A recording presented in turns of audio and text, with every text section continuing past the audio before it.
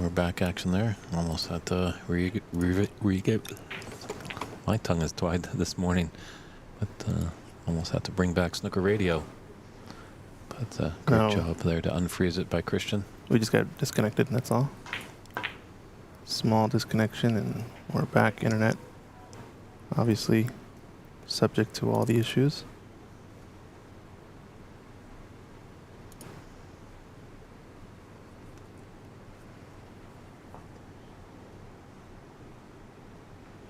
Very interesting Renat's approach. As you watch him, he doesn't feather at all.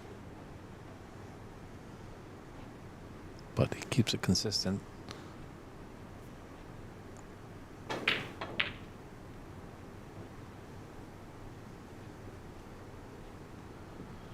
Might have a little safety exchange here for a bit as both these reds are below the black spot.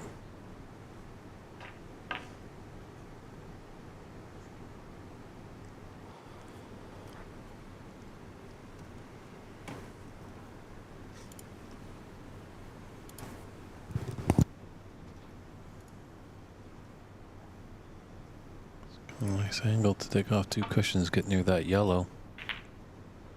Oh, he's going to need a lot more pace than that. That was a big mistake there by Renat. He's gifted an opportunity here for Tom. It's an easy starter. Come off the cushion, be high on the pink to float down for that next red.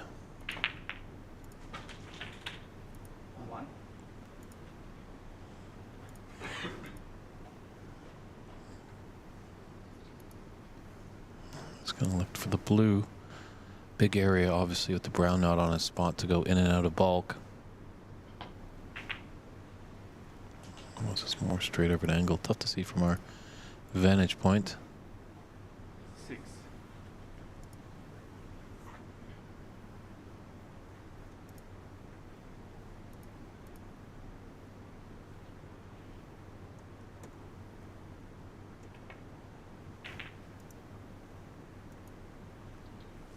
Come on.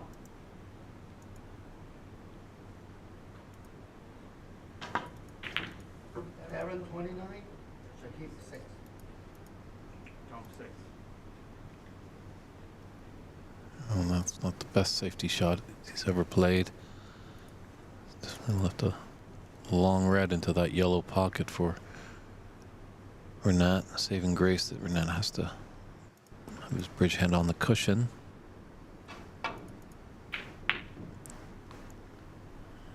Just rattle the jaws. So Tom just baited him in that shot. So Tom's got an option for that same yellow pocket with the red.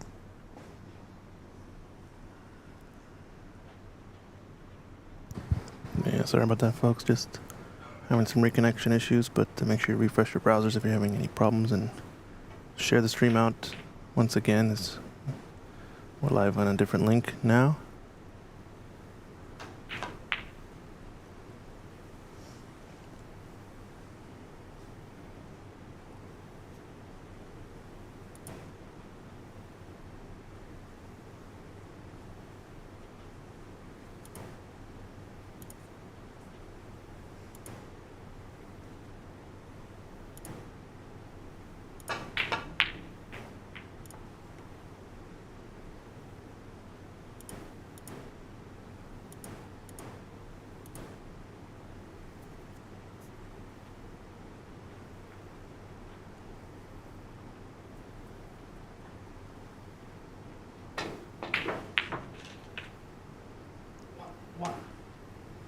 Tom, this is usually his specialty. Long pots.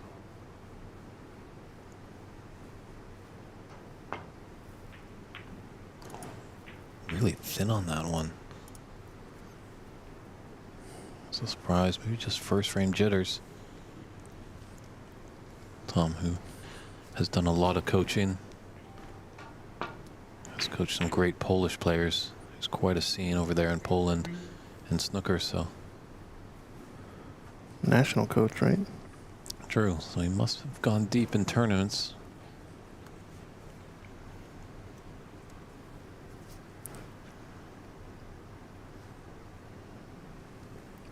Funny how the mind works.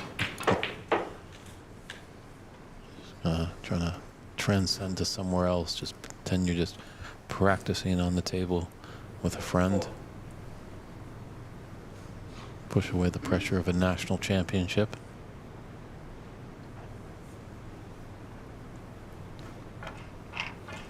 Thanks for tuning in, Steve McAllister, all the way from Canada's capital, Ottawa.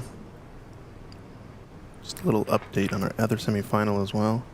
Looks like Darren Taylor leading that one, 29-7 against Shakib Karim. Who's I think on a break right now. We'll keep you notified of what that stages of that match are at. And there is a gap here. Renat just got to go through the goalposts.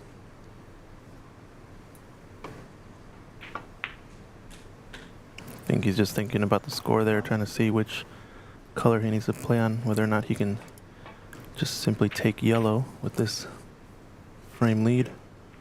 Yellow. He's got 26, and the yellow would put him 28 ahead, so it would be his frame ball here. Smart to check there, but Renat 1. I think the pressure maybe of knowing it was his frame ball. Causing a miss. So 49 points Tom can get to with a full table clearance here. And that would be wild to see a steal against the match favorite. Yeah, certainly would be soul crushing. Black's in a rather too safe spot, but that is a surprising miss on that yellow for Renat.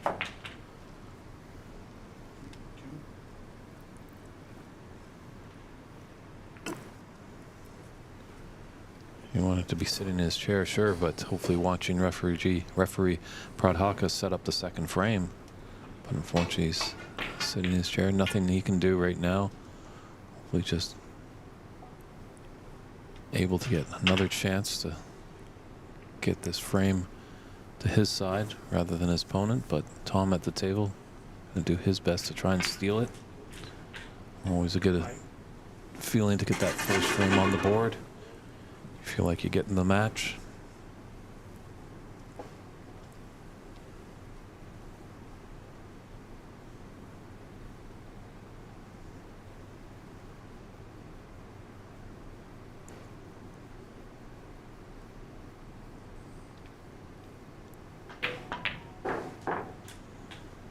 Nine.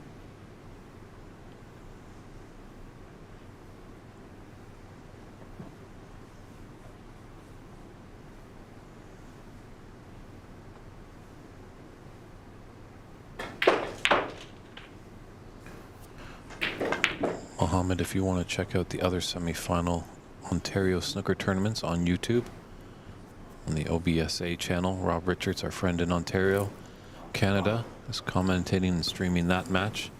I'm jumping back and forth a few times just to see what's going on there. Hopefully you can get a couple windows on your computer open up and have both matches going. It's just a quick shot of where both the tables are at early on in the beginning stages of their match, but we're more concentrated on the Renat Danka Tom Lemur match.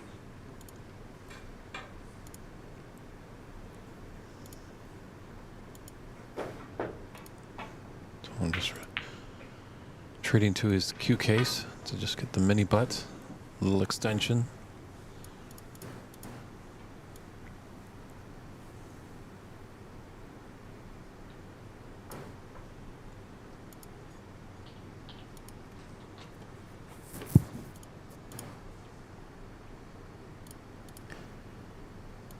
We mostly see the traditional maple or ash cues, but these carbon fiber ones are starting to become a little bit more popular.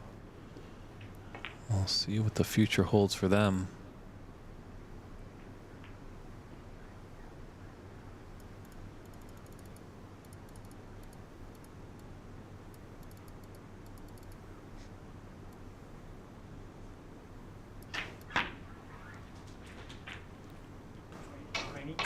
Definitely giving him a chance for the steal. Doesn't have to really do anything with the cue ball.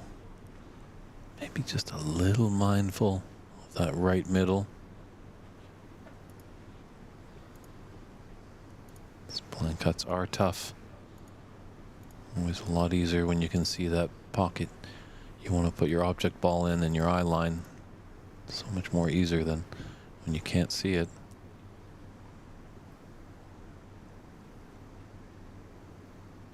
So this black for a tremendous steal.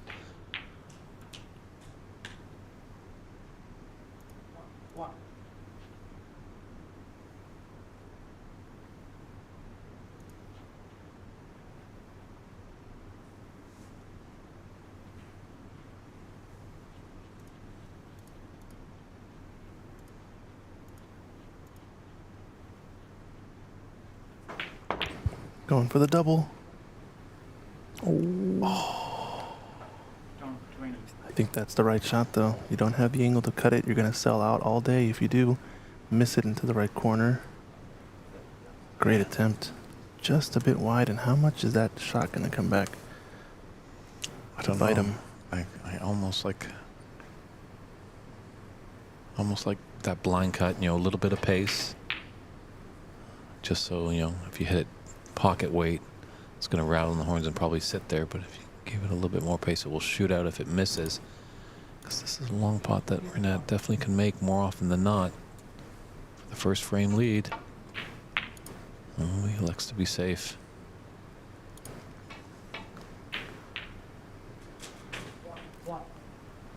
Interesting, they are, you know, it's a best of 7 match. You know, first to get to 4 frames. We're just in the first frame right here.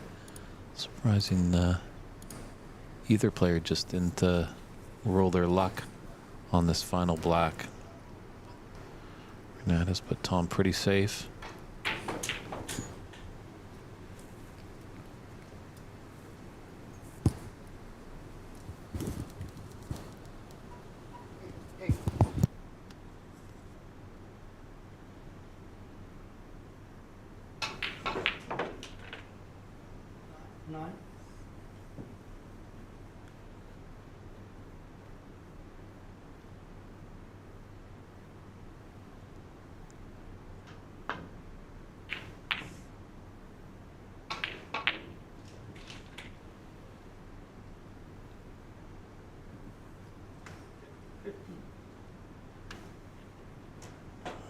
Going to be a cut back at double into the right bag. Definitely going to be shooting your cue ball down to the top end of the table.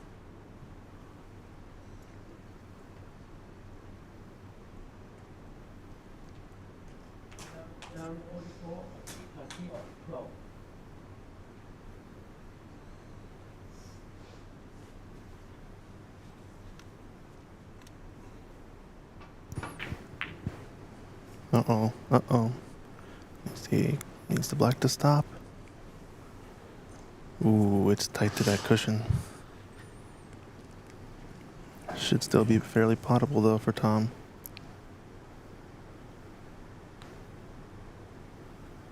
True. Not the easiest shot in the world. Obviously would have liked it to be a little off the cushion. His cue ball is fairly close.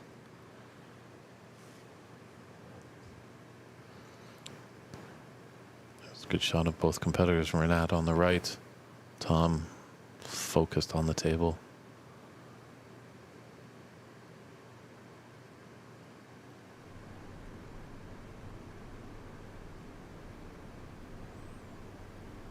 You can see here Shakib down in his match. But needs a high value color. Here comes Tom. Still pretty much a big steal of this frame. Renat was leading quite heavily. Oh, it's going to hit the cushion first. And it goes in. What a pot. 7 and Great steal there by Tom Nemura. So he took this first frame of this semifinal match. We'll step aside and be right back with frame 2.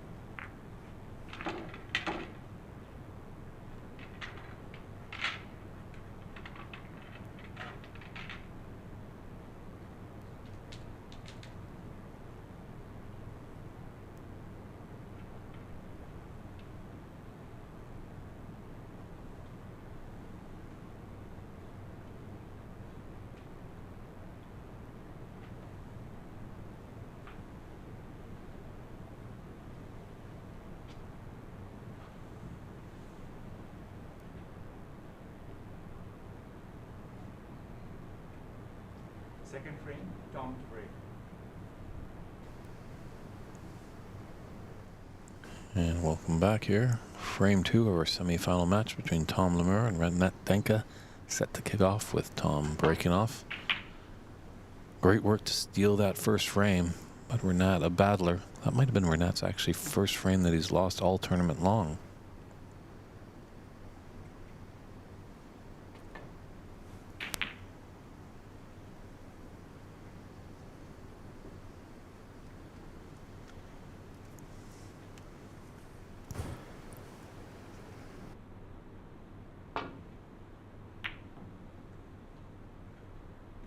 One.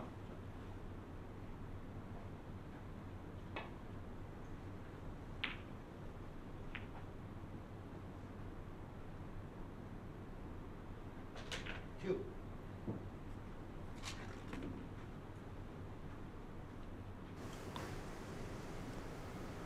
So a nice shot to nothing there by Renat.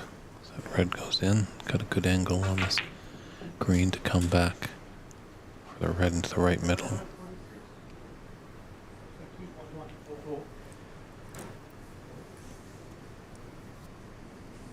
Great start here.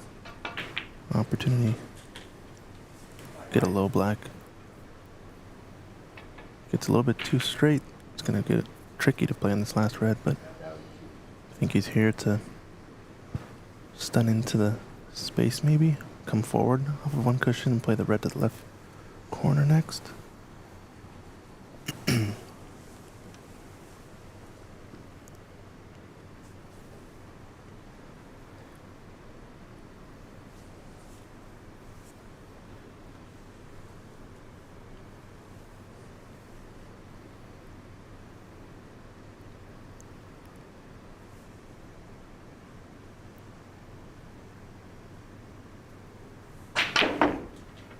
Decided to open up. Just missed the trick there. Just glided off the reds. Wanted to smack into them and burst that basket of cherries wide open.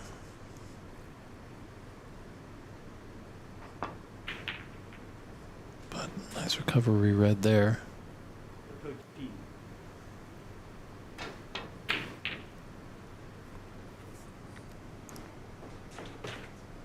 Looks like he has an angle to come off the ball cushion, I think, and come back down table.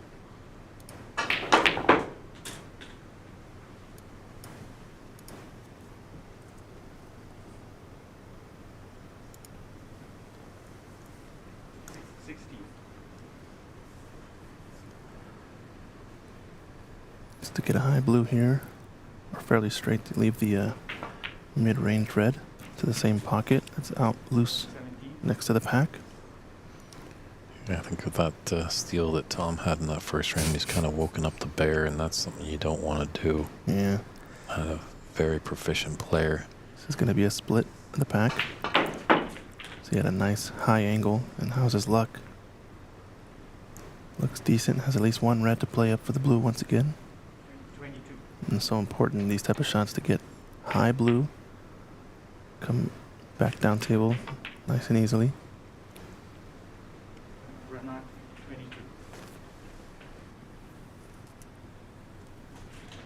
Only managed to get a 22 there off of a nice split from the pack. It's maybe not as high of a consistency as we would expect to see.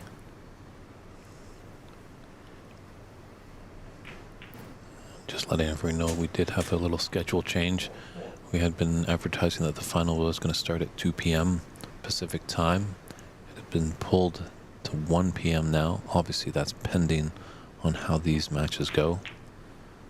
Sometimes some matches in snooker can get really bogged down, and they take a little longer than normal, but just so you're all aware, if you have to step away for a little bit, we are scheduled for 1 p.m. Pacific time. That's 4 p.m. in the eastern part of the continent for the final.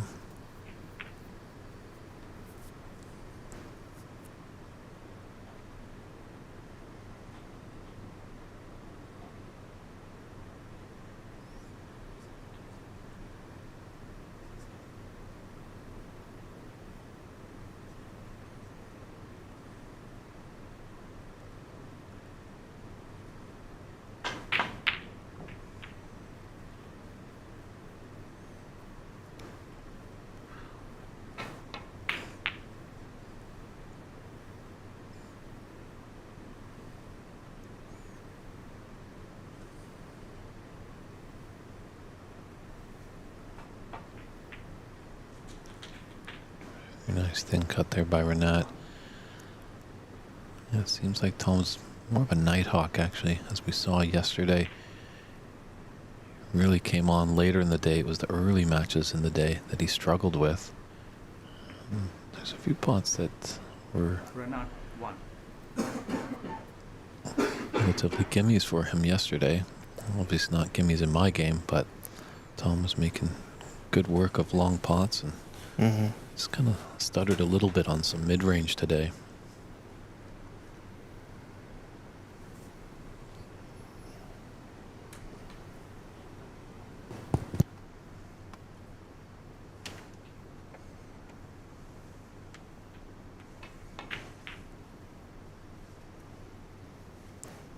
He's got a lot of reds in the middle. In fact, there's a big target area.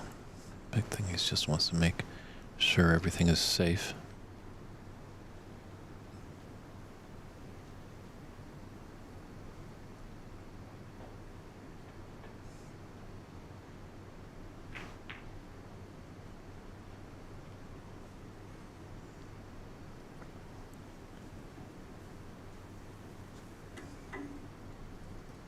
That's why he's having a big thought about it.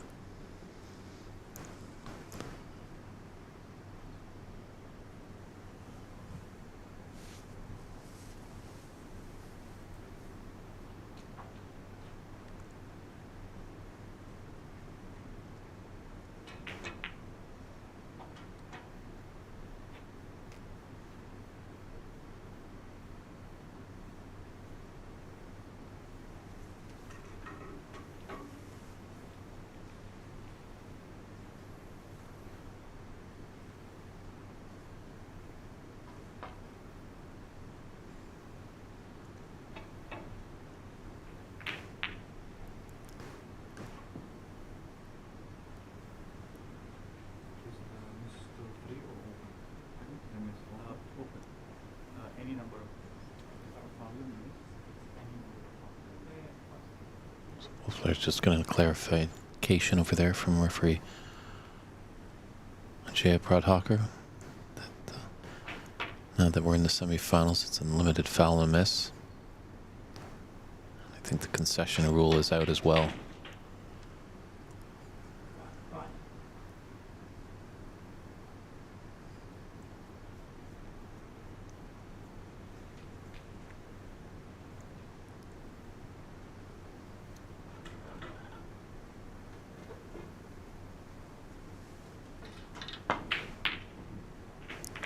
Yeah, those usually are Tom the more specialties right there, those long pots.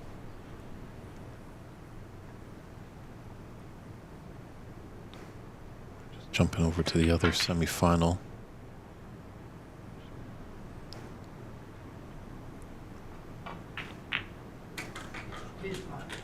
Oh, that red definitely thought about it.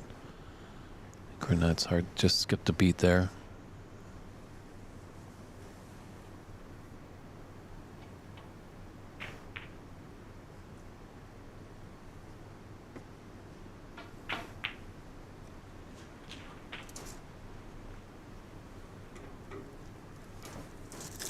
Another good chance for Renat to 6. get this frame done and dusted. Take this red and come up for the blue again.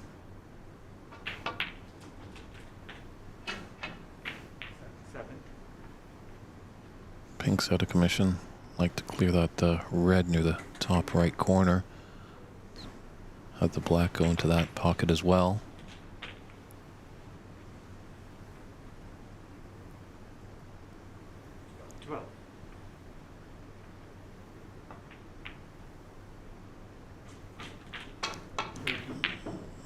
Might just be a bit straight on that. Maybe there's a touch of an angle.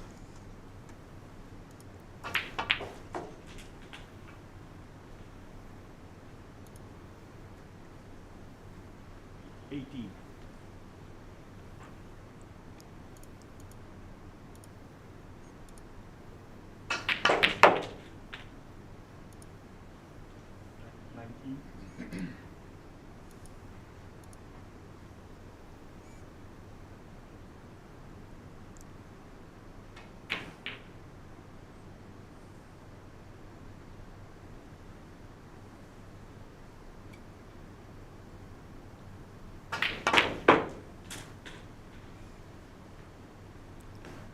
Yeah, this is the Renat Banco we're used to seeing.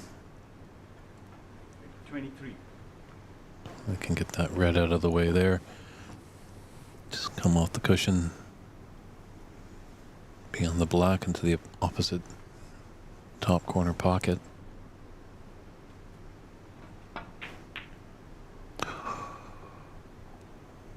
Run up 23. A break of 23 has pushed his lead to 46 points. Still 75 on the table. Looks like Darren Taylor has won his first frame in the semifinal match. Scoreline of 60-28.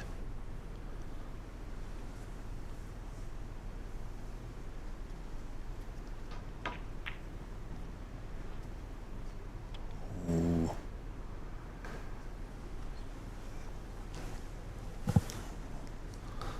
A lot of guts on that shot. I don't think he's got salvation behind the blue.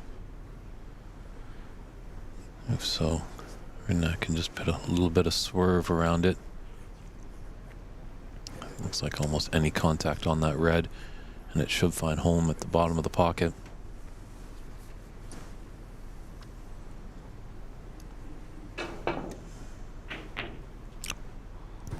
My mistake. There was a way to keep it out of the pocket. Oh, that ball did not drop. Wow. He's got a little smile, just looks at Darren Taylor sitting in his chair.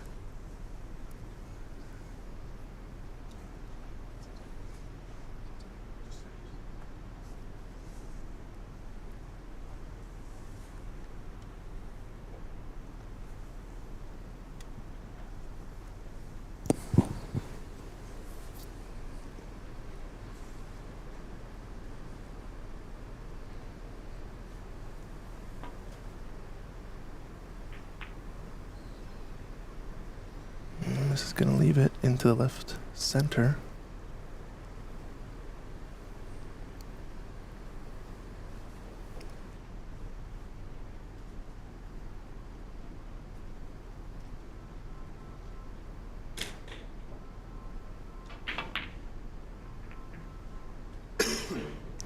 Those middle pockets, so tricky. A lot of table to cover. Not want it to be successful, so he's left to mid-range, red into the top right.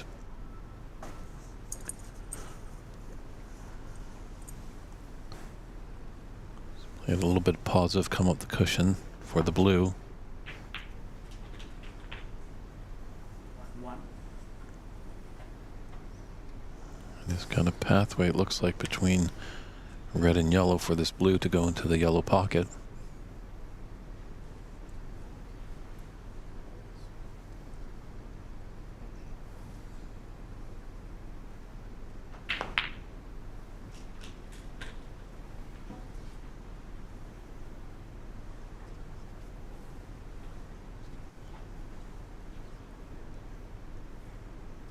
Six.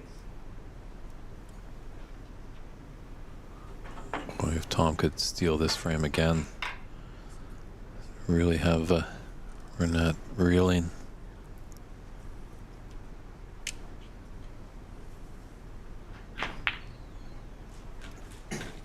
Seven.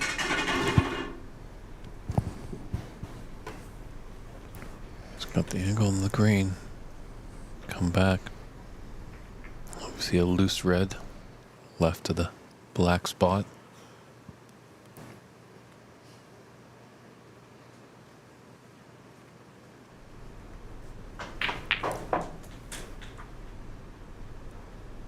Didn't quite get into the cue ball there as he wanted. Needed a bit more, either 10. low spin or running right hand side, either one.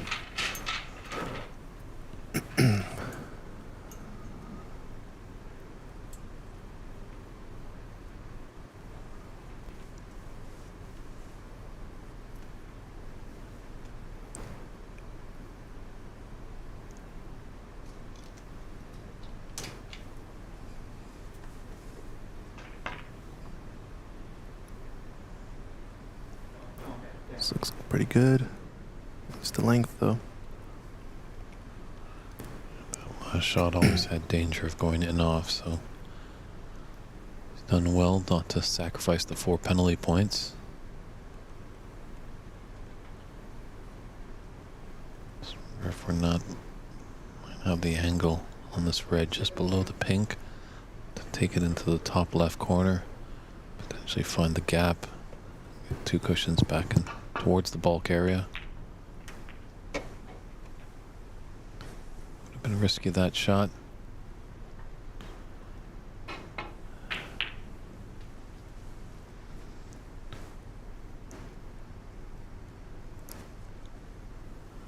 Let's put his cue ball into the bulk area, but it's left a Tom Lemore special. He does like these long pots. He just potted them off the lampshades yesterday from distance.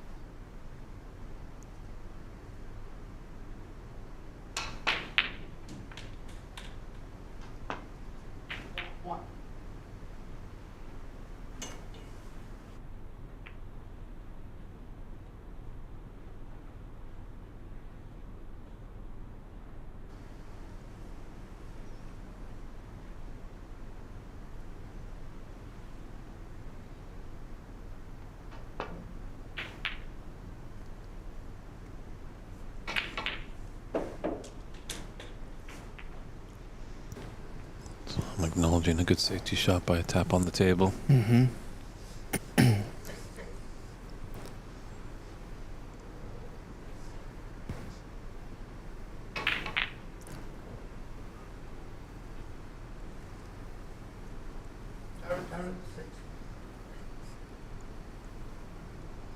It's a decent crowd in here on a Monday morning here at Embassy Billiards.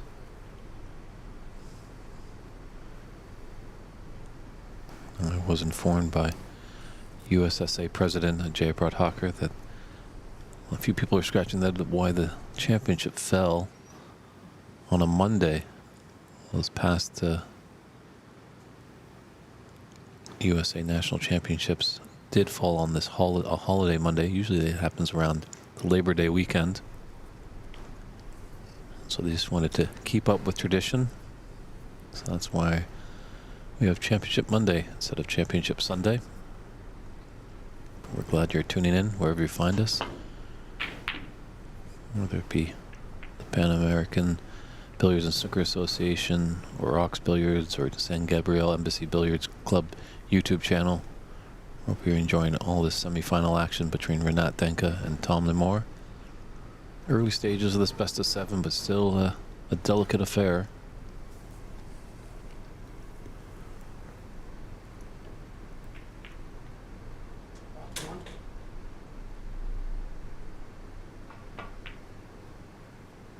Ooh, we knew that was not going to drop the moment he released the cue ball, and even worse, going in off. A big opening now for Tom to get back in this frame. It's kind of the same thing, just a small mistake from Renat, leaving Tom with an opportunity. Previous frame we saw him miss on the fairly wide open yellow as his frame ball, and then not almost a clearance, and last black for Tom to steal the frame.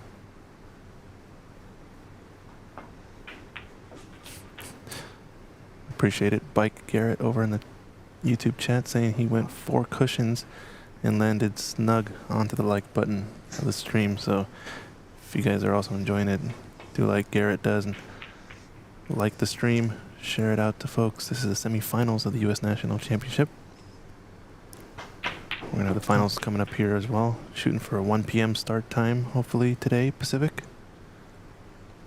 But yeah, let's get this out. We are live on the San Gabriel Embassy Billiards Club YouTube channel, the Pan American Billiards and Snooker Association YouTube channel, as well as yours truly, Ox Billiards, here with Ox Promotions, bringing you the live content at Embassy.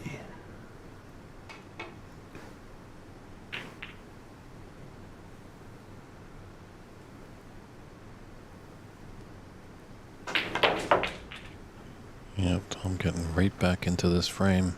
Wide open reds. All the tough ones are dealt with. 16. Yeah, to say Bike Garrett is one of our more creative viewers of how he likes to press that like button. Right.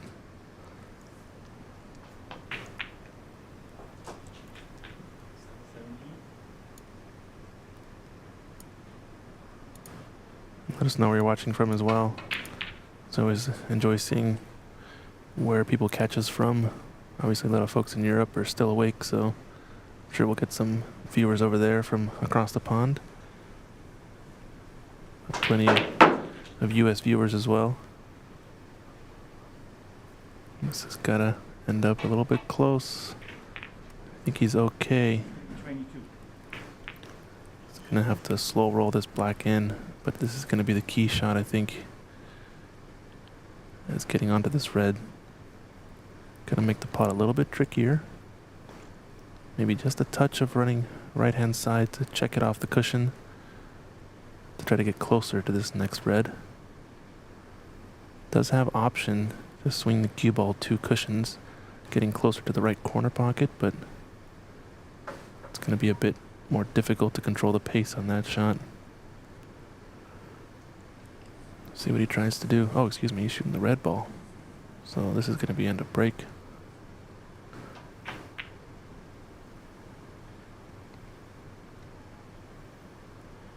It's pretty good. Really nice. Yeah, he's got the snooker. We got someone from Ireland.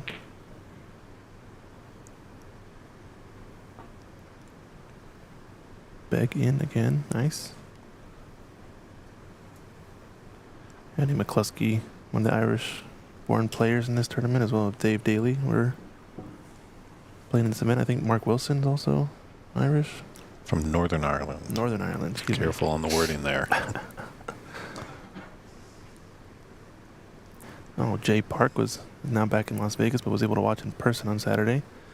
Probably rooting for the other Vegas local here, Tom Lamore, in the semifinal. Excuse me. Great stuff. Good to see supporting the players in this event. We're gonna see a bit of a cat and mouse back and forth here, and I did get an update from referee Ajaya that with the referee present, they are doing snookers until snookers required stage, so no limit on the foul and a miss rule until Foul and a miss. snookers are required. And the concession rule is out as well. The more than 3 snookers required when we're on the colors. That's gone by the wayside. Yep. These latter stages. And referee Prodhocker just making sure both players are in agreement on the respot of the white. Just wants to nestle either underneath it or on top of it. It's pretty solid, although this is not going to be a nice shot coming up for Renat.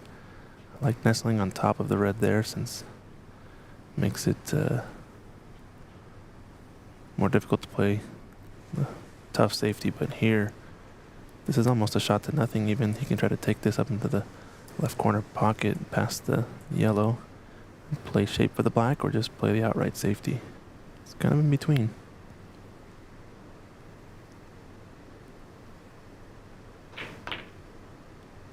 Smart there to play it tight to the top cushion. Unfortunately, though, where's the red gonna roll to? And this is a pot on, I think. This is a big mistake, I think, from Tom. He had the option there. Yeah, just shaking his head.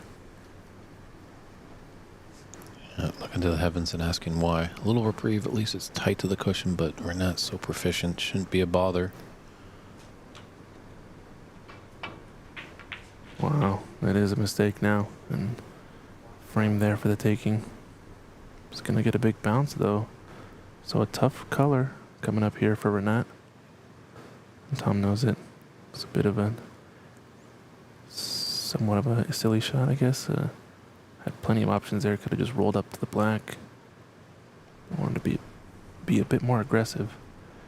And just catching the jaw of that pocket. And it was always going to kind of be on that same line, you know, pocketing the ball as well as playing the safety. If you're Renat here, you have a free snooker on the yellow. You would like to have gotten nicely on the black to get the clearance, as everything but pink is out in the open. An 8-point lead doesn't need the pink.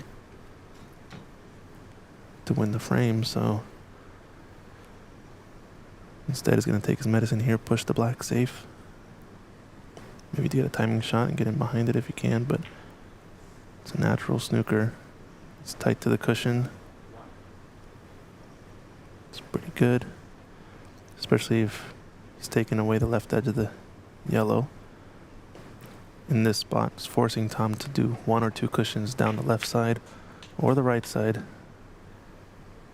He can't really use this bulk cushion to escape, since I think Renat has lined up the balls really nicely. This is the spot. Yeah, it seems in the early stage, it seems like Tom has just slowed down his pace just a little bit. It seemed like yesterday when he was moving a bit more swiftly, he was potting more effectively, playing some stronger snooker, so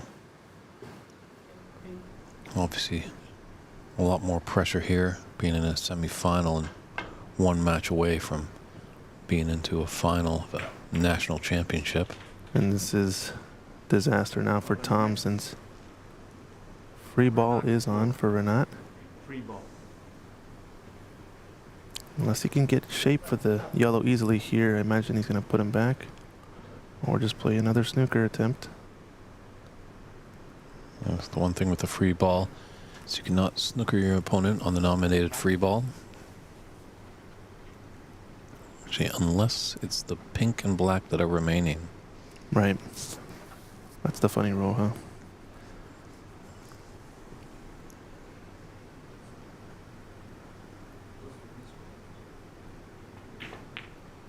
Yeah, I think a little bit to the left, right? Because there was no realistic way to get a one cushion escape.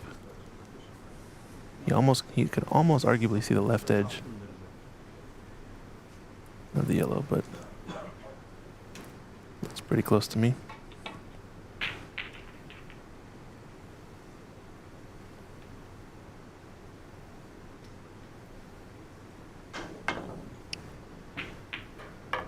Brown, Father miss.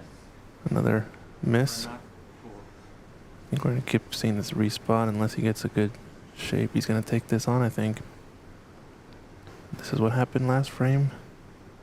And a shot at the yellow. Is it in this back of his mind, or is he here to kill off this frame?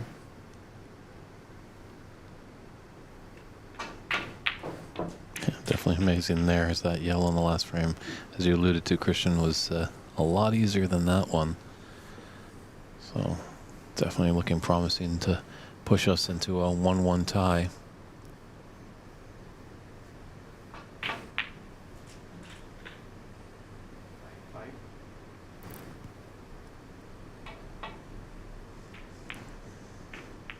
Is this frame ball now? He's just thinking about it if he wants to actually try to play shape here or just get the snookers required. This is the simpler positional shot. No need to try to get fancy with it and play some inside spin. And he's perfect on this blue to try to drop in behind pink. 14.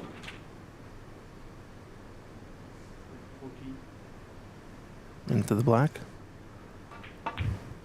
Nope, just a safety, and Renat 14. I think it'll be in the frame.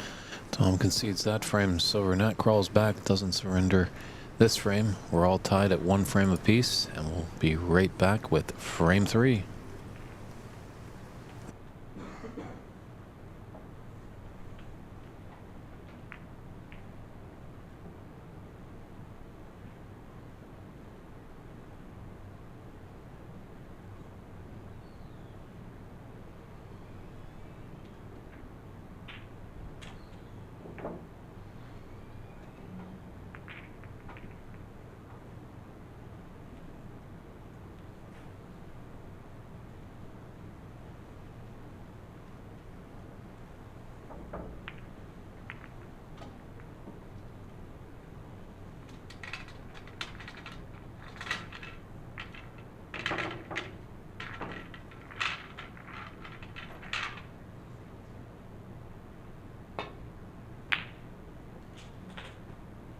One.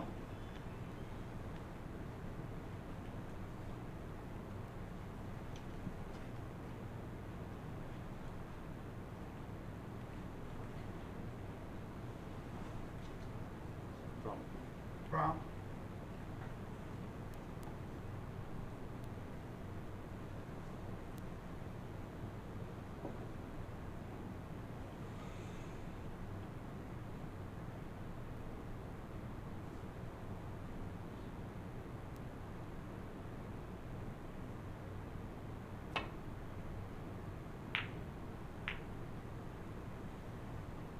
Keep one.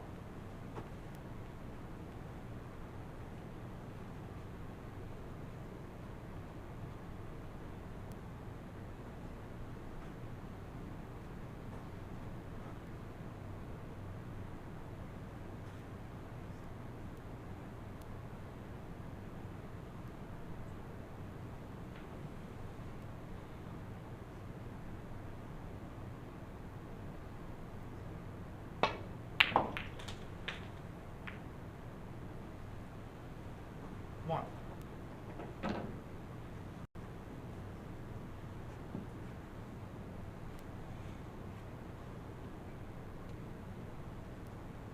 Blue.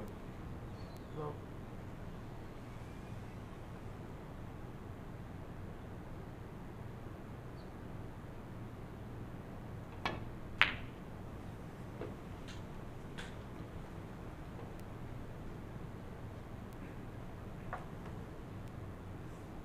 Six.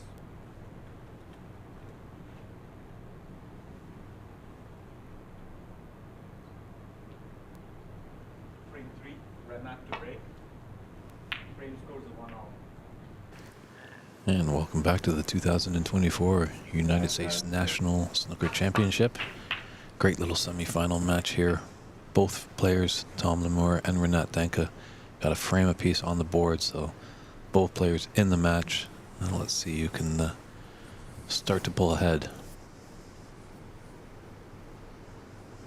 It's a best of 7, so if you're able to get the 4 frames needed to punch your card into the finals, they'll be happening a little later. Another long pot Tom shot. 1. Yeah, he struggled early on in the match with them, but nice to see that he's getting his long potting legs back on. Mm-hmm.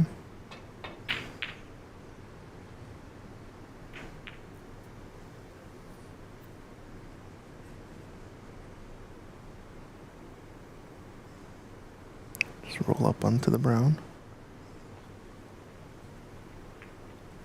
Just gonna leave the red open though to the right corner pocket, as well as maybe just an edge of the pack. I can either dump this down table or no, he's got the edge of the pack. See how aggressive he plays this. Maybe opens up the reds a bit more. Trying to put some more pressure on the safety. Another long pot attempt on for Tom though. It is a shot to nothing. Some little bit of left hand side to work around the black and the pack. This red just left of the black. So natural, and with the yellow over the pocket, gonna make it a bit easier to play back up table if he chooses to. Wow, great pot. Worked it with a ton of side. Go 3-4 cushions. Excellent shot. Yeah, nicely on the yellow to come back down table. And those long pots are definitely going right into the middle of the pocket. So it's a good sign, a good self-check that you're cueing well.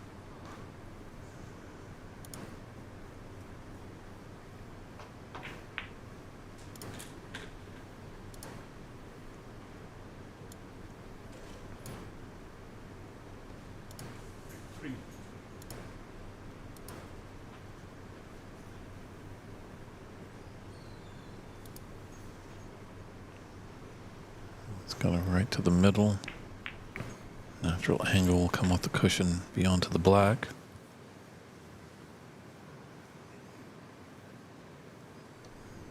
As you can see there in the background of that last shot, there's some snooker celebrities that have come to Embassy. Sean Murphy and Mink.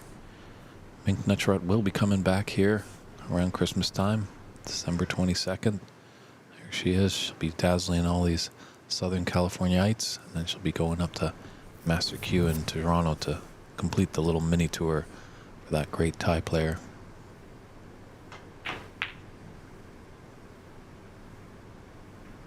Yeah, I wanted to get on the black. Just a bit too thick on the contact. The right-hand side maybe pushing the ball to a thicker contact point.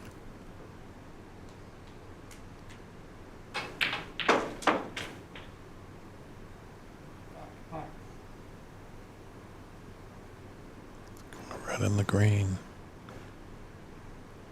Almost safe. Oh, going for it. To the corner. This is the red he can leave on.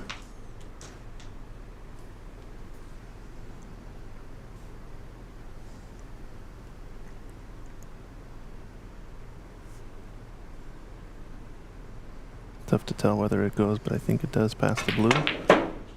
Into the left center. You can see they're definitely wide open, but it's a bit of a back cut. So going to be difficult to control the cue ball easily here. Just off. We were going to know before he did whether or not it would drop. He's just very focused on trying to come in and out of bulk successfully. Maybe affecting the potting angle a bit. Bike Garrett's watching from Rochester, Washington. Loving the snooker. Arif Mahmoud, good to see you in the chat.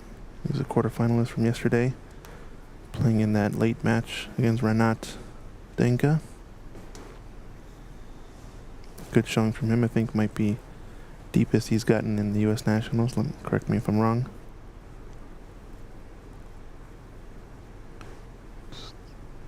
Difficult cueing going over that green. This looks good. Unfortunately, he's going to be on the cushion here. Hey, what's up, Adam? Good to see you in the chat again. Yeah, we're here all weekend. Today is finals day. It's going to be hopefully around 1 p.m. Pacific, the start of the final. I think this match is definitely on pace to get there beforehand. We'll have to tune into our second semifinal to see if that match gets closer to ending as well.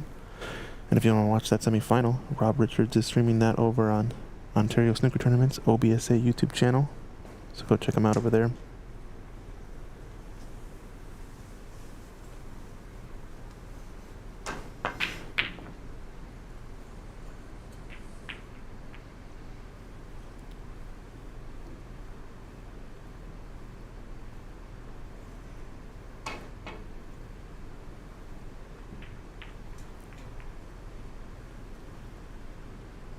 It's got a long pot here. The red out in the open to the right side of the table. If you just kick off this red into the right cushion and push that red down table and keep his cue ball up in bulk.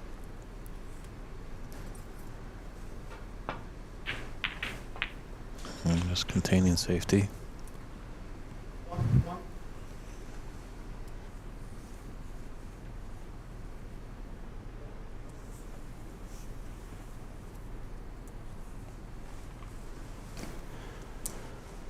Yeah, definitely putting some more pressure with two reds up table. Making things difficult.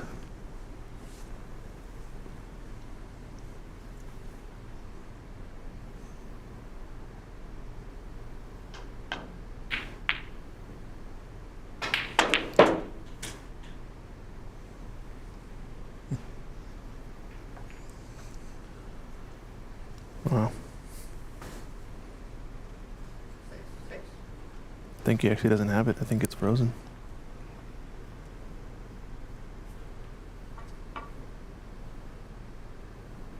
Yeah, good shot.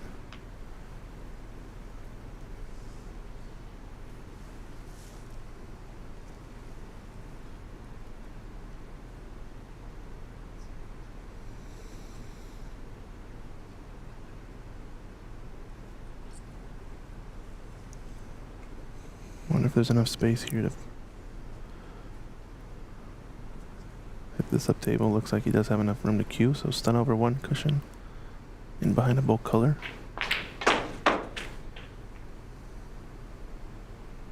Didn't quite get there.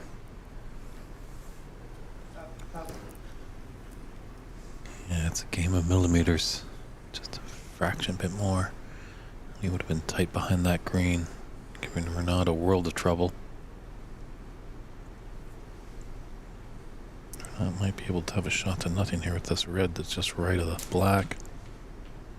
Or might just clip off the right side and take the 2 cushions and come back to bulk. 3 cushions. 4 cushions, 5 cushions more. Nice thing about this is if you can take away the right edge of the pack, escaping down the left side of the table, once again, going to be very difficult with these reds close to the long cushion.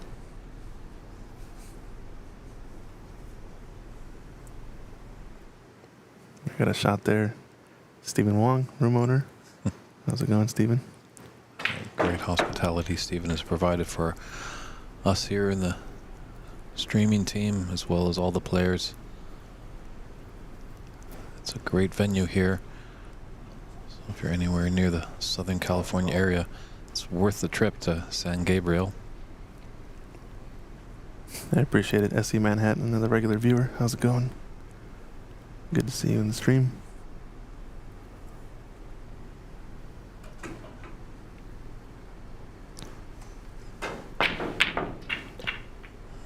Tried to go for it there. Yeah, Adam Moore in the chat is wondering what the prize for the highest break. That's $400. Our quarterfinalists obviously have taken home $400. 2 of the players here that are at the table, unfortunately, are going to go home with $1,000, so they won't be able to make the final. And then the runner-up grabs $3,000, and the trophy and $7,000 will go to the winner.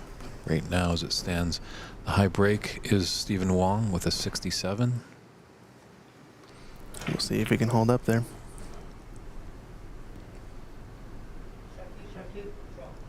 It's going to be a tall order. I think Renat might have something to say about it, but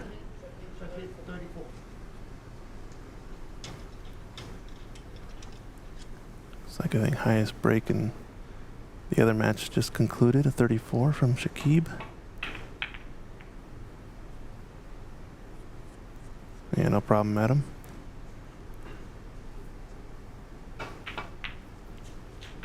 Oh, does he end up on the black?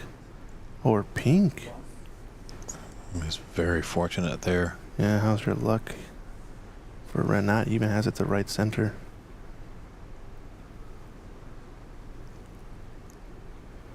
Only problem is might have to try to get up table for pocketing the next red near the blue. And it's a little bit tough to get on the red to the right corner next. Maybe he can screw back off of this pink actually and cannon into the red just right of it and play shape for one of these reds to the either of the lower pockets. It's going to be a tricky shot that though. Wonder, we'll see his cueing what he takes on. He's going to go into middle. Maybe just play forward off the red next to the pink. Good shot. Fairly straight as well on the red to right corner. Big chances on. 7. He's got black after this, so I think he's just taking a look to see if that middle of those 3 reds, obviously you see the black, red, and red, if that red passes the other red to go into the top left. That's a few shots time. Yeah, they all go to the right corner. He's got to get black back on the spot. 8.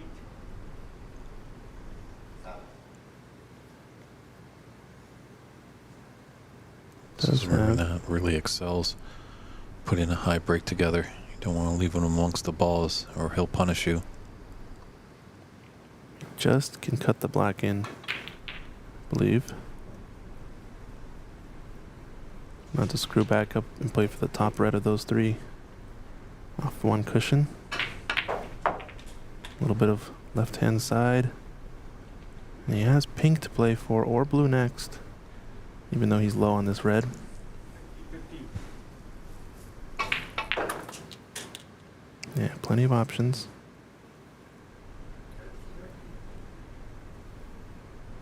You can choose to just either stun into the pink, which is a bit more risky, or just stun into the gap between blue and pink. Play for blue to right center. I like that shot a lot more. He played it beautifully. Nice angle. Yeah, Clear out this other red. natural angle for it. So this is what Renat has been doing in this semifinal. He's been really scoring heavily, but just hasn't reached the final gate. Fortunately enough, he wasn't on the losing of that second frame, but that first frame, Tom really stole it out of his hat. 19. Alright, one of the two loose reds next. Off of one cushion so you can play it with good pace. And this is a nice angle. Can cannon the second red 27. after playing the lower one so you can get shape on the black. Aaron, Yeah, nicely there to hold it. Unfortunately though, does push the red safe to the cushion. Now thinking about how he can use one of these last few reds to open up the pack. Maybe play for the pink as his next color. It's pretty natural to open up these three reds in the bunch.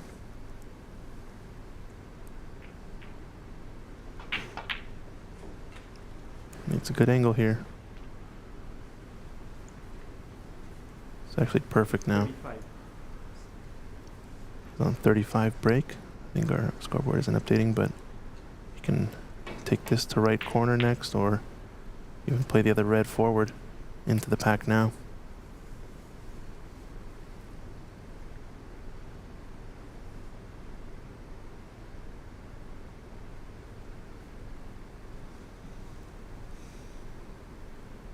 Tough shot here, blind cut. Well done. Yeah, very nice recovery shot.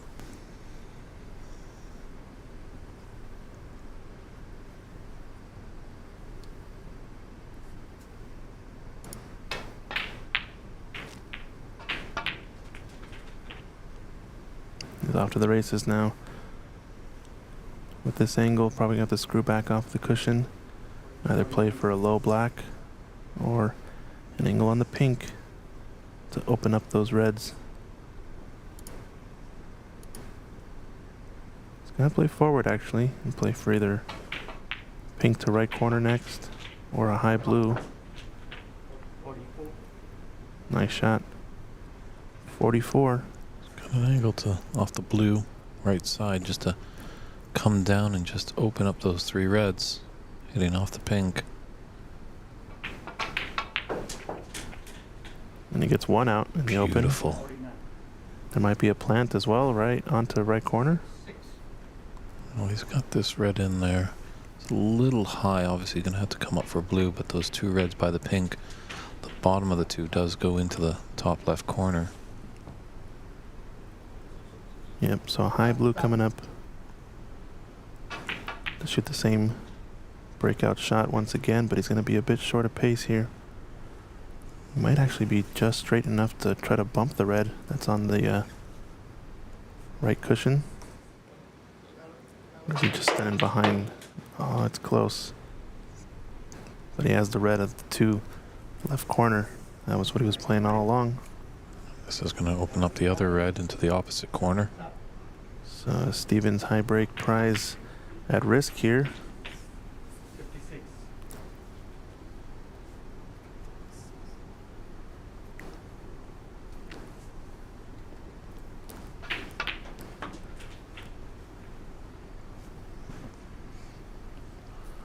So this third frame going the way of Renat as we're in the snooker's required stage. 64. One more black to claim the new high break of the tournament.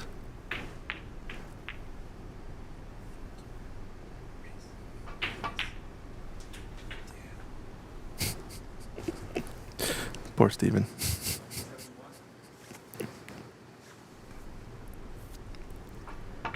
Okay, Can we get the century? Come on, Renat, show us the money. 72. 72. Just gotta drop in behind this red. Good stun shot here.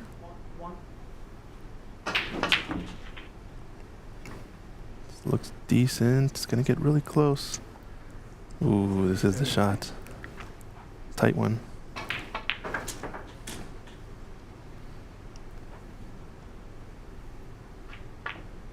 Oh, looks close. Looks like it's there. Great shot. Big shot here for the century if he's going from black up to yellow. A bit of angle. Needs a lot of cue power here. Yeah, play forward 2 cushions onto that left cushion where he pointed his cue. Oh, looks like a decent line, but he's come a bit too much on the high ball. Got too much out of that one. 87. 87 break now. Gotta go for it. Let's see it, Renat. Show us the money. 4 cushions here. 3 cushions, excuse me. No, 4. Oh, Wow. Parks down on an 87 break, but third frame is him. That's what he'll be really concerned about. So he's got a 2-1 advantage here. Nice 87 break by Renat, but yeah, this was a great red to just keep the hopes of that century alive. Yeah, good shot. So we'll just step aside for a few short moments and come back with a frame 4. Can Tom tie it at 2 apiece heading into the mid-session interval, or will Renat take a commanding 3-1 lead? Time will tell when we return at frame 4.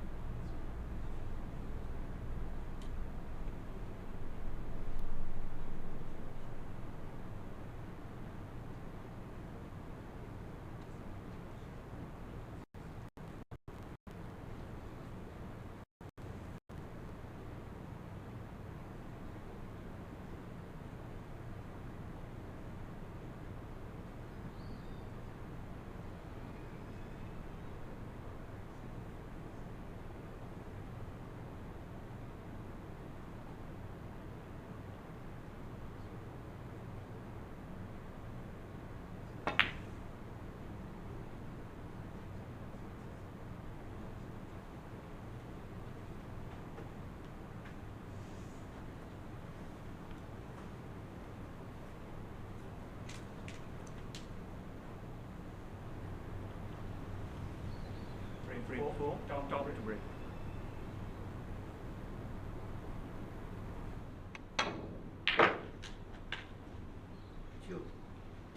Alright, we're ready to roll here. Frame 4 action. After this frame, we are going to be switching. Excuse me, we're going to be going to a mid-session interval. This is a best of 7, so guaranteed to play another frame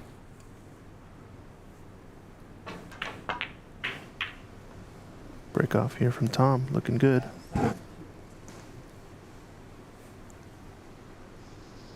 So 80, 87, was that right, the break? Correct. On the previous frame?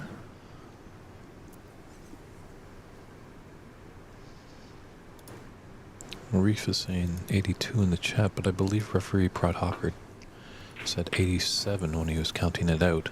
Yeah, I thought so.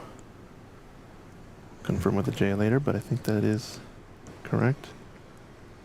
And now it's faltered a little bit. He's gifted a starter here for Tom. Tom needs a good response.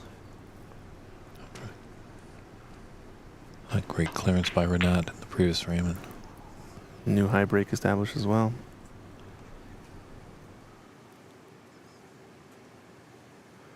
There's the high break prize, $400. Now sitting in Renat's favor. Semifinalists are all guaranteed 1,000 and up for this top 4 action.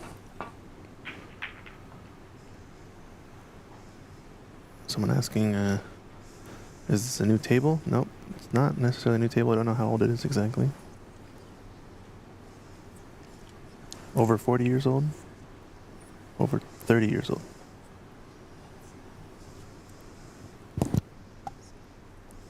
yeah, Andy McCluskey and I, when he was in the booth yesterday, had some good chats about these tables. You know, they're not brand new ones, so they definitely have probably some stories. Yeah, just confirming with Steven, this table's over 30 years old. I think one of the more original tables. It is a Riley Aristocrat. Been here for quite some time.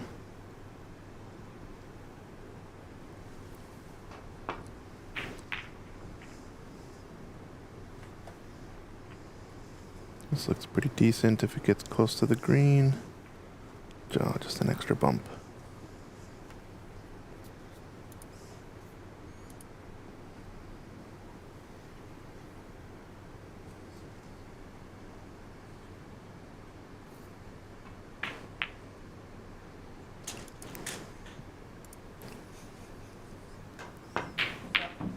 Long pot Tom, trying it once again. Yeah, I thought maybe he could flick off, but obviously that red that he took on might have blocked the pathway back into the bulk area with that safe shot. Looks like on the right side of our monitor there, Shakib is at the table, only trailing by 3 points. I think he's at 45, having made the brown just before this pot.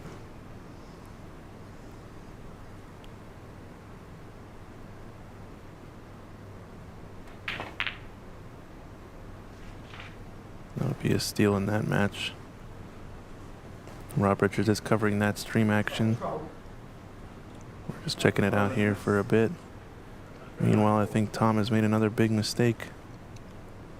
Leaving we're not in on one of these red balls. Just gonna watch both matches real quick for the next couple shots just to see as this concludes. Well, Renat gets a great shot to open up the black. They're gonna play a safety battle there, so we'll be checking in as that match frame concludes. Aaron 47, Chucky 46.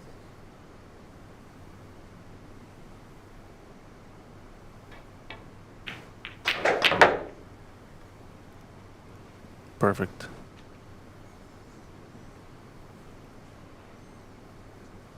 Eight.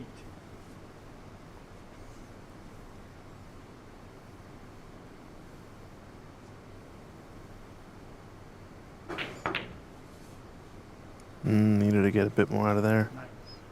Yeah, definitely tricky with that awkward bridging. Almost might have jumped the cue ball a bit had he struck it any harder. So now just going to take a yellow and play safe. And Tom Limor can live to fight another day. As we're not getting a big break. But look at this snooker here. I think he has a full ball snooker on all the reds. He's probably going to attempt at this red closest to the top cushion. If he can just nestle to the back side of it, it would be ideal. Don't know if yellow is in the way of the one cushion or two cushion down the left side.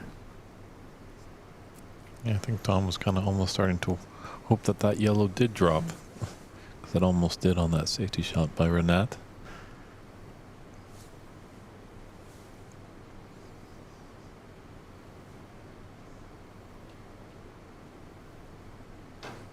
He's playing this two cushions escape at pace. Trying to thin off the right edge of the top red, nearest the pink. Nearest the blue. So the patented Cliff Thorburn escape, is that right? True. The two cushions then clip off a red thinly and shoot back up into bulk. That's the shot the Canadian brought over to the professional ranks way back in the late 70s.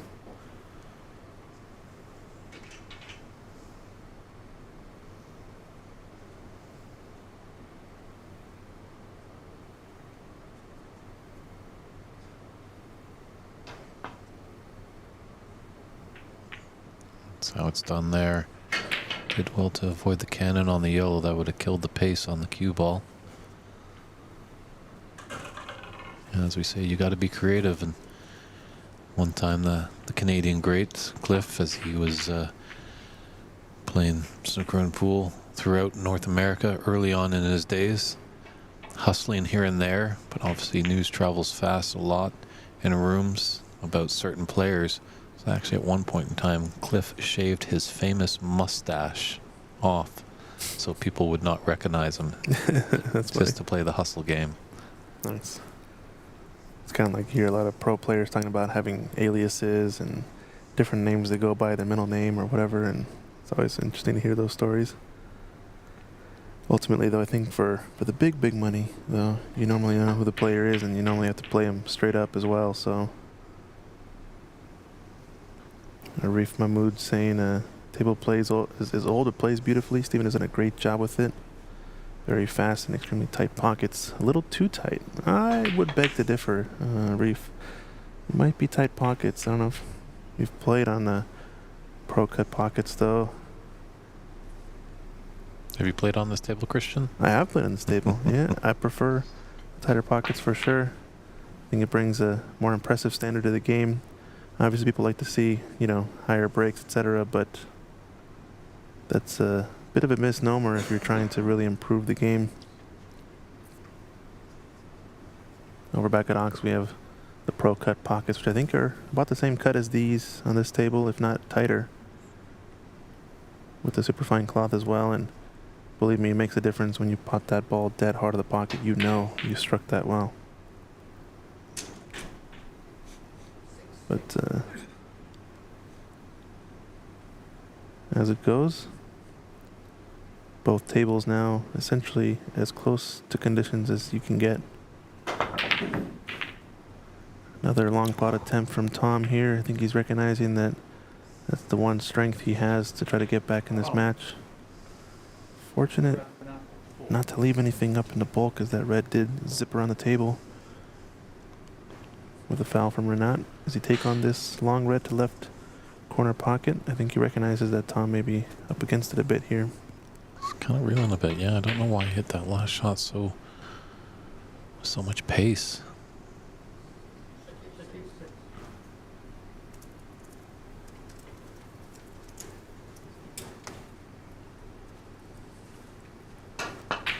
Just a stop shot here. Great pot from Renat. And he's off to the races once again. Fortunate these three reds don't actually go into any of the pockets. I think the only one really is a plant, so with a bit of an angle we might see him try to stun into one of these. Try to open him up. If he can shoot the gap between the lower two, might be interesting. No, he had the lower run to right corner, so well done.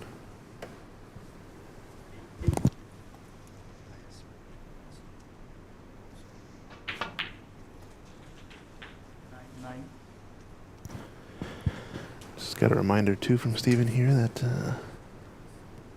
Renat held the high break from last year's tournament in the U.S. Nationals as well. Was it 105? I believe it happened sometime on day 2 or 1 in the group stages. I think it was day 2. And he now just captured the high break prize here, the break of 87. I think the main difference being that last year's tables were newly felted, so the cushions did help the ball slide into the pocket a bit more. And now I think they've been worn in about a year or so, and it definitely tightens up the corner pockets especially.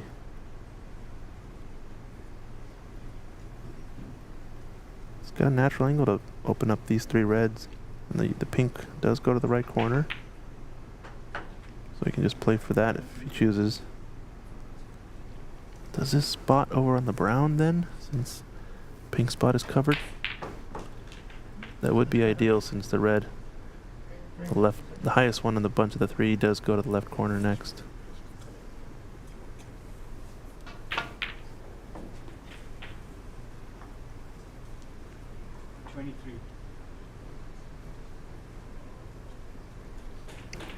Just referee Ajay checking to see if it goes.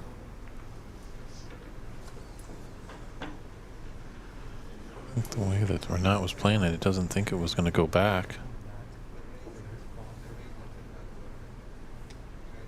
Just checking with the measuring tool. It definitely does not go on the spot, so it's going to spot on the brown. And I think now Renat's perfect to get another high break opportunity here. Not as high as the 87, I don't think, with a lot of reds out of commission, but might still be enough to close out this frame.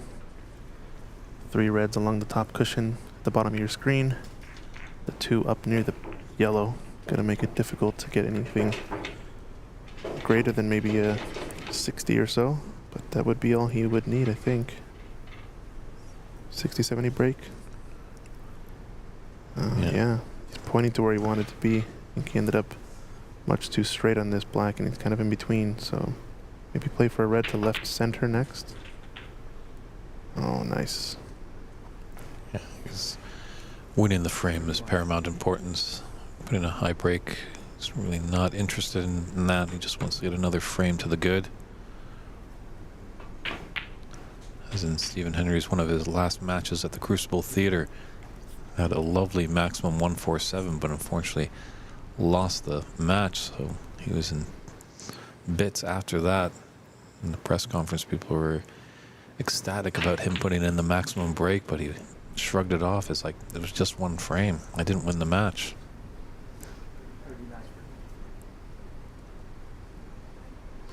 Fortunately, the brown and the blue are kind of hiccuping each other here.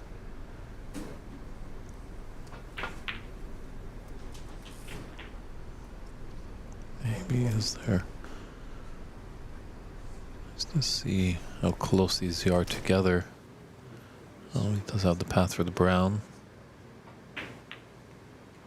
Oh, almost undercut that ball. 44. Break of 44, it looks like. Excuse me, I think 45 maybe? No, 44 with the brown, yeah. And that goes to the pink spot.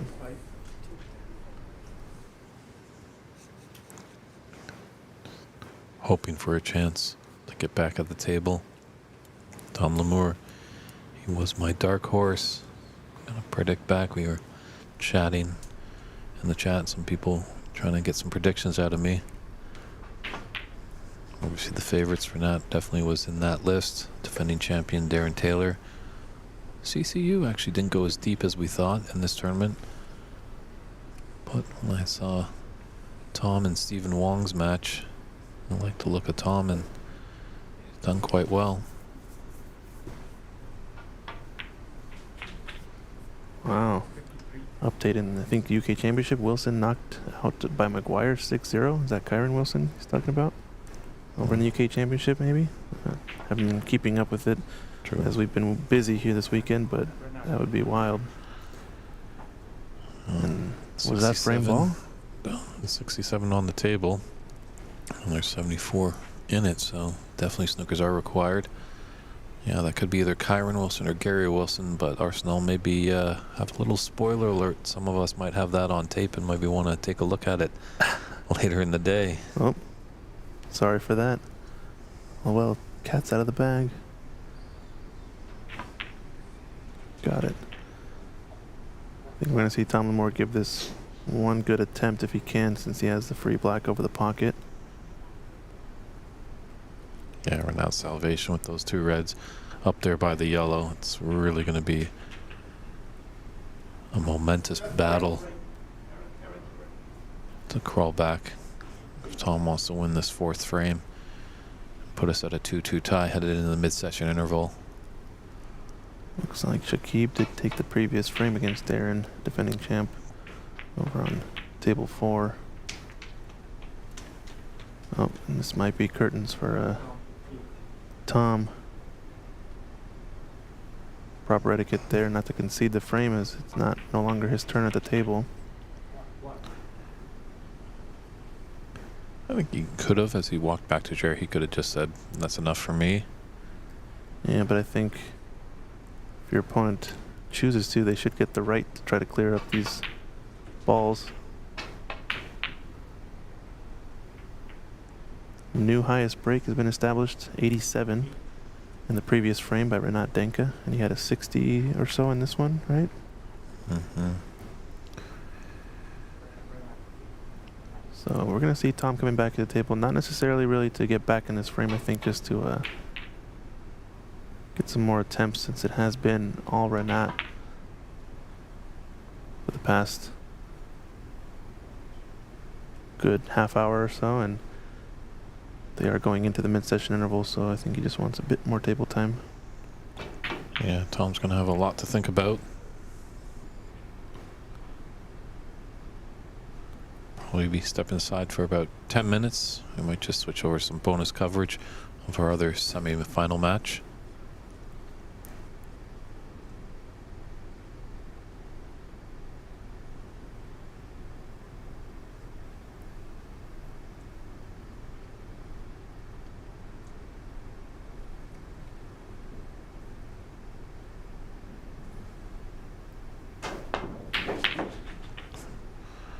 That's what we're used to seeing from Tom, those long pots. I think that's what he is looking for here by not conceding the frame, trying to get a few either long pots to drop in to gain some confidence going into the mid-session interval.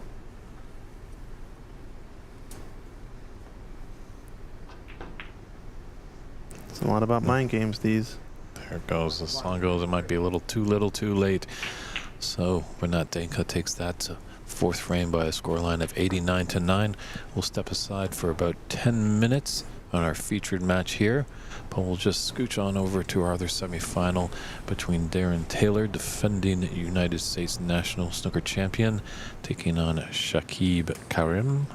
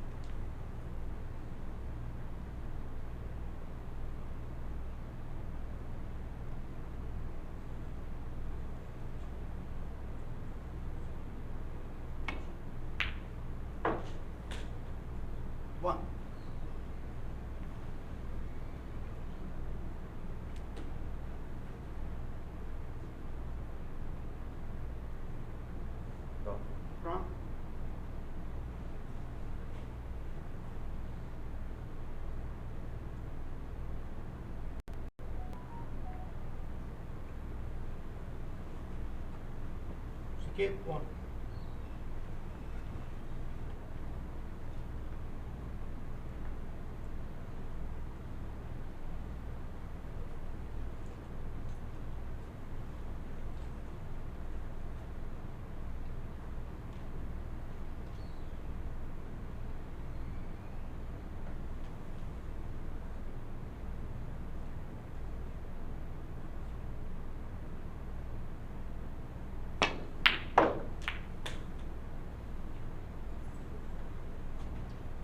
One.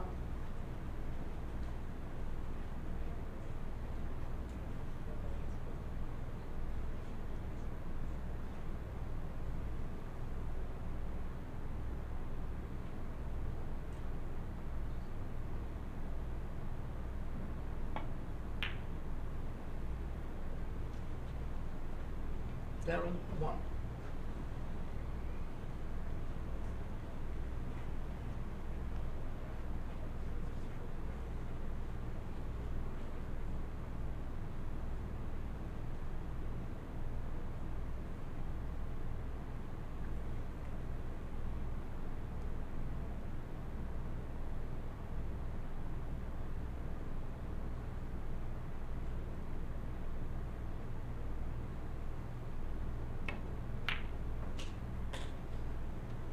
One.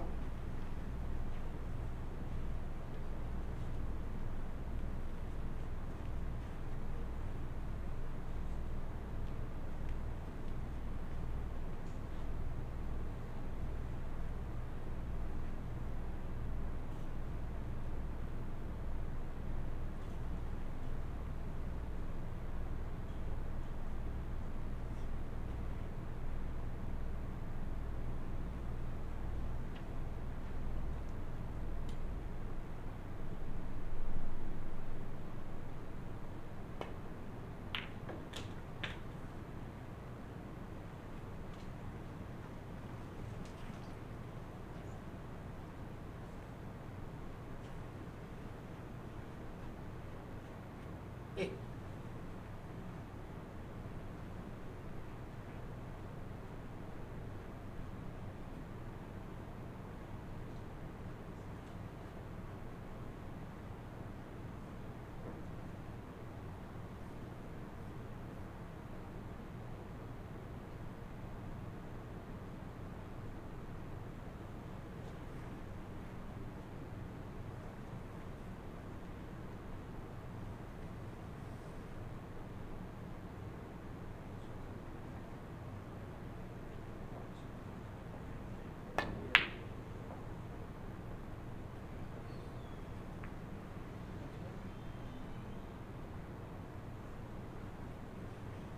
Skip 8.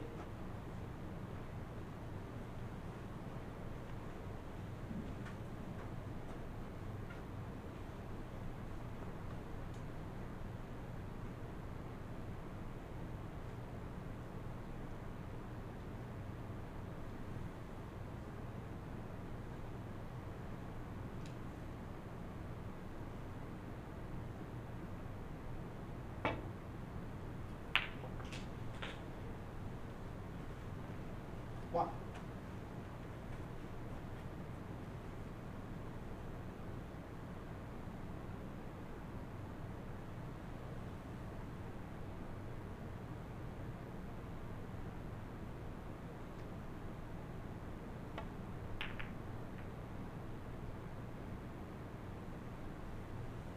7-1.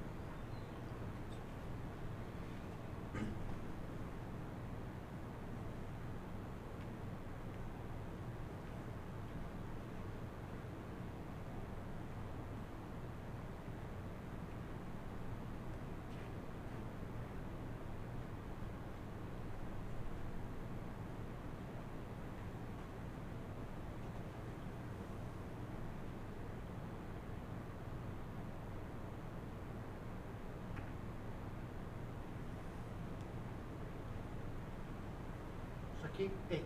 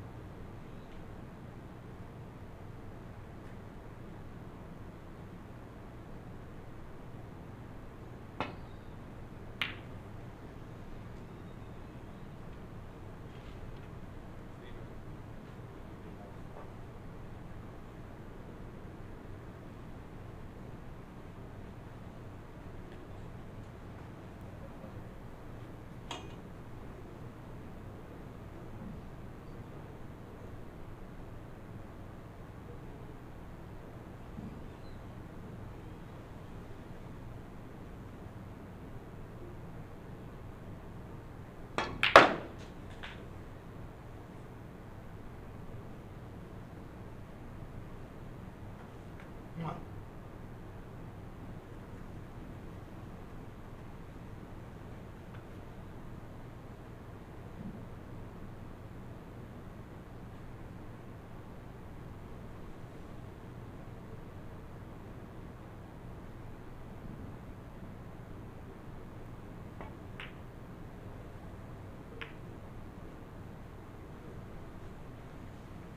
Darren, 1.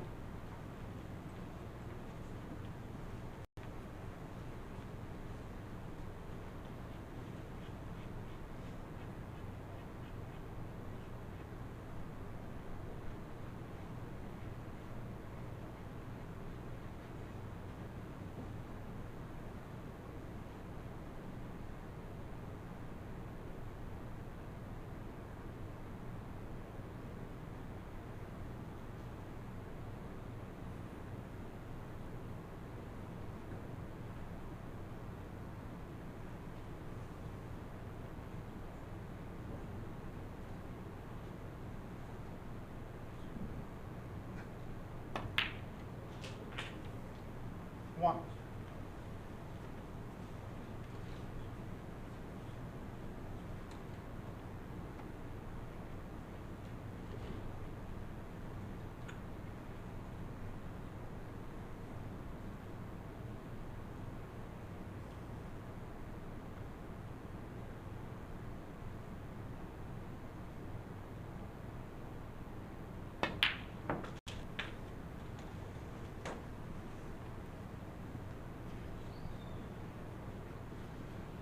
Eight.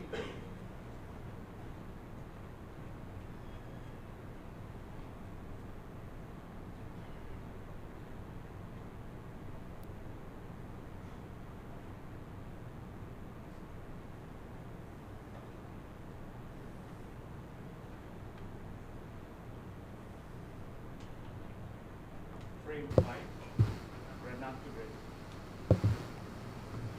All right, we're getting back to it here. We are ready to go. Renat didn't get the break here in frame 5. They've been at their mid-session interval break. This is a best of 7 first semifinal here, the U.S. National Snooker Championships 2024 edition. Second semifinals going on here between Darren Taylor and Shakib Karim. Table right next to this one.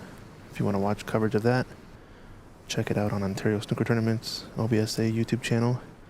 We are here live on Ox Promotions, Ox Billiards, One. San Gabriel Embassy Billiards Club, as well as Pan American Billiards Snooker Association YouTube channels. So drop us some support there. Give us a like if you're enjoying the content. Share the stream out to folks as we're getting down to it here. Semifinal action.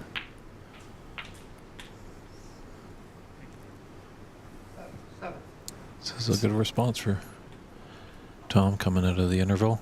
This is what he needs to do. See someone saying good morning, they're back in Colorado. Let us know who you are. I just don't recognize the YouTube name. Amit Karki, how's it going, bud? He's saying, what's the high break of this tournament? Of this match, excuse me. And high break here was made by Renat in frame 2, an 87. Taking over the high break prize there, as you can see, $400. The high break of the tournament. Tournament not over yet, but 87 is going to be a formidable break to try to best by any of these last 4 players. Yeah, I got a sneaky suspicion our friend from the Rocky Mountain State could be the famous Mark Wilson. He came all the way from Colorado to play in this event.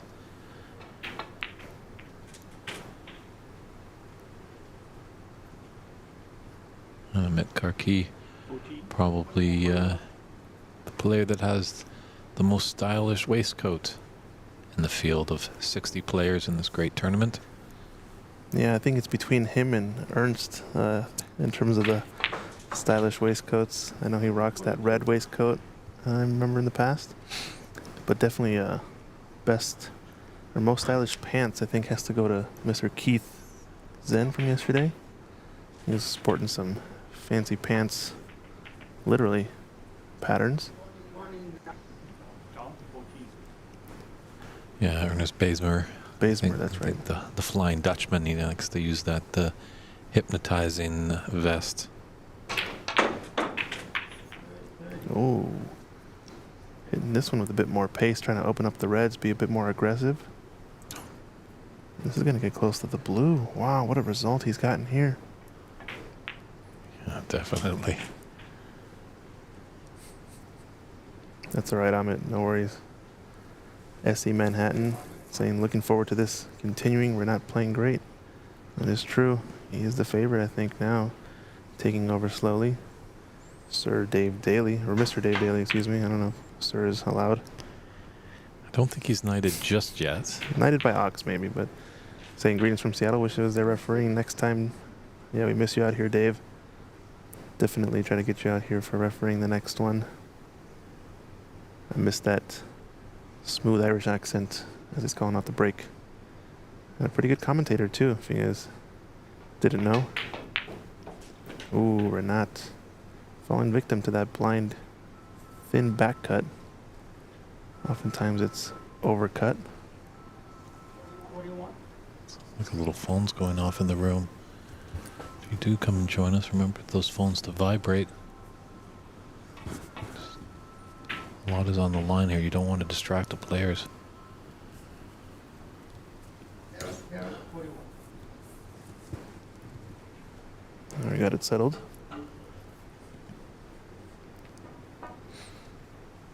It looks like a lot of the players from this tournament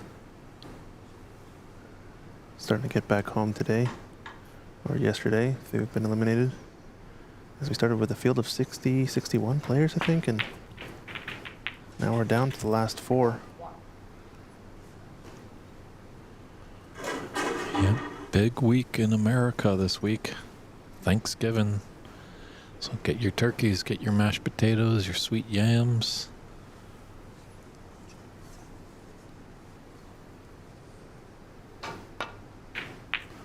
Fortunately, up in Canada, it's not Thanksgiving, so I'm just going home to spaghetti and meatballs. That sounds good too, though. I mean, tasty food. A lot more hearty meals coming up as winter arrives, right? Holidays approaching as well, so. But definitely a meal you don't want to eat as a player. You want to keep it nice and light. You can really get bogged down, as we mentioned, these rich foods. Uh-oh, a miss from Renat now. Renat 1. First real chink in the armor we've seen in the past few frames. And Amit saying he was hoping we'd be in the same group, needed a head-to-head decider match. Yeah, that's right. We'll just have to play a match on the side maybe while we're practicing or warming up for the next nationals. If it doesn't happen again. Unfortunately, though, I don't have access to a table at the moment, so it's been tough to practice. But we'll give you the best shot. That's for sure.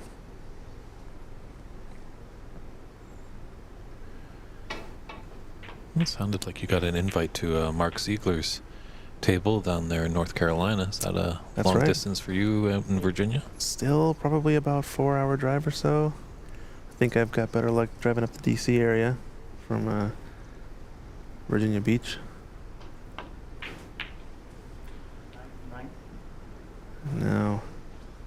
Haven't seen too many long break builds from Tom having open pack shots. Seems like Renata's getting pretty fluent at opening up the pack effectively, but haven't seen it too much from Tom. Maybe in the match against Andy McCluskey. Yeah, speaking of Andy, when he was in the booth, he's just mentioning how like tight these tables are, and putting up a 20-30 break is just a great result there. You don't really have to get the frame winning clearance. Yeah. Omid over on Facebook saying hello. We've got tournaments in Virginia Snooker Planet. Would love to have you guys if possible.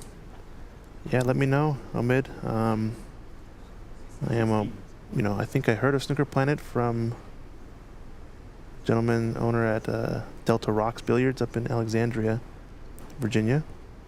Let me know though if you guys are running some big tournaments. We can communicate and figure out if there's opportunity to stream or availability. Since it is only a few hours drive for me, I don't know about Dave. Bernie, you're going to be coming if you would be driving all the way to the coast. But if not, there's always opportunity for remote commentary as well, right? We can figure that out. That's true, but I have headset, will travel. Yeah, just reach out to me either on Facebook or Christian at oxbilliards.com. Email, and we'll be in touch.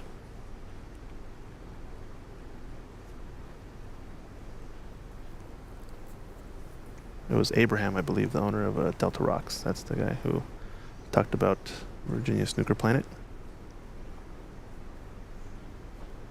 Let's see, what do we got though? It's a tricky back cut on this red past the green. I think it does go.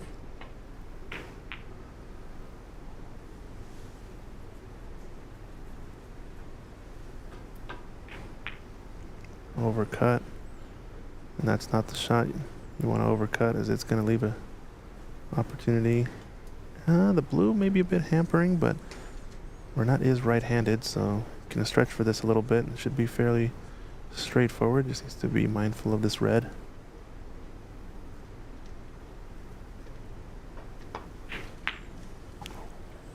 Yeah, maybe the blue is just a little pain there. And Ahmed, you can reach out to me at snookerdave21@gmail.com. Snookerdave21. That's the number 21@gmail.com.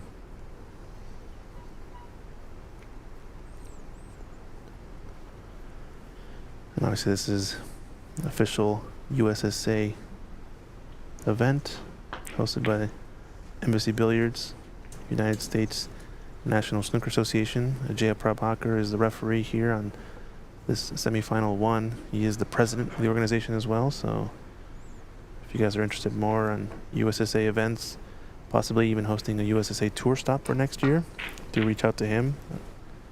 Don't know what his contact would be, but probably ajaya@papsa.org. I think he'll be able to communicate. If you're interested, Omid, maybe hosting a tour stop for next year's USSA tour. I know Delta Rocks did host the Virginia Open on this past calendar.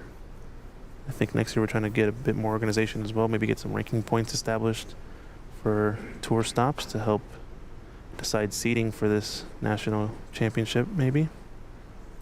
All in a mess. Renat, I think that'll be coming back. Yeah, I think the best resource, obviously, to find out, as you mentioned, Christian, about hosting any USSA sanctioned events, just head over to snookerusa.com. Oh, that's right. Yep. You should have, there should be some contacts. I know Ajay does wear many hats. He is the head of the Pan American Billiards and Snooker Association, as well as the United States Snooker Association. So maybe he kind of keeps his emails separate so there's not much confusion. No, that's right. That's right. It's a good call. Yeah, snookerusa.com. A great resource to see what upcoming events are going to be happening. Was it difficult escape all along? Was a fairly thin contact. And that's one of those risky situations. Had he missed that fin once again, would have actually been called on 2 fouls. Warning for possibly ending the frame, so definitely needed to make contact there, but unfortunately leaves a mid-ranger for Renat, who's knocking them all in at the moment, it seems. Angle on the pink, or excuse me, the yellow. I always do this confusion. Yellow, pink, what is this? I don't know what's up in my brain, but I just think Skittles, because they're my 2 favorite flavors. You know, the lemon Skittle is the yellow, and the pink is that, I think it's pink lemonade or something like that. So... Okay. Or Starburst as well. Yeah, tend to confuse those. But anyhow, he's taking the green instead. Gets a lovely bump. Something on. You might have developed a new form of color blindness, maybe, Christian. As he can still play this game.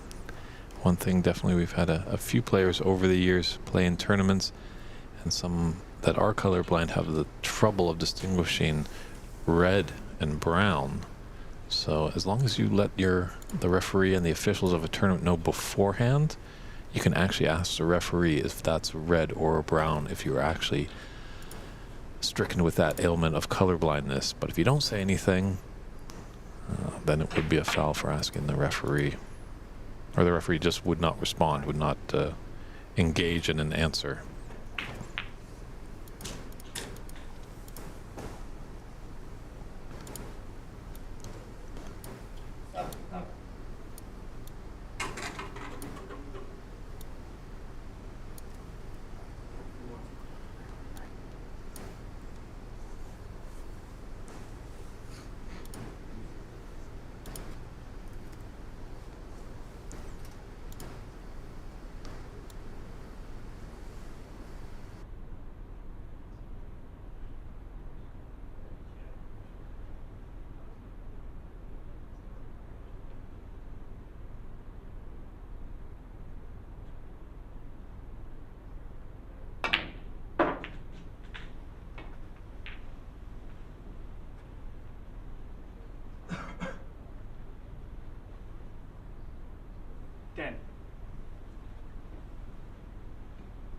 Sakib 9.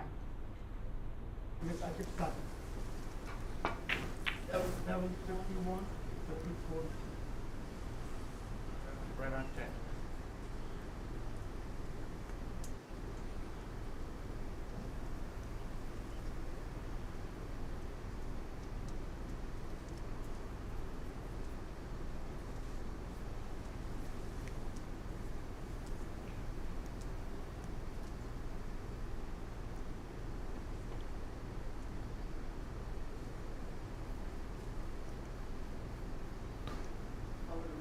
Yeah, it doesn't look like it's a elementary safe shot. Obviously, you can clip off the cluster of reds on the left side. But always got to be mindful. There's that red to the left cushion. There's also the yellow. It's in the middle of the table that you might cannon into.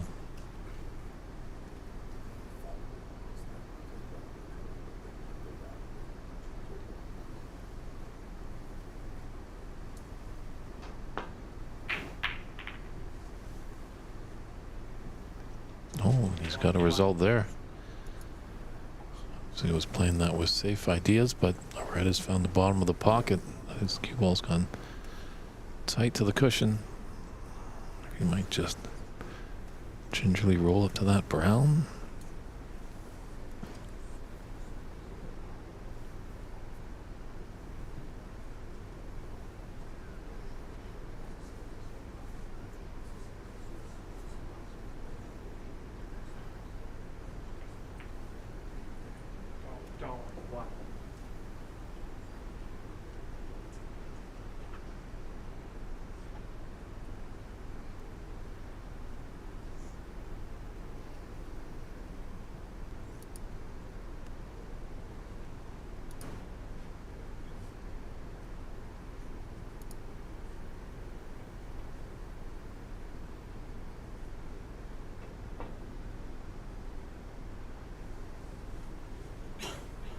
One. It's not too bad. There are reds on, but do have a little bit of difficulty. And, sorry, on the other semifinal right now, Darren Taylor up one frame. Excuse me, they're tied one frame apiece. Darren's in a tough snooker here, with Jakib now getting foul points to take the lead. As Darren is trying to soft kick at this blue table on the ball cushion.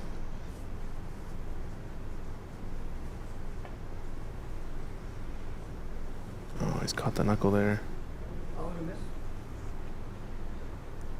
Not sure. It was always going to go that wide of the shot line. So we're going to take a look at this for a little while, as it could determine this third frame in our second semifinal. Needs to get a little to the right of the side pocket. So I'm running right hand side. Don't know what the idea is there, as he can just roll it closer without the side spin. I think Shakib gonna keep putting him back here until he makes contact, because of how tight that blue is to the cushion. Pardon us for interrupting the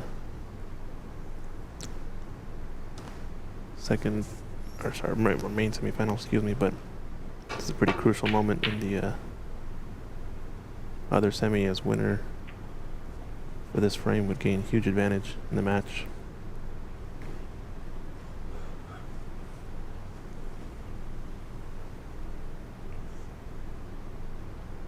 I think he's going to aim a bit right, more to the right. He's shooting it with right hand side, which I'm not sure why, instead of just playing it plain ball. I'll have to ask him about what his thought process is here.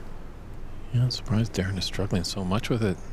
Usually make those minor adjustments and be successful on a hit on his second or third attempt.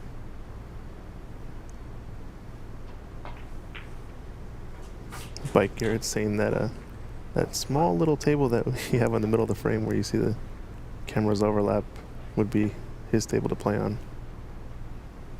He seems to be repeatedly hitting this to the right of the blue. I wonder what the thought process is here. I know that table in the middle of the screen almost looks like a Pink Floyd album cover.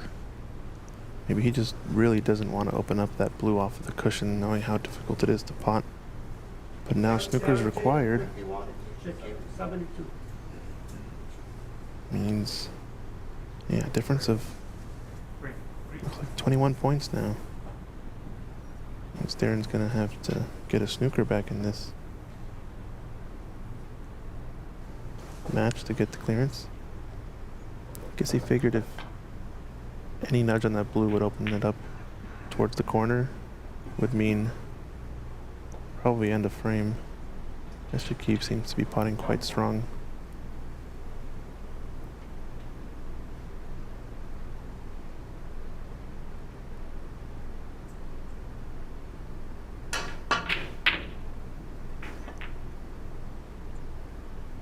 And there's the mistake, so I think that's what Darren was trying to force all along, was Shakib to leave that blue over the pocket. But unfortunately now at the expense of snookers required for his scoreline, means he's gonna probably have to play here. Snooker on the pink.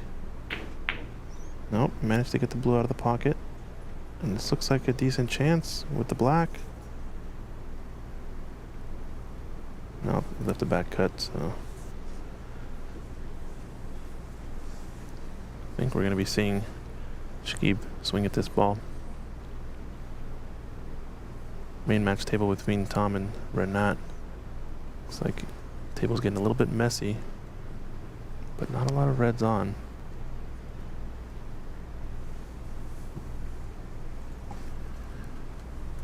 Yeah, definitely getting your ball back in the bulk area always usually is a good idea for safe, but with that red close to the green pocket, they'll be thinking other plans.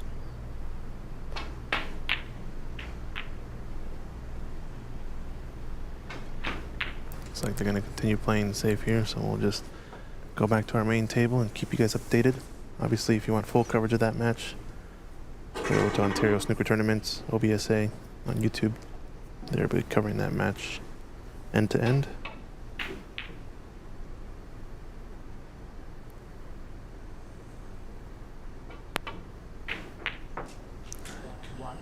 You've left an opener there for Renat, so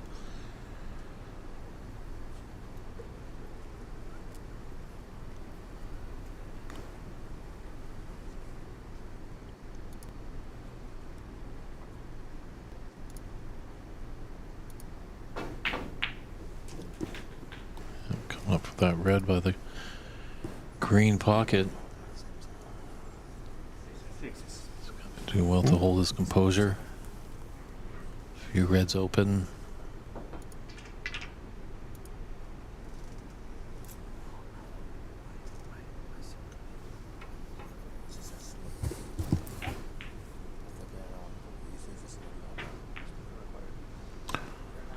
Ooh. Just rattling the jaws there for Renat.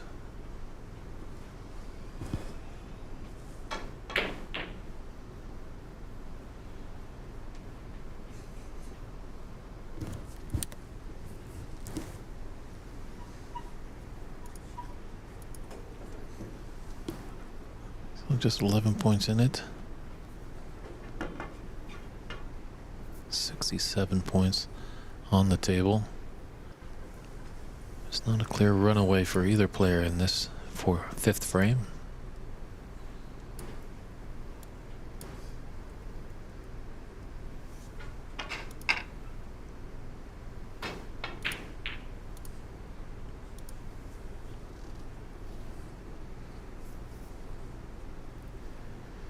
Is he thinking about going rail first here?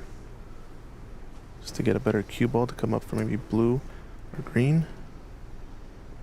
It's looking like he's aiming into the cushion. It's a risky attempt. If this cue ball drops, it's going to be a disaster, but might be best case scenario here, especially if you got coverage for that red. How did that red not drop?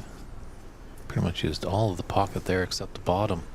And with these tight pockets, you bring that element of risk in with that cushion first attempt. I think he ended up catching it too thick and hitting the left cushion face.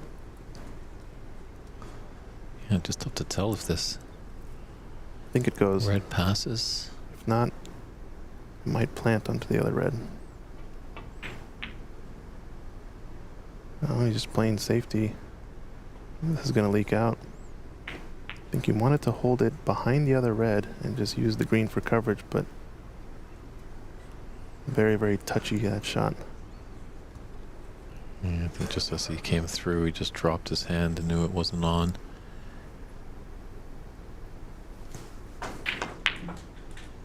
Nervy fifth frame.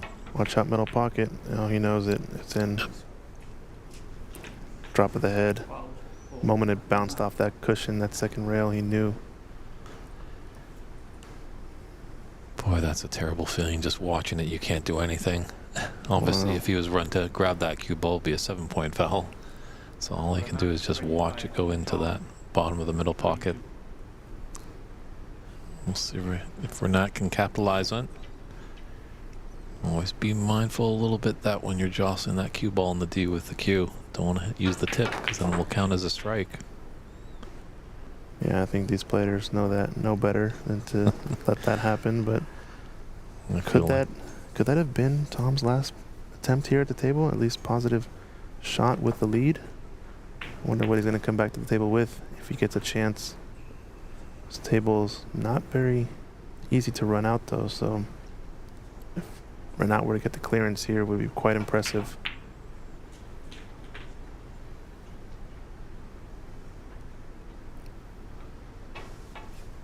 Six.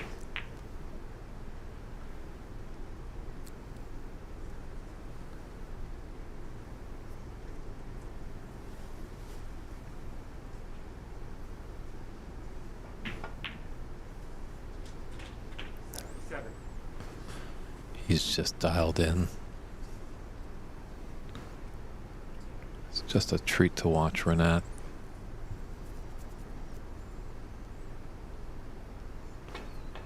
And actually, his profession is actually a truck driver. And one time he was out on a job. He had the empty truck and he was driving westbound to pick up some freight.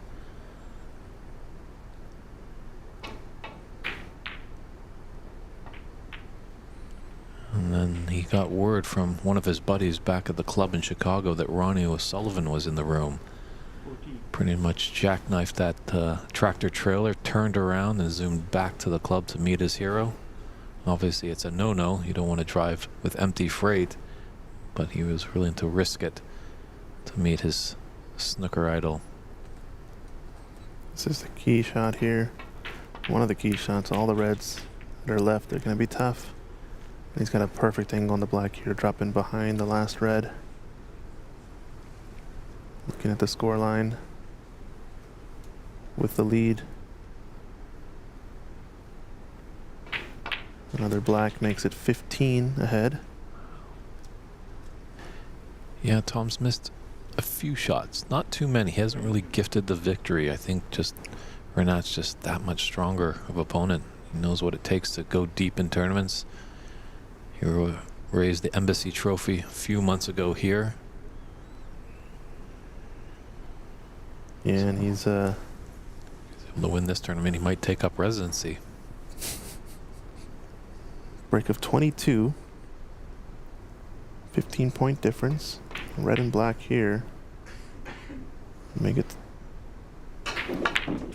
Oh, he's playing up for blue to get shape on the yellow. He wants to take this frame in one visit here. Excuse me, not one visit at the frame, but this visit.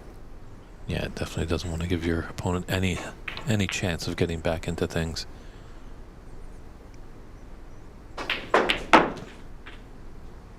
Now a 21-point difference. 27 on. Well, I think Tom's going to be coming back to the table.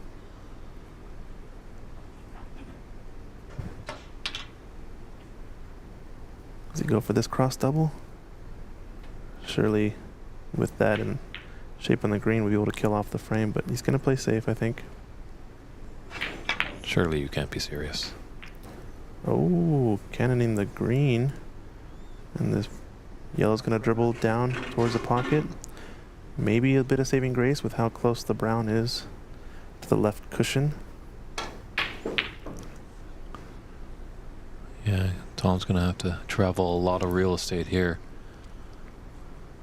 if he wants to clean up.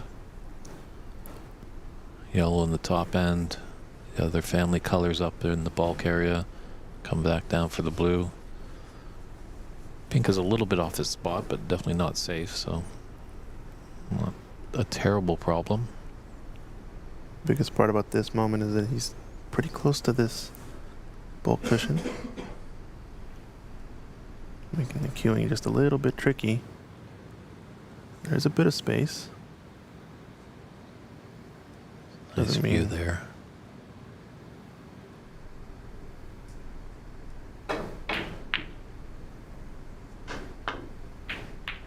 It's a nice camera angle of that last shot, as we say so many times when a player's up against the cushion with the cue ball or just a little space. He didn't have a lot of the cue ball to work with. Renat 53, Tom 32. So, that just needs yellow and green to put us in the Snooker's required stage. With the lead of 21 points and 27 on the table. Darren and Shakib still battling it out in this frame on the blue. So you can see there, still one snooker required for Darren Taylor.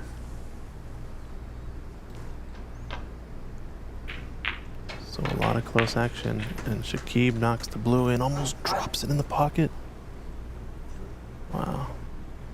And that's gonna take the frame. So 2-1, Shakib's favor.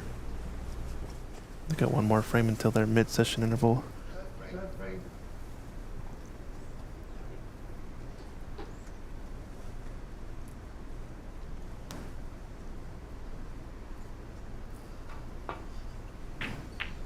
This looks close. Natural cue ball to come up for Brown. So the 21 point lead and 27 points remaining. Renat's gonna need not only yellow, green, but probably brown. Yeah, brown would be his frame ball. He needs 7 Green's points. his frame ball, but Brown definitely would assure it. But Oh, excuse me. Yeah. definitely Tom's going to be battling no matter what. So I think even if Renat's able to get the brown, he would like to get the blue just to make it really out of length. But Tom's a battler.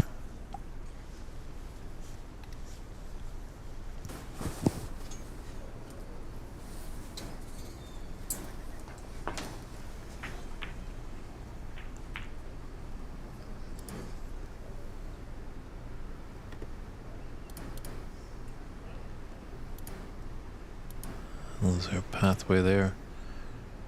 Seems like we've gone black a little bit here.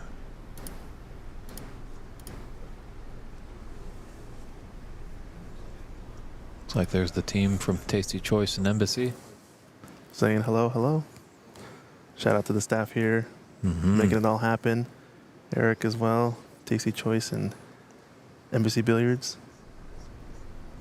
Great hosts here.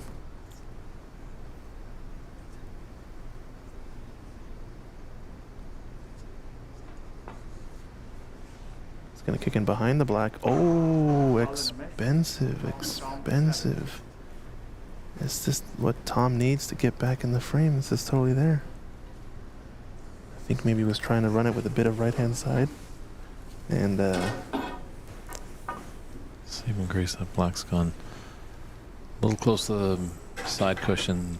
Blue is rather safe, so it's not an elementary run out. It's going to require some skill, some developing of balls, but if there's a man to do it, Tom Limore can pull it off. Had a great resume as a coach. Really enjoyed watching him all tournament long.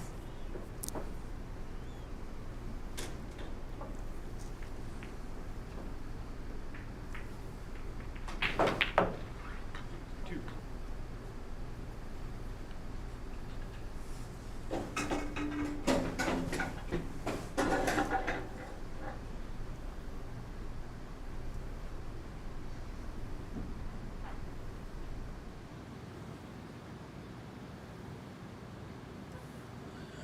NBC champ definitely in the driver's seat in this match.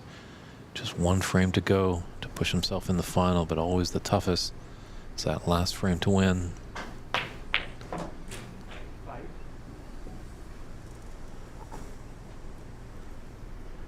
Now that he's back in the frame here, Tom, 9-point difference means he's gonna need black to win this frame. Always had to need full clearance, and just asking for extended, excuse me, the long rest with the cross as opposed to the spider long rest makes a big difference, obviously. Yeah, the score line, I think he's just checking that I do think he needs black. The 9-point difference. Brown and blue is going to make it even.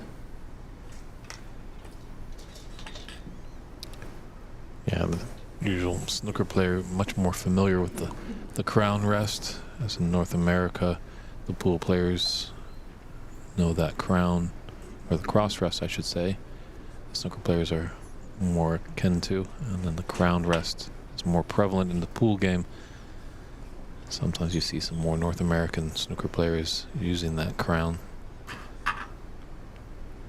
Always to use what you're comfortable with.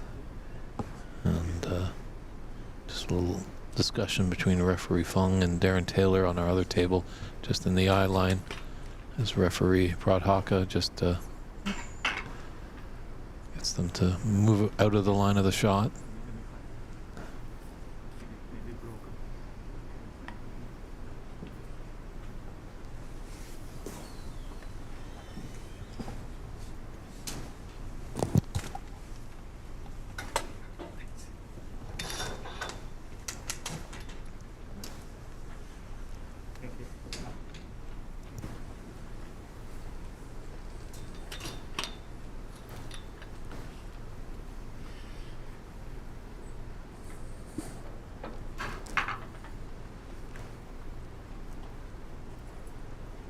Kind of surprised that Tom doesn't have the little telescopic extension for his cue. He's got the mini butt. So that's one thing about this Go Customs cue, is that they don't make a telescopic snooker style extension with it. At least it doesn't come with the cue, since Go Customs is primarily a pool cue manufacturer. As you can see, it has a half break.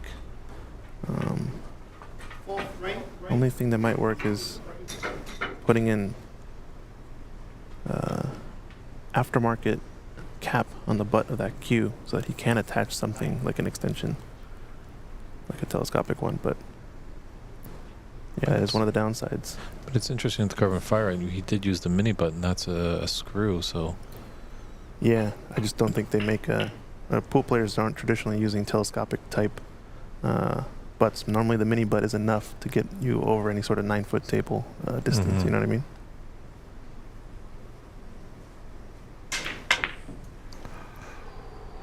Sounds like a bad contact there. Well, that's just probably his last shot, so not just getting the cue ball cleaned, just want to make sure everything is ideal.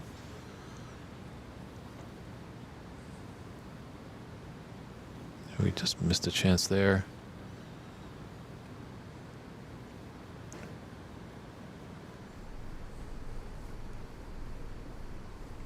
But Renat does need blue and pink to put himself into the final.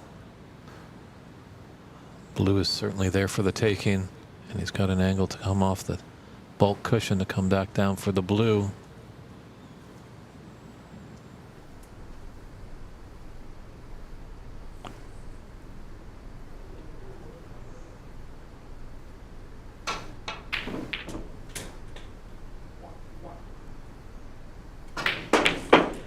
After the blue come down for the pink. Interesting, he was feathering a little bit. I've always seen Renat not feather. No, he did feather, but I mean, he had that long backswing and prepped for the last forward stroke and hesitated there, decided to pause it and start again.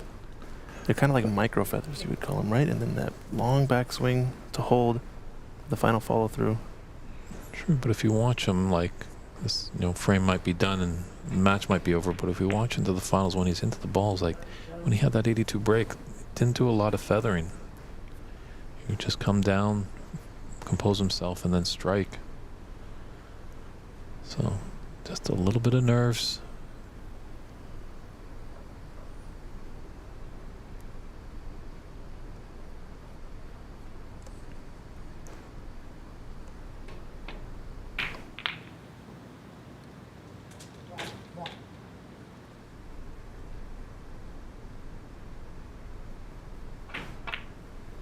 Trying to take on the double. Looks like it's going to be close.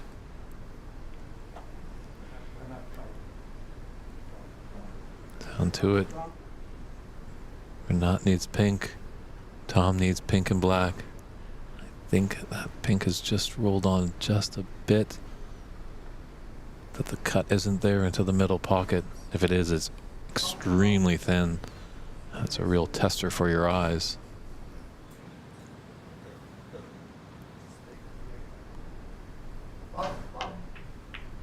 Oh, he drops did it. it. Wow. That was an incredible shot there by Tom. A lot of nerve on that shot. Still alive. Black ball game, ladies and gentlemen. Easily could have missed that pink altogether. Oh, maybe you're playing a cross double here. Element of safe. Obviously, the cue ball is going to go back up table. Give a chance. Maybe the black can just roll into this top right corner.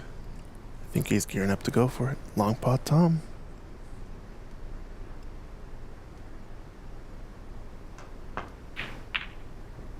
Went for it. Always knew he was going to have a tight cue ball to the top cushion, but the black's going to be fairly close to the yellow pocket. Oh, man. Popped out enough that Renat can cut this in, and Renat's got, playing with house money up 3-1. Like to get into the final after this frame. Oh, no. The dreaded double kiss. So, Renat had his options, but I think we're going to be going to a 6th frame. Renat's going to be reeling a little bit. There's some hope for Tom Lemore. And he does it. Pounds his fist. He's jacked up. We're jacked up. We'll be right back with frame 6. Hopefully Tom can get another one on the board and push us into a decider. But hopefully Renat the Bear Danka can push his way into the final. We'll see what happens when frame 6 commences in a few short moments.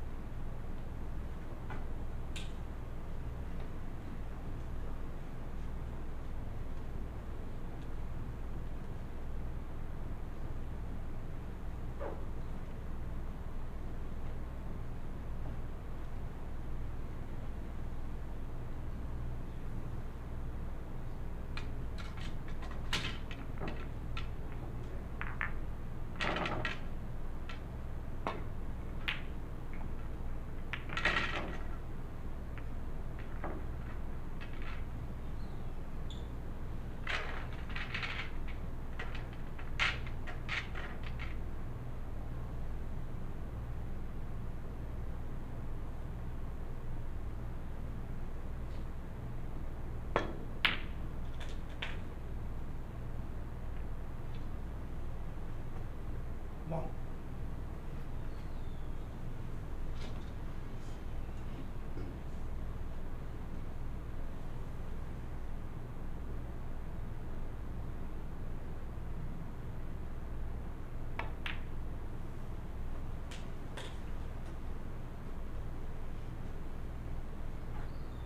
Eight.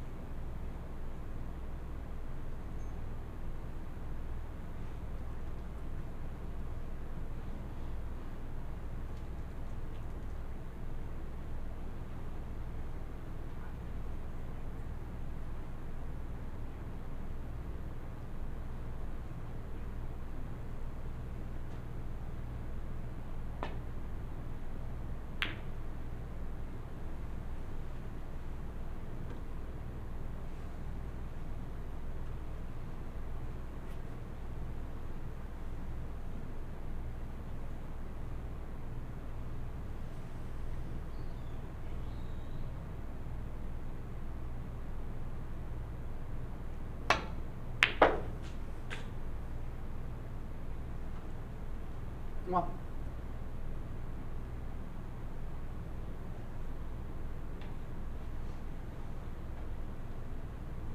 Sixth frame, down to break. And Thomas come back to the playing room. Set to break off. Snatch that fifth frame.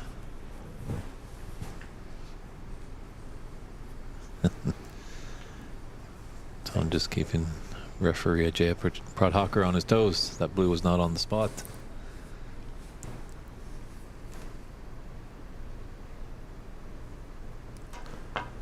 The putter is wondering if any of our American friends are going to come up to the BC Open. Well, they're more than welcome to show up, as the BC Open is an open championship. It's not a national championship or an invitational. So we'd love to see our friends from the US of A. You know, we get a good contingency from the Seattle area, as it's pretty close. I won't be surprised if Dave Daly, CCU, comes down, or comes up, shall I say. Andy McCluskey might come as well. He might have a team from Sacramento. So definitely, if you want to get on my snooker mailing list, send me an email at snookerdave21. That's the number 21, snookerdave21@gmail.com. I'll put you on my mailing list, and you'll be informed of all great events that are happening in the Lower Mainland up there in Canada. Ooh, missed it. Big shot there. Tom Lamore, shake of the head. Knew there was a good chance on. He's managed to steal 2 frames away. Last black in both frames that he won.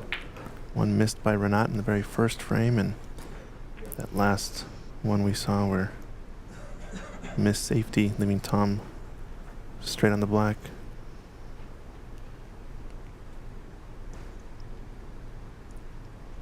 Yeah, win is a win, no matter how you get it. Can he steal 2 more? Be massive amount of pressure if he can get this one down. He's in a must-win though, so Yeah, he's kind of playing with house money. He's back against it. And if he could force us into a decider, Renat's really going to start reeling.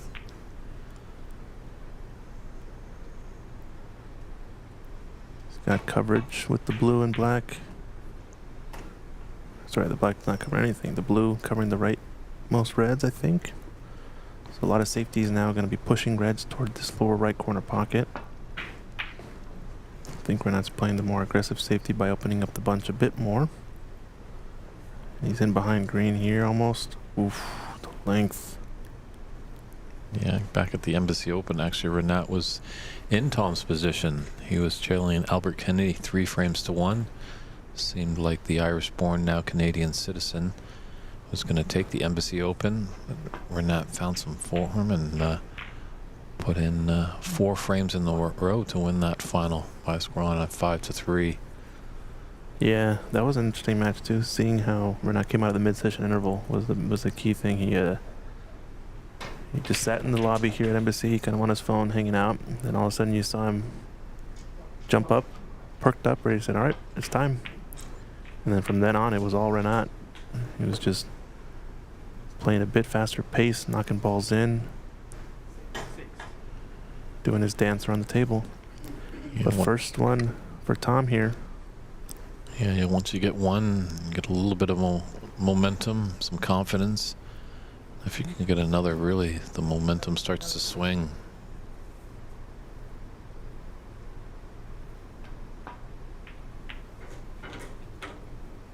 Seven.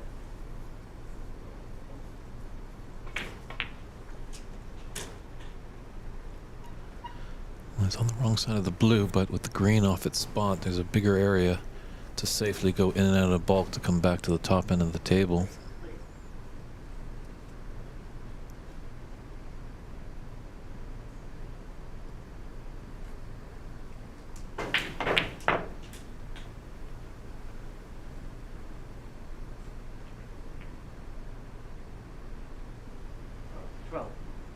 I don't know, Christian, are we going to see you come to the BC Open all the way from Virginia? I'm not sure. Chances aren't looking too good, but you never know.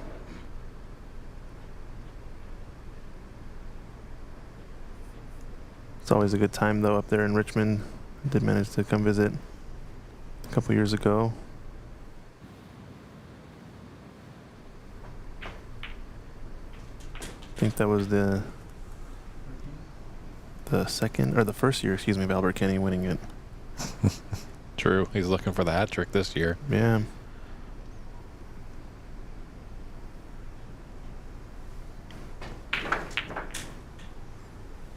Unfortunately, we're not going to have it streamed, but if you are in the lower mainland around Richmond, Vancouver, and British Columbia, December 14th, we're going to have our annual shootout tournament Christmas party. So always a fun atmosphere. There's cool drinks, some delicious food, and the snooker shootout format. 10-minute frames. 10 minutes could change your life. Shot clock. Really exciting stuff.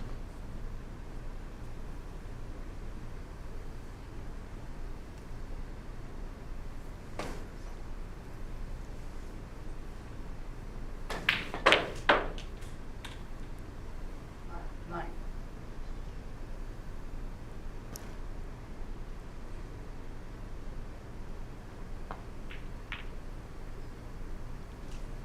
Ooh, almost didn't get that to drop. He just has an angle left for the black here into the same pocket. Also has choice of a long blue if he doesn't prefer bridging over the cluster.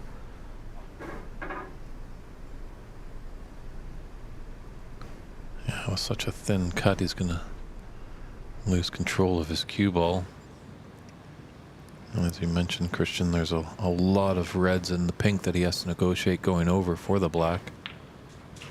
A shot there of Shakib playing on the second semifinal.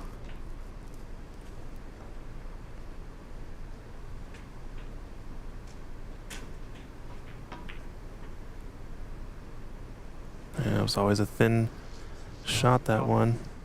90. Yeah, the Potter's saying it'd be nice to have their commentating with Dave.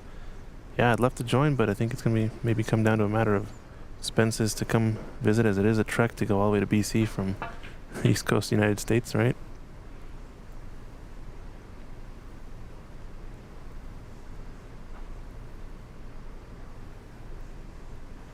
I also know Lance does a great job there with the stream, and he's done a big upgrade to his setup, so don't count him out. He does a great job with the camera work and very well versed with the room there at Top 147. Excited to see what the BC Open stream is going to look like next year.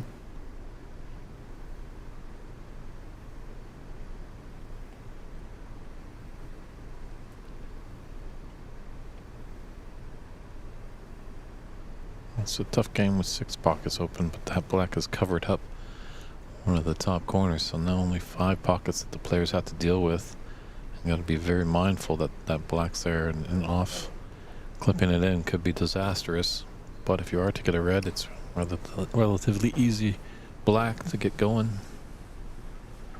And this frame kind of goes down in one of two ways.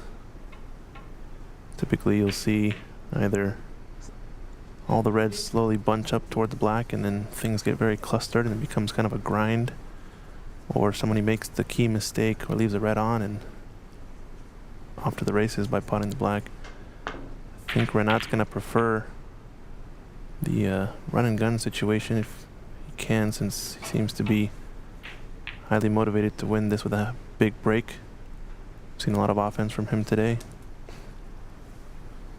Tom Limore using sort of the more tactical side of things to stay in this match and claw away a few frames. Well, speaking of run and gun, how's the cue ball gonna end up? Oh, he's gonna get fortunate, huh? Well, he's got a pathway to that black. It's a long ways. Longer than a Canadian football field. He's going from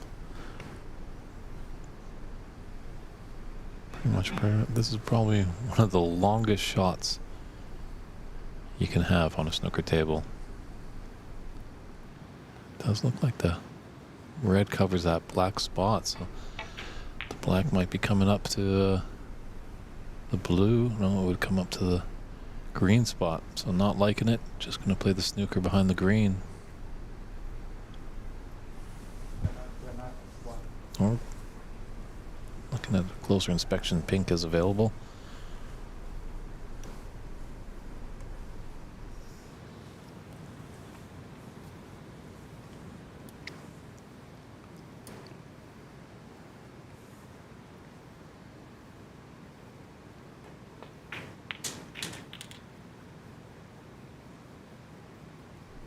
One.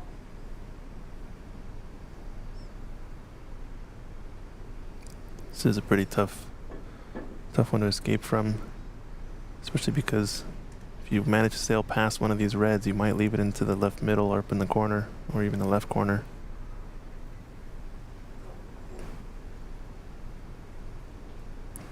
Tough spot. You know, interesting question. When there was the creation of this game of snooker, it's on a green cloth. So why do we have a green ball? I know obviously we're accustomed to it now. It's the three-pointed ball.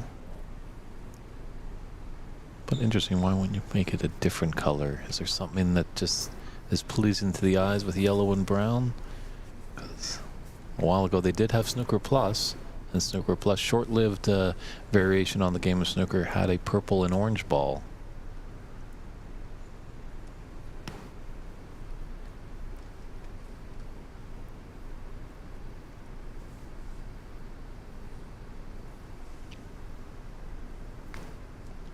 I think with this tough escape too, it's kind of frozen action on the second semifinal table. As Tom's in a tough one here and taking space next door to allow for a shot on the cue ball where it's landed over there. Let's see what he goes for here. He's going to play 3 cushions or 2 cushions. Just nestle into the pack. This is going to be a bit pacey. He hits the blue. And a miss. Red knot 5.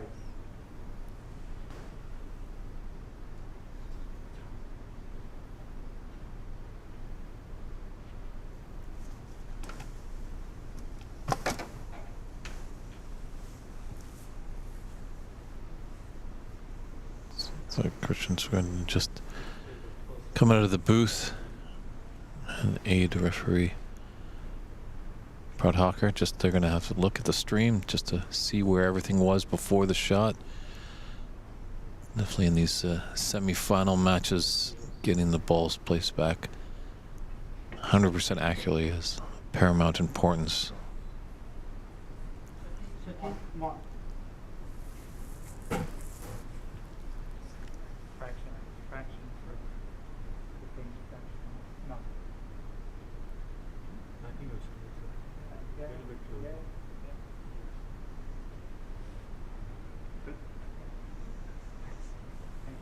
close. Don thinks it's all right.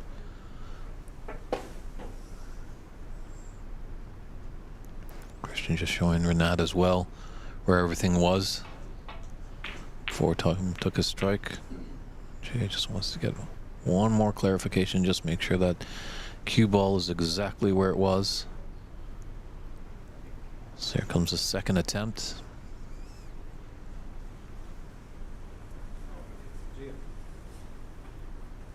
It's too much gap. He can't see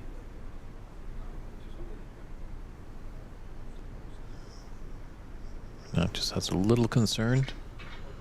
Now he's a bit more happy where it is.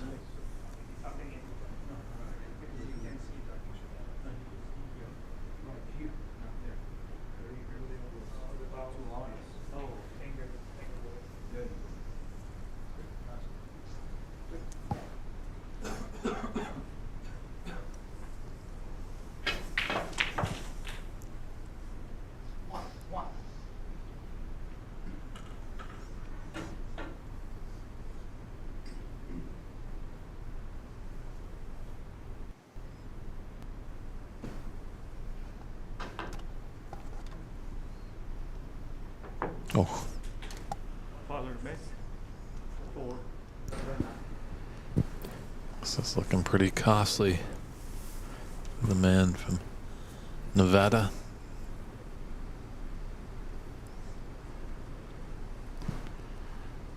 These are the happy times when you can sit in your chair and just watch your opponent struggle as they're in a tough snooker to escape from. Caught the jaw once again.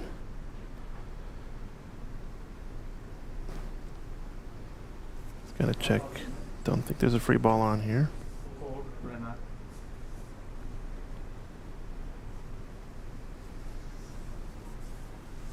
It's a cruel game from time to time. Just gotta get below this middle pocket off of the second rail. Get close to the pink, run into the 2 reds. There, it's close. It's not gonna get there though. Problem is that yellow in the way, so 4, Renat. I think he's gonna have to maybe choose a different path here now. I don't know if it's actually gonna be able to work that way. Might have to go in between brown and yellow after 1 cushion.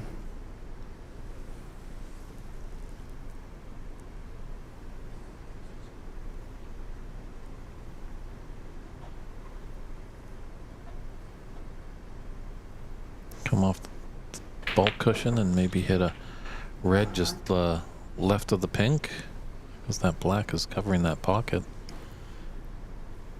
Yeah, it's always an option. Problem is just catching the right side of the cluster there, not selling a shot out. It's gonna be the hard part. I'm thinking maybe playing. He's looking at this line instead, so playing 1 cushion, bulk cushion first, in between brown and green, I guess, in between brown and blue.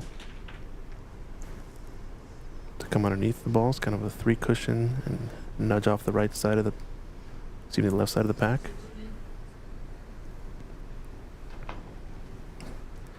Looks pretty close. It's gonna widen here and just misses that clip. Don't think Renat will take this since it's a little bit tricky, but he is right-handed. If he likes to pot on, should be somewhat natural to get on the black. I don't blame him for not putting him back. Just a minor adjustment Tom would have made and probably been successful in his escape. As long as the red doesn't cover black, he should be good. Now black's gonna spot on the pink spot, unfortunately, here for Renat, but it does go to right center, left corner. And he can play up for this red, covering the black spot right away.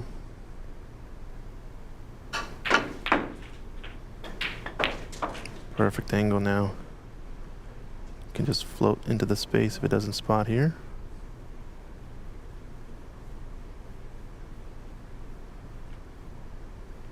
I don't know if it's going to go. Oh, Jaya. It's going to measure there with the spotting implement.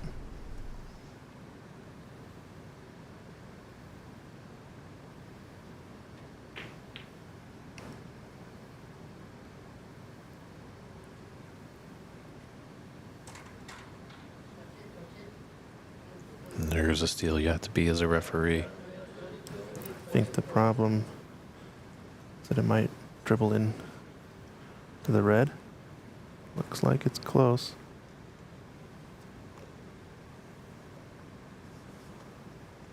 Yeah, we're not a little wondering about that spot there.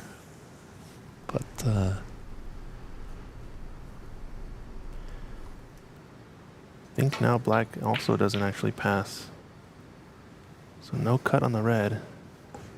It's really close if black passes. It's hard to tell. That's why I like to have the camera down the line exactly. But I think if not, can play for blue possibly. That's what he's opting to do. It's gonna have to be a blue into the yellow pocket here though.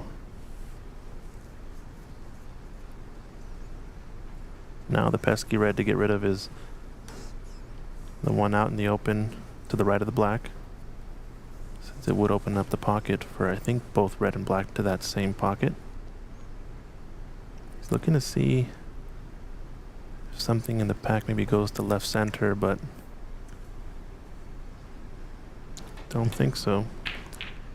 He's definitely got his work cut out for him here. Just got to be mindful of going over that red.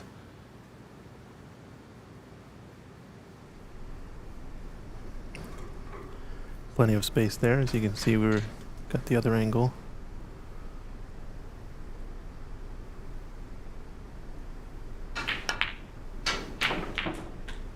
Nicely done. Oh, the red must go. I think it does. With this angle, it kind of throws a little to the left. This cut. Black should not move. And he's got it. It's looking like a great opportunity now for Renat. Got to be a little bit worried for Tom and his supporters out there. Once Renat gets into the top area, he can really be proficient.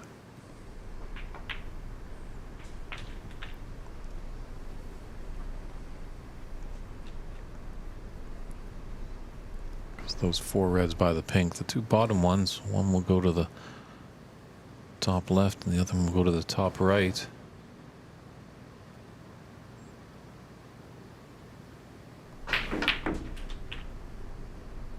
He's got a nice angle if he wants to burst open the pack now.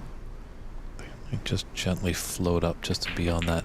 Last red. The 2 reds near the pink spot, the bottom one. You can take that into the opposite corner pocket. Oh, but he doesn't get the black. He was trying hard to get there. I think he put all his concentration on getting his position for the next shot and just took his mind off the task at hand of putting the black in. So we're a reprieve for Tom. Didn't expect to get to the table that soon. Yeah, also a bit quick on the routine as well. Kind of got down one feather stroke instead of kind of eyeing it up a bit more. Now the problem for Tom is, does he have another loose red? The bottom of the bunch into the left center. Excuse me, left corner. It's tough. It's as good of a line as I can see from our perspective.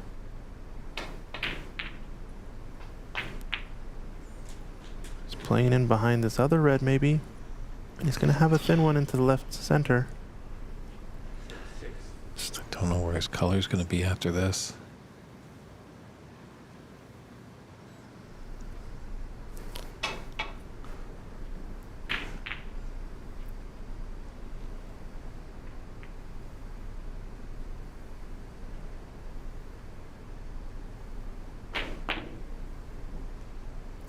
Oh no. Is it going to sell out a shot to the right middle?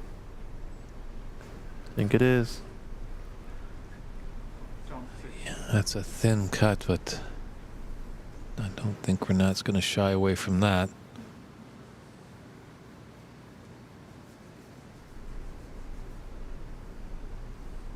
Just 16 points is the difference. 67 on the table.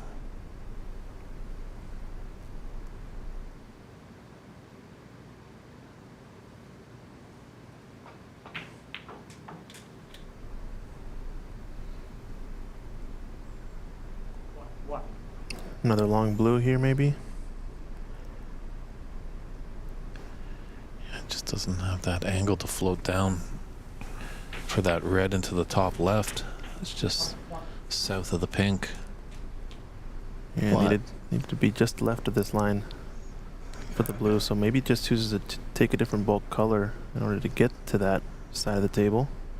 Can get there with green off of 2 cushions and avoiding contacting the blue or the middle pocket jaws. Kind of a zigzag shot across, right long rail, left long rail to the right side of the table.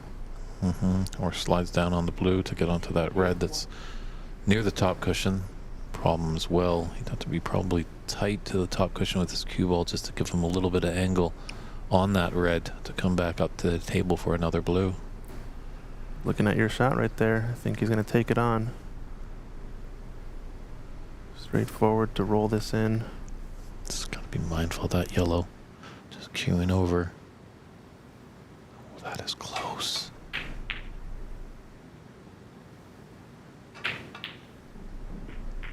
That just made that shot just that much more difficult. This referee Pradhaka was definitely eyeing it closely.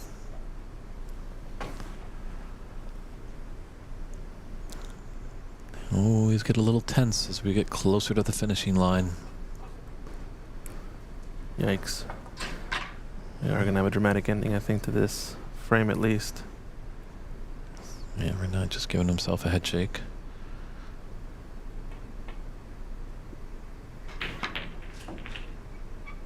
One. Another rest shot here for the blue. I think these reds actually somewhat cover each other to the right corner pocket. It's hard to tell. If so, might only be able to shoot the left one into the left center. Or they definitely both go up past the yellow into the yellow pocket.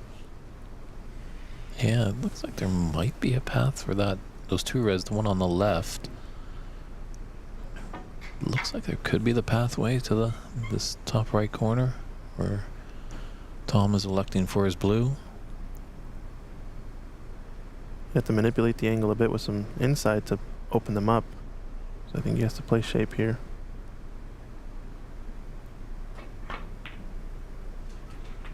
One of them must go to the corner. I imagine that's the lower of the two, the left red.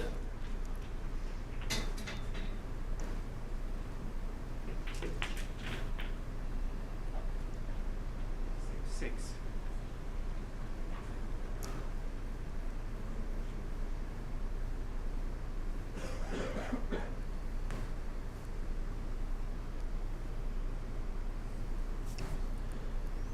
Big moment too on the other side table. Should keep leading in that frame, but leaves a thin back cut for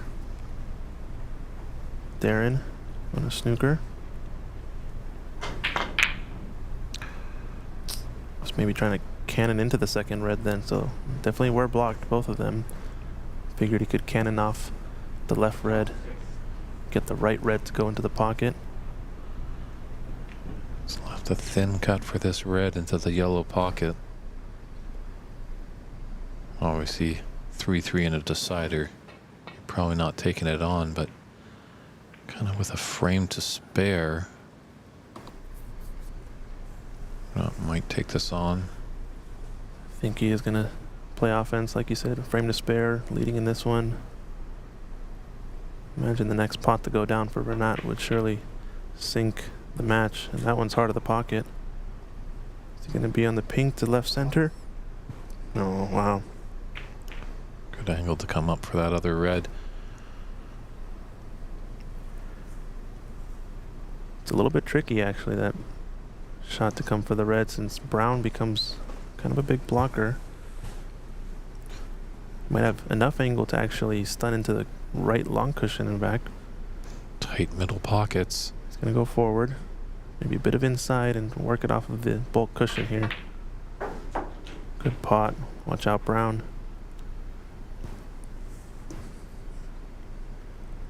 There's always the risk trying to get 7. into the window for the red to the left center was going to mean flirting with the brown, so just taking the thin cut maybe here or safety. Yep, safety behind yellow. That was the length. Left a long pot on, or a snooker attempt onto the blue. Dramatic. 18 points in it, 43 on. No real color rolls, really safe. They were in the open. So they were tight to a side cushion. It would be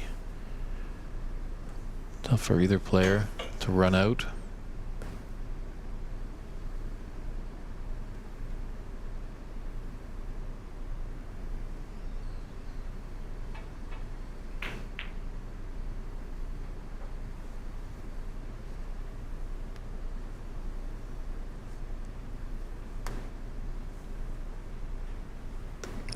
We see long pot Tom once again. Just got disturbed a little bit by something, so steps up, recompose, go through that pre-shot routine all over again. Yeah, maybe just the footing there on the carpet or something along those lines.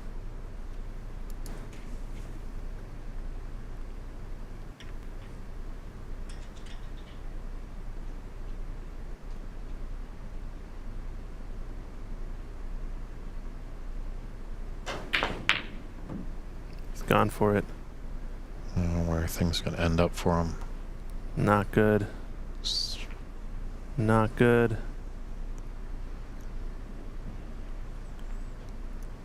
Could have been worse. This is a chance. Mm-hmm.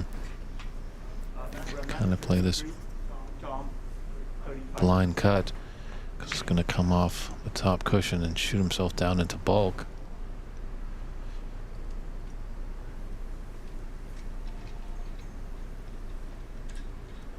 We got some viewers starting to trickle in here.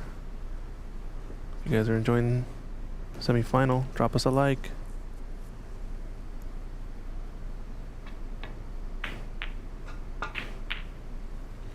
Great pot. Nothing but net. Does that seal the deal, or is he going to get funny? One. Sails past the blue and another long blue attempt to try to close out this frame and match. 19-point difference. Needs that final red to put us into the snooker's required stage. Is he going to choose to play the green this time? Has a very similar shot to earlier, but this time he's not naturally coming down for the red into the lower right corner pocket. I think he's going to be coming to the short side of the red this time, and that just means adding a lot more difficulty. Or does he get cheeky and just roll up to the blue? It's not a bad option. You figure with the red so close to the cushion, just Tom would likely leave a shot on, but with this stretched out over the yellow, don't know if it's worth it.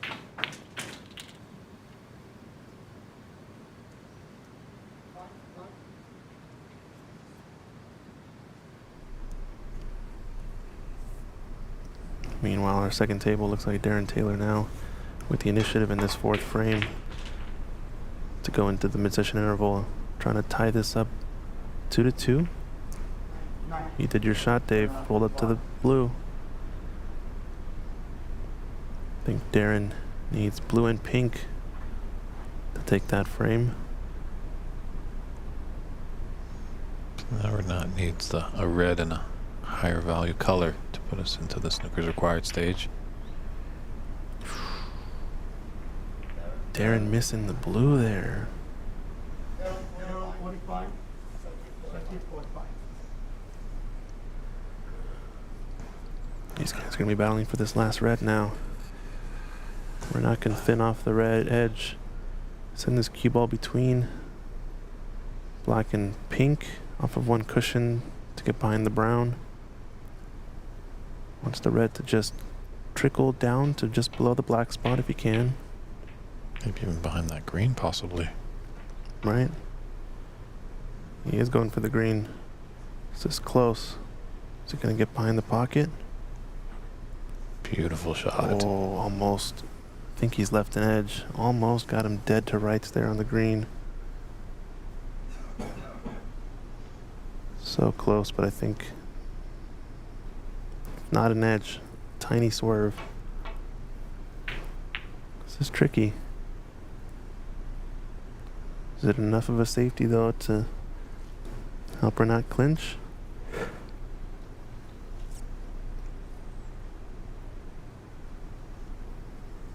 Something available. Bit of the swerve there. Knows where cue ball's going to end up. And the full ball all day, doubling the red. Green's going to provide some cover if the red holds up. Mm-hmm. It has. Might not like his next shot at the table here, though. Where the green sits makes it just awkward enough, actually, not to play an easy safe. Might cut the double, put his cue ball down to the top end, put the red towards the yellow pocket.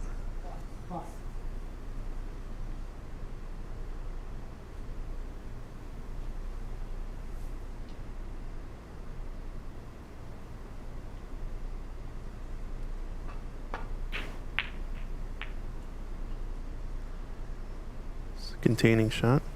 Not the worst thing, as it was difficult situation, and by pushing the green a bit more safe, and the black safe has made it definitely more difficult for Tom to get a easy clearance.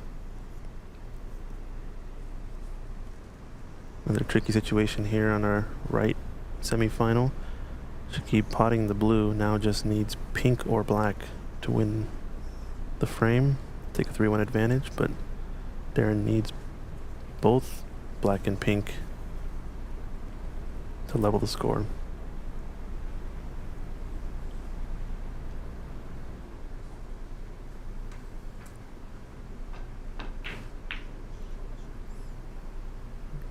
No bump on the blue. Cue ball's gonna leak out. This is a pot attempt for Renat. Black's a bit of a nice safety attempt to come in behind off of the left long rail. How likely is he to leave the red even? Does have insurance of green and black not being very available. Nope, just choosing to double it.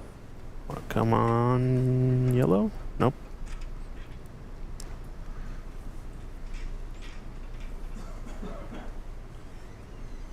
He's giving Tom a good chance to come off this red and come off the cushion. Could be behind the pink.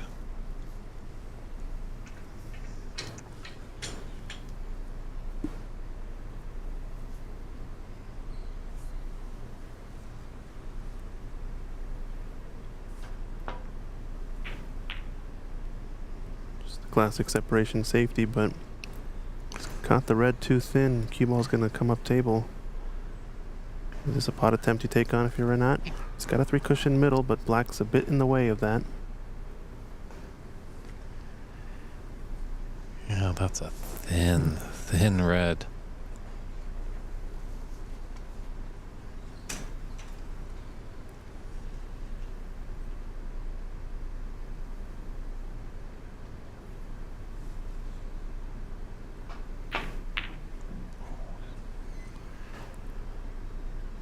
Got away with it. Yeah, hit it with pace so he didn't leave it on. And that black, I think, is cutting the path for that red to thinly cut for Tom into the other top corner pocket. Might be the longest rest I've seen in a while there on the right by Shakib. Had to go the full diagonal practically of the table to get onto the pink.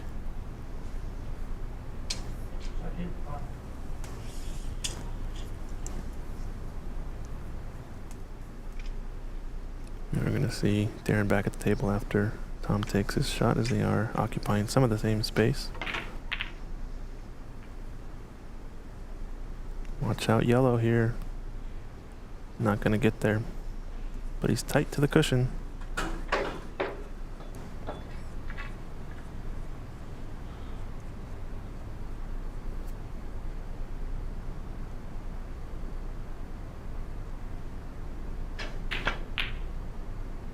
Oh, Darren missed one there.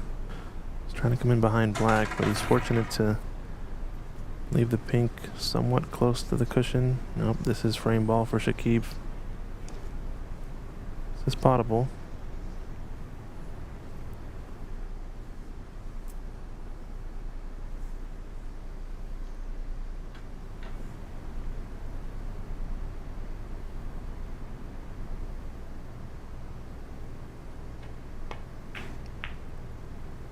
Prefers safety. It's getting intense in these frames. Mm-hmm. Yeah, Renat's been on this shot over for a while. It's pretty tight. I think that makes a big difference. Oh, wow. Oh, manages to just glance past it, but it is potable to left corner. Just a bit of distance for the red to travel here. Now it's kind of become a blind pocket. All you want is a chance.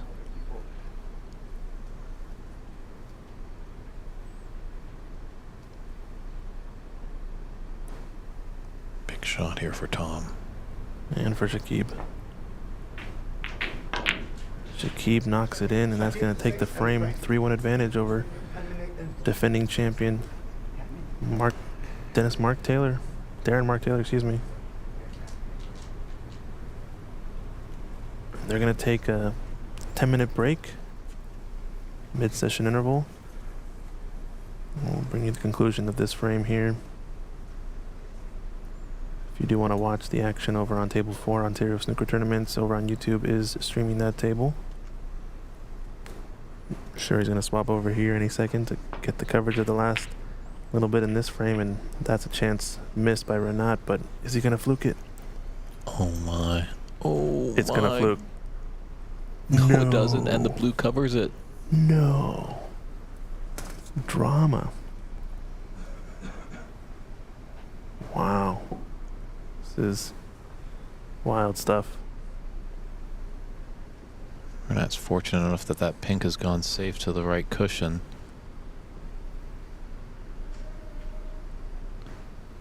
Tom will need that if he wants to be successful to push us into a decider.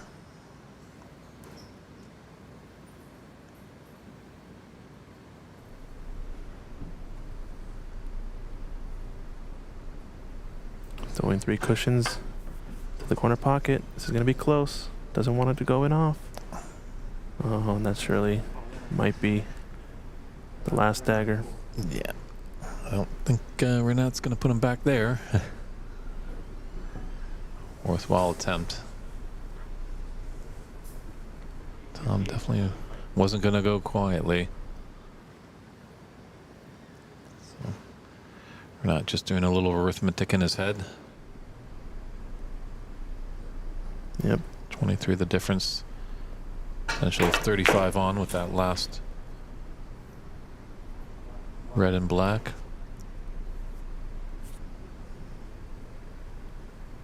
Got on the yellow here, and that means it's not going to be snookers required yet, right? Oh, it does need yellow and green. Green's in a tough spot over there.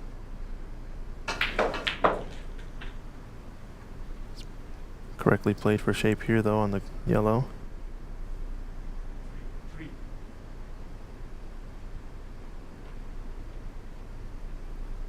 I think that yellow was his frame ball.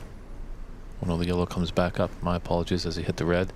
This yellow, the frame ball.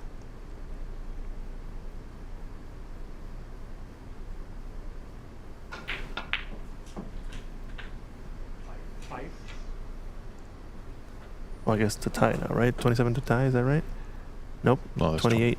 28 and 25 on the table. That's right. So could double this in to the middle. Can breathe a little easier, knowing that his opponent does need a snooker. The double really would seal the deal. It's got a good cue ball behind the brown here. Wow. So it's always a nice case when your opponent needs snookers. Put them in a snooker. Jake Park mentioning about practicing the jump shot. Fortunately, that is a completely illegal shot in the game of snooker.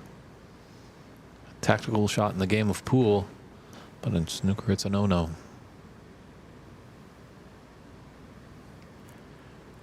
This is the type of frame, though, that Tom has managed to steal to get his 2-point mark. You figure he's almost out of it. He needs one snooker, and then it might come, and Might be a free ball here. Foul and a miss. this is a free ball, you're right. Oh, foul. Renat 4. Free ball. So foul, no miss called, just a misspeak there from Ajaya, since snookers are required. How do you like to maybe just push this brown tight to the right cushion? And at the angle, that brown's going to go, or your cue ball is going to go up towards the bulk, and you're going to potentially have your opponent in the snooker again. Or you might just take this and pot it to increase the lead.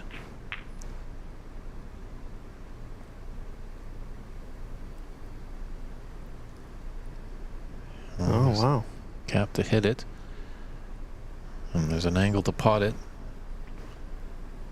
I think where the black lies, though, it's a attempt at a snooker here coming up from Tom.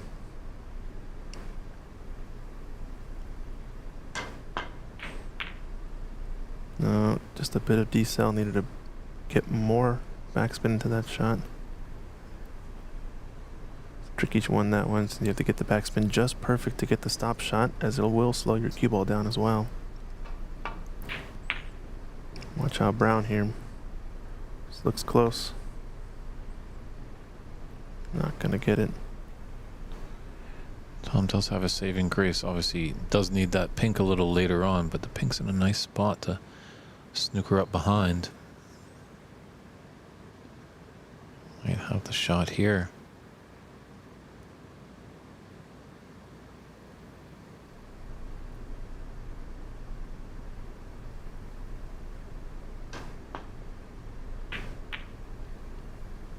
It's a natural shot to nothing coming behind the Brown. This is a snooker. Very nicely done. He needs 2 of them. I think I like going off of one cushion here and just knocking the green not too hard. This is to not sell it a free ball. 2 cushions is good as well, but again, doesn't want to hit it too pacey.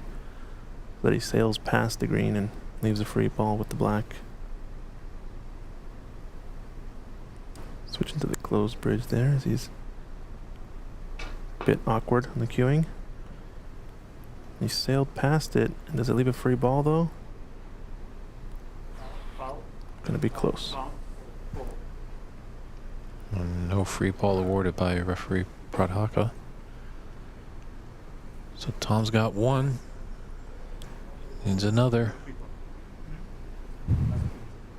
Oh, he's actually just coming to check just to make sure. I think it is actually really close, so we're gonna take a look and put the classic red next to the green.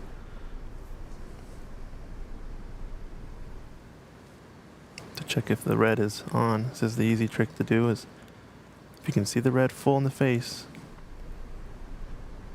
it is not a free ball. But if you can't see this red full, it is a free ball awarded.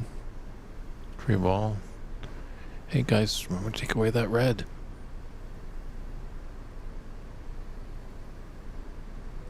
Or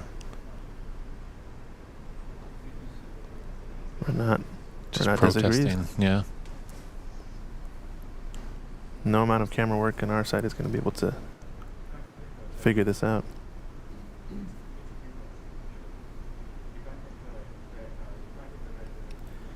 Another easy way to tell is to put another red up next to the black and get them all 3 in line. You'd easily be able to tell.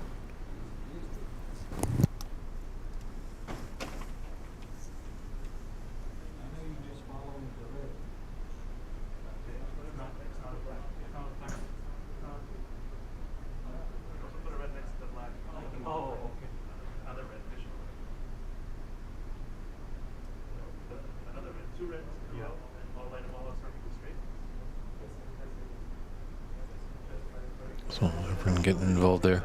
Christian coming out of the booth, just instructing referee Jaya Pradhakar. He does a lot of stuff. It's great that he stepped up to do some refereeing.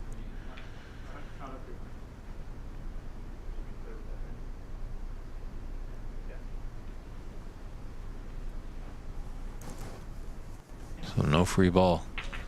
Well, thank you very much, Christian, just for coming in. At first glance, obviously, the cardinal measuring stick there is to put that red beside the potential free ball. And if it's close there, also put another red by that black, and if they can cross and path and hit each other. There's Norman Hung in the chat, referee for Embassy Open.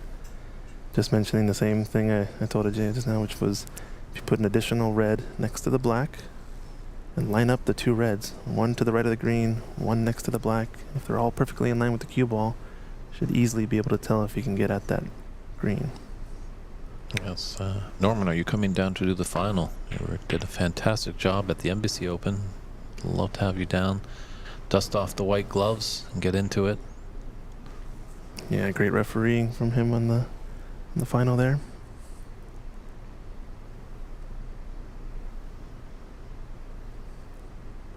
Good job from Ajaya to get the call right there. as it is pretty crucial to the result here in this frame. Yeah, at the early onset, he was awarding the free ball, but Look at Renat this. was high in protest. I mean, yeah, if you know it's right, it's right. But there is an objective way to measure, at least, which is nice. All good, Norman. No problem. Jaya is on the scene for this final, I believe.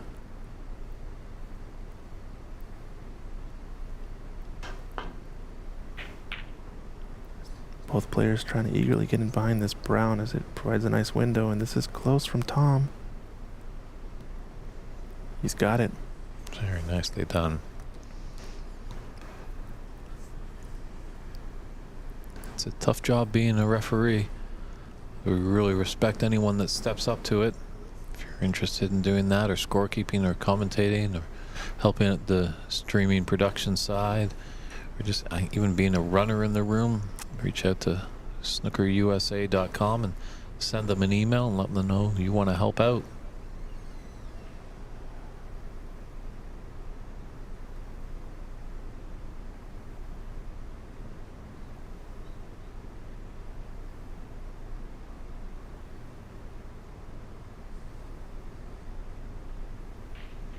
Lots of pressure here. Not running into it quickly. Yeah, the one cushion escape is tough since you're coming close to the blue, but I think it is the better choice here. As if you were to miss the two cushion escape, you're likely going to run into the pink off the bottom side. More difficult to judge as well, maybe. Big shot. Oh, just sailed past it. Tom, 4. And that's the snooker he needed. So Get a game on. replay of this snooker here from Tom Limor. That brown ripe for the snooker, being about a ball and a half lengths away from the right cushion. Great job in forcing the mistake now. So he simply needs the clearance.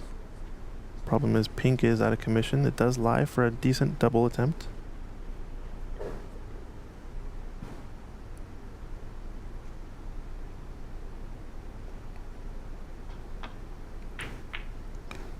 Another attempt here behind the brown. This one not going to get it, and now that brown is gotten bumped off that cushion, going to be a little bit more difficult to play in behind on snooker attempts. Yeah, this is where your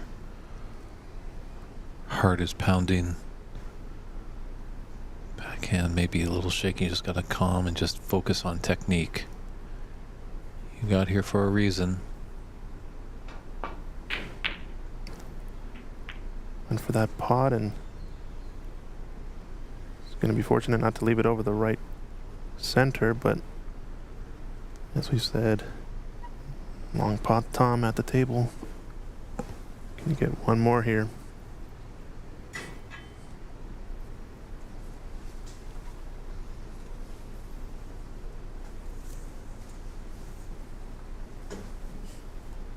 Both players on our second semifinal coming back just now. Getting ready to go.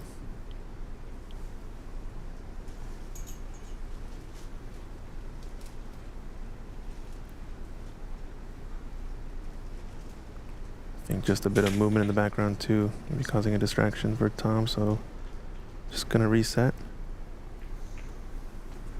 Nice drink of water, cool the nerves.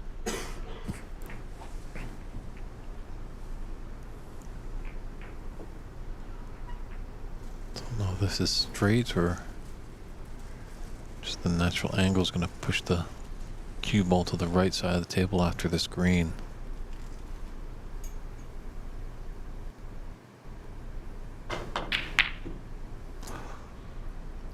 No fluke there. Oh no. Uh-oh. I don't think he's going to like this. Oh no, disaster. Live and die by the pot for long pot Tom here. He did all that great work to get the two snookers. Certainly not a gimme at this stage of the match.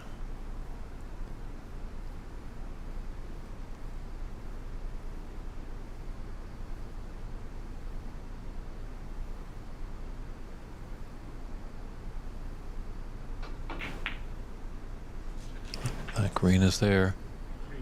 Not even playing shape for the brown, really. Just needed to get that ball down. As we're back to snookers required.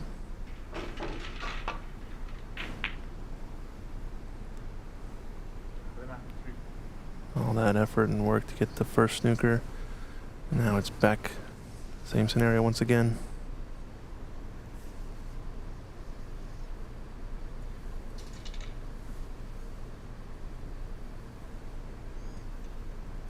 So we've gone past 1 p.m. So semifinal's still in play. So potentially that the final might start up at 2 p.m. This match could still have some distance, and our other semifinal still in play. So good attempt. Almost got the blue perfectly eclipsing brown there, but about a half ball available on the left side. Does it have a chance to drop? Could this go in? Nope. It's going to sit right over the pocket. It's not the worst scenario for Renat. Unless Tom can eye up a solid snooker after potting this brown. I think you have to pot the brown here since it's pretty difficult to not leave it on. Pot the brown, get up in open space, maybe down the left side of the table somewhere. And use the pink as your snooker attempt on the blue. It's a tall order. No.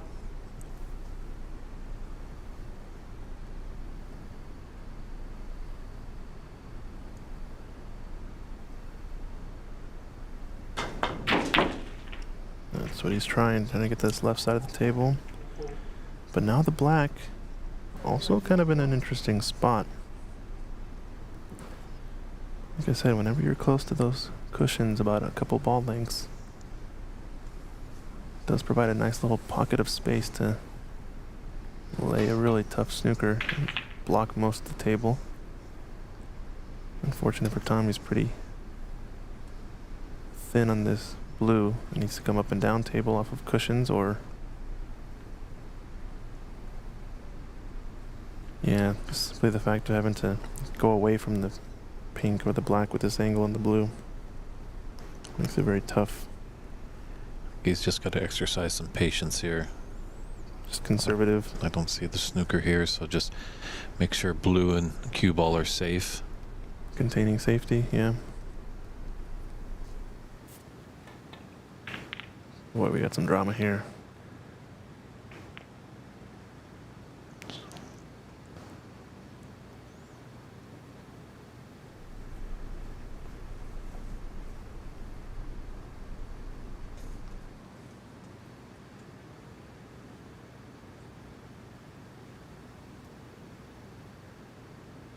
It's a great shot of those two combatants right there.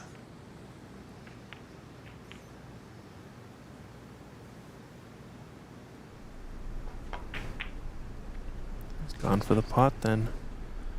Don't know how risky this is. At least now it's do or die on these snookers with the black.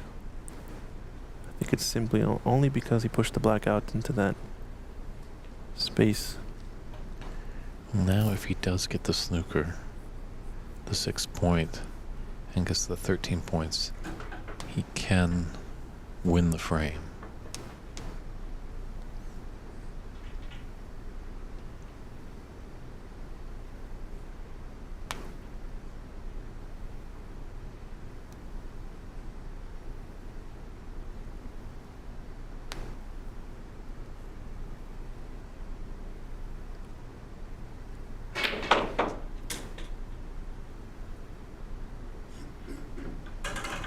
Just going with his opposite hand here.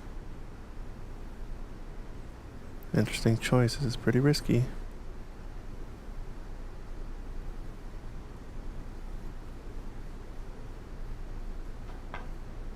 Oh my goodness, can you believe it? He missed the pink. No way.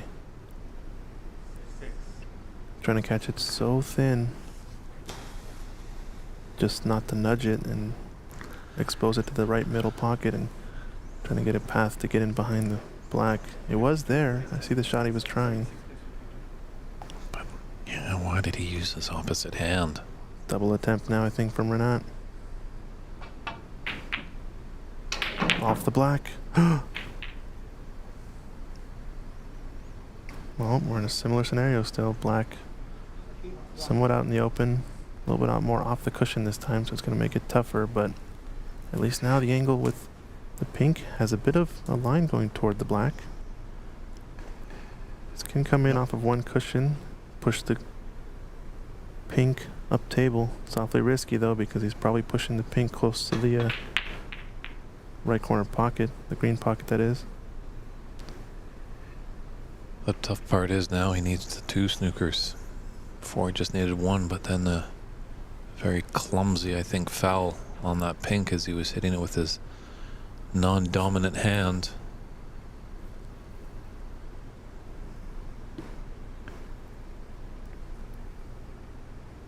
You do see players playing with both hands, but I didn't really see Tom play a lot of shots with his left hand. Like he was predominantly right, so I think that had everything to do with that misalignment there. Such a thin shot. You're not always as acutely aligned or in tune with your offhanded alignment as you are with your strong hand. It's gonna go up table off of the right edge of the pink. Excuse me, left edge of the pink. uh-oh. Trying to come in 2 cushions. Oh my no. goodness, how do you lose the match there? Commiserations for Tom Limor. A great effort. His debut U.S. National Opens gets all the way to the semifinals, but Renat Denka, you are moving on to the finals. That will happen maybe in about an hour's time or so. We'll see. Definitely, I think, check back with us at 2 p.m. Strong victory. Renat takes it by a scoreline of 4-2. Looks like he was going to pull away at times, but Tom did make it tough, made him think a little bit. So we'll just step aside. We might just put on our other semifinal, but we might take a little break in the commentary, just rest our voices, because we got a big final coming up a little later today. Renat Denka, will he be taking on the defending champion Darren Taylor, or will Shakib Karam force it to have a new U.S. champion? Only time will tell. So we'll see you soon. We're going to step aside. Christian Younger's over there. I'm David Burney. And enjoy that other semifinal. We know Rob Richards is doing a great job over there providing commentary, so check it out on the Ontario Snooker Tournaments page on YouTube.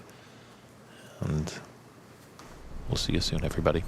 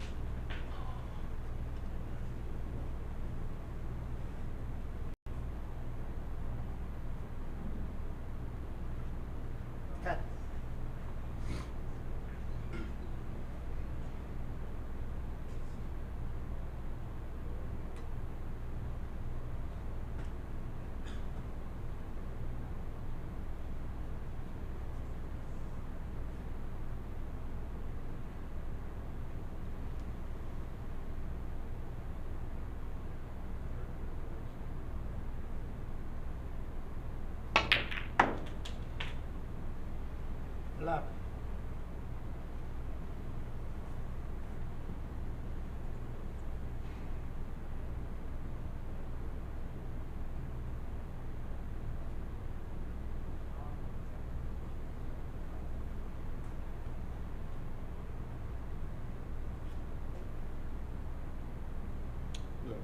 Blue.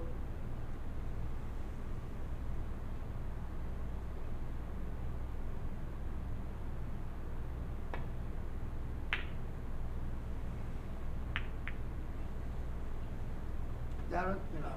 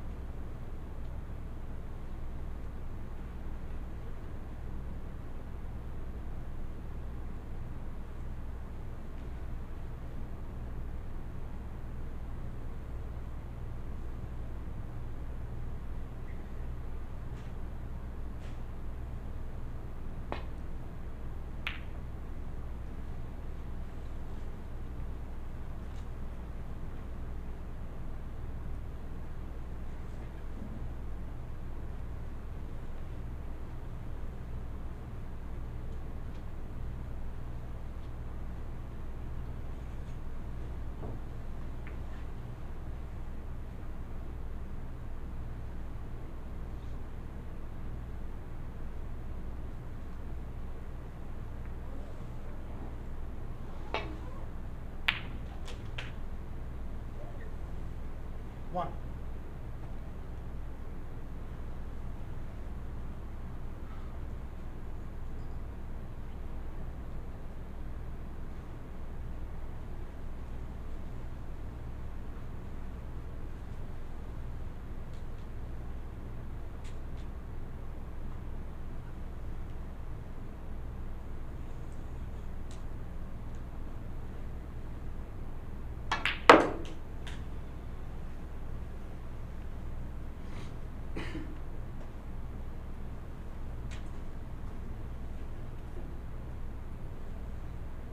Seven.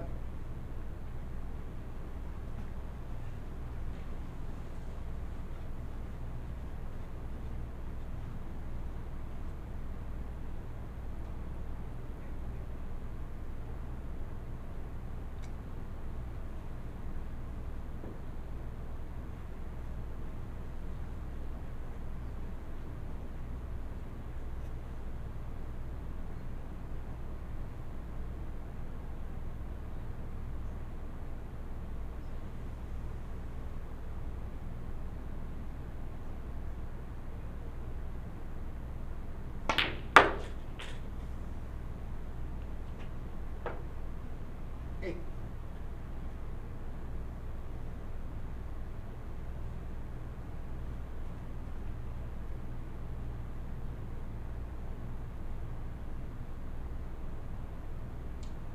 Blue.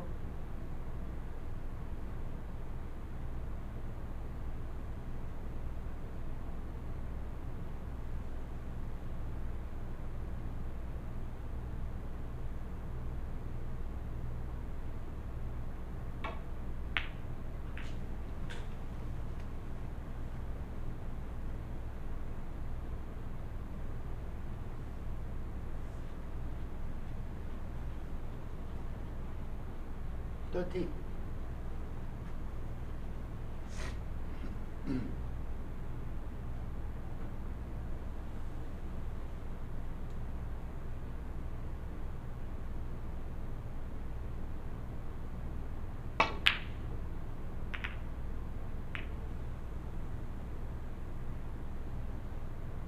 Darren, 13.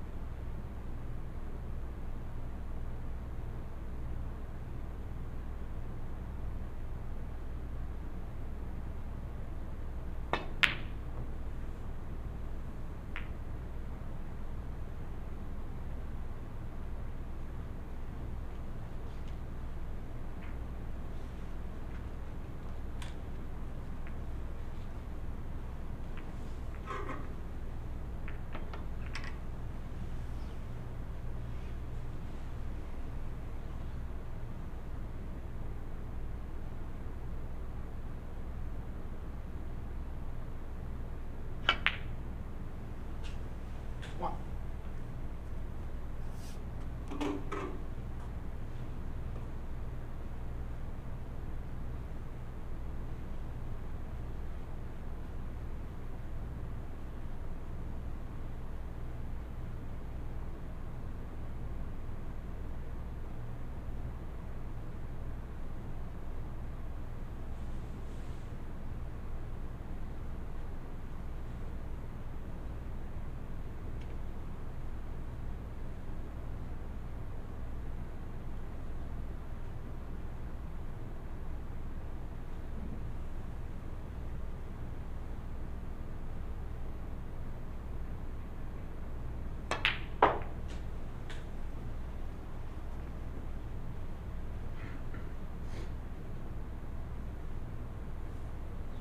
Five.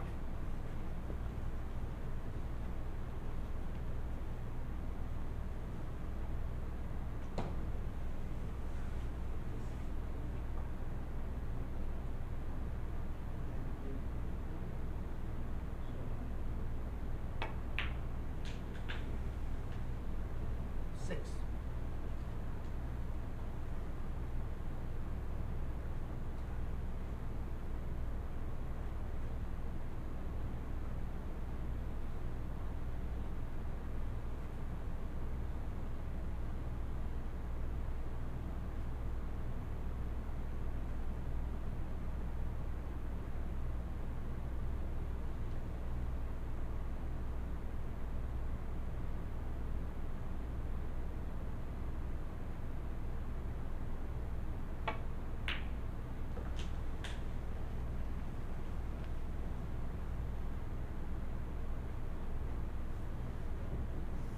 Twelve.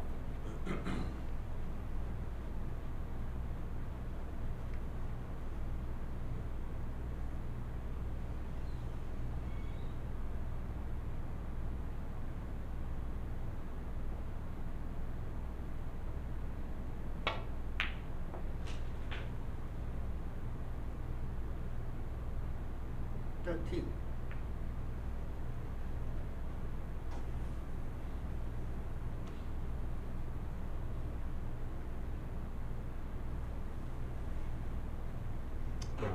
Round.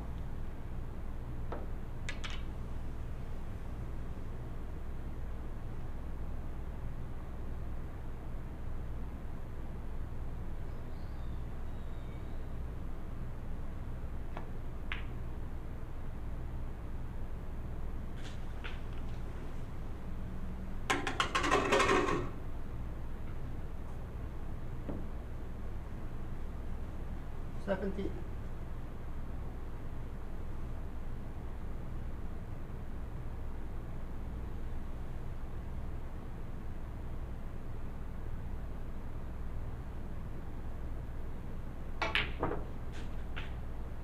Eighteen.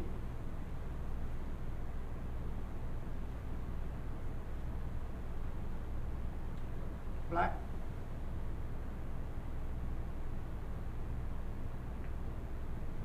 Darren, 18. Darren, 42. Sakib, 3.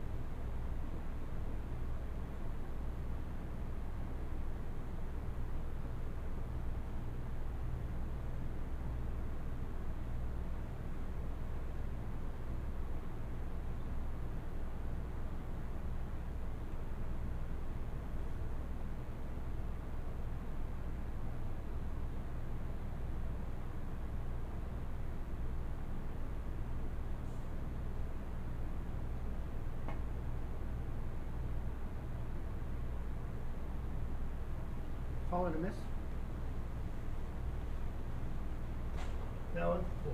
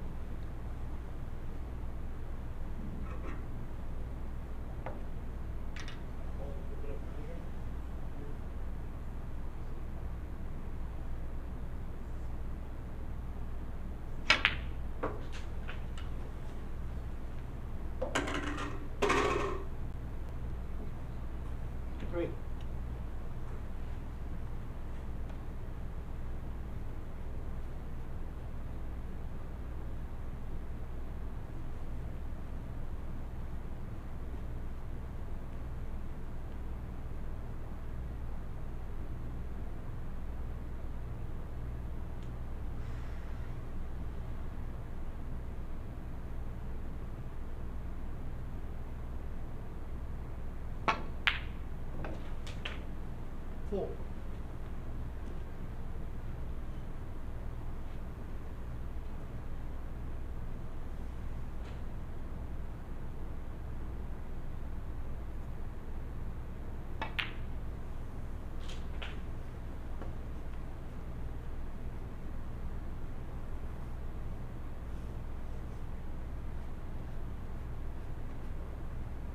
Tap.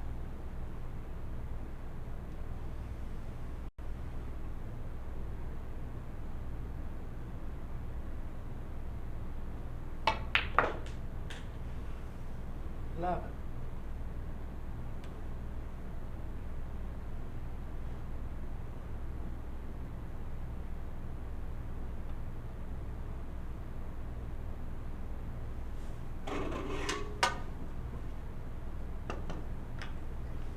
Yellow. Yellow.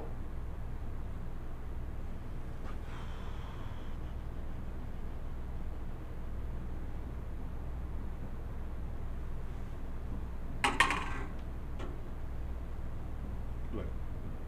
Blue. Blue.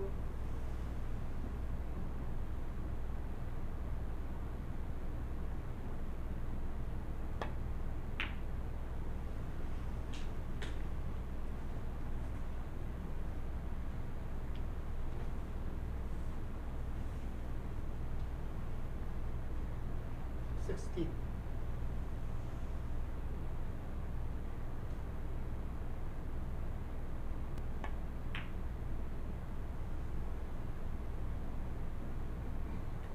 Darren, 16, and the frame.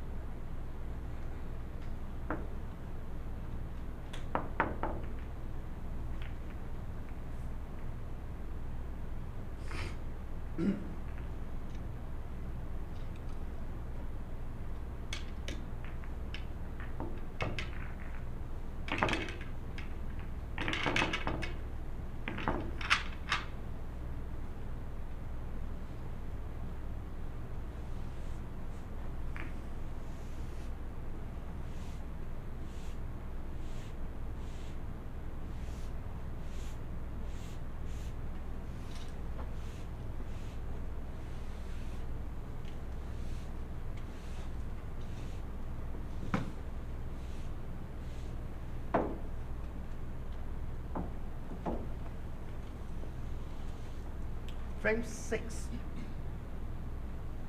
Sakib the frame.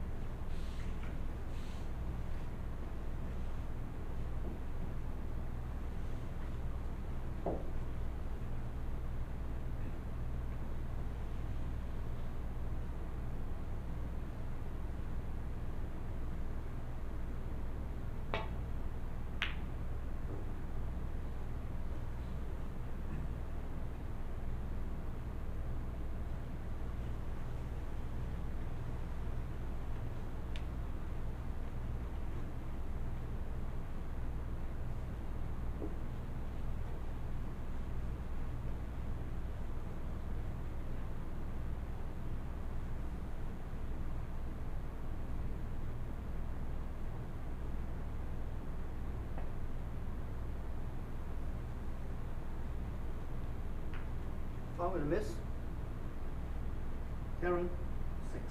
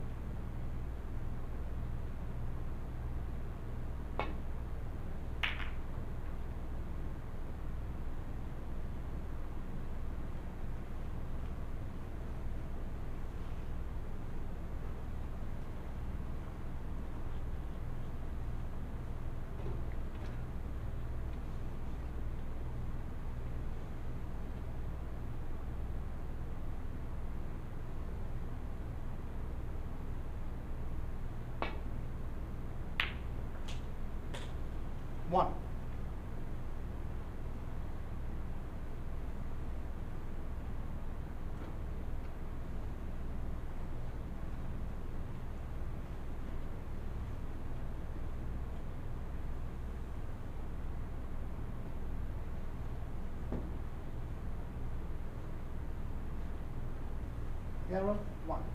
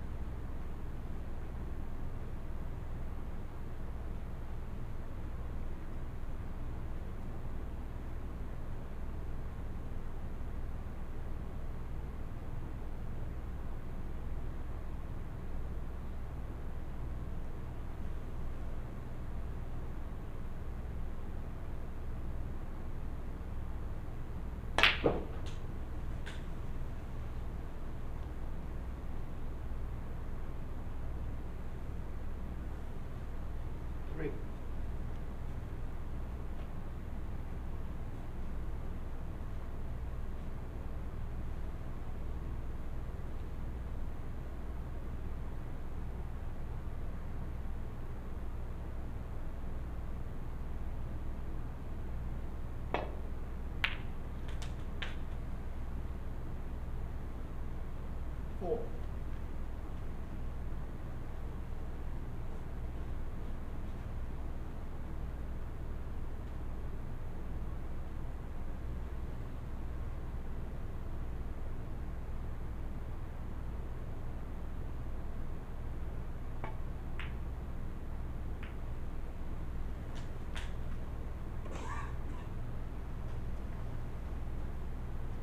Nine.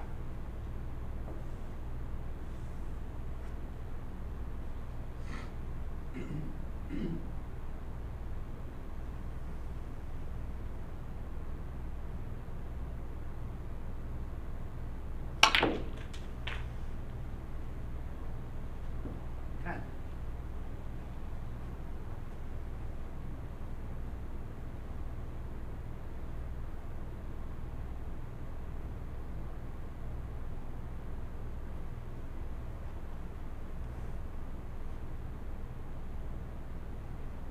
Black. Black.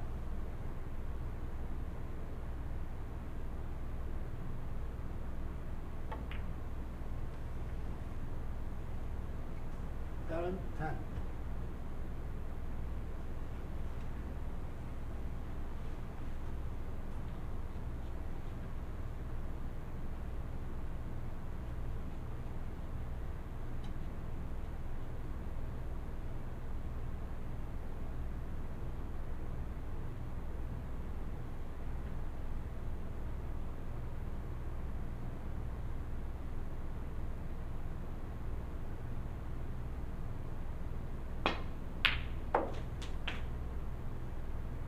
One.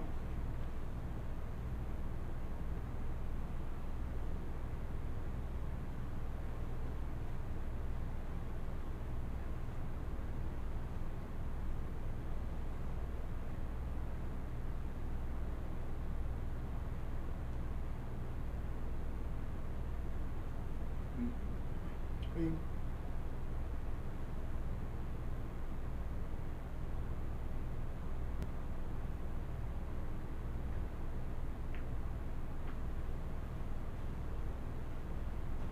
Saki, 1.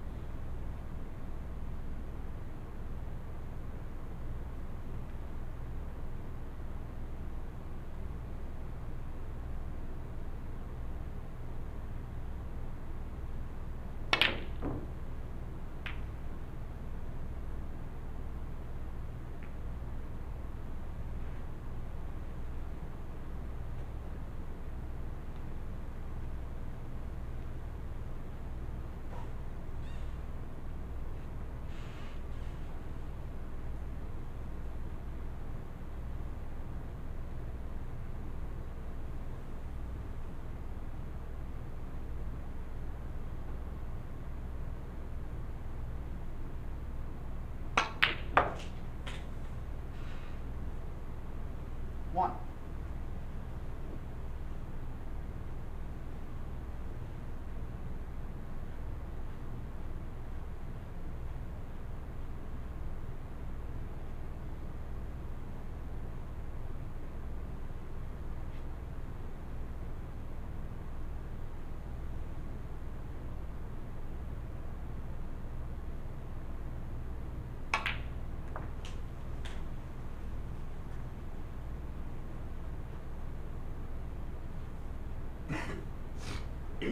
6.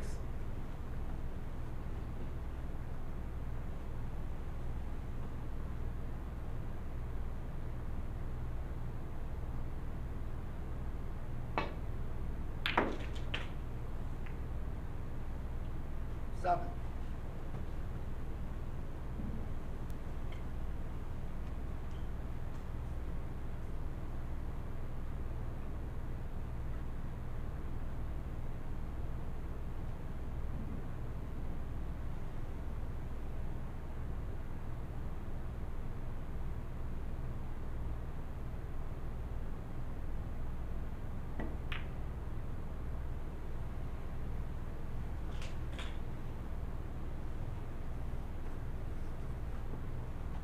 Okay.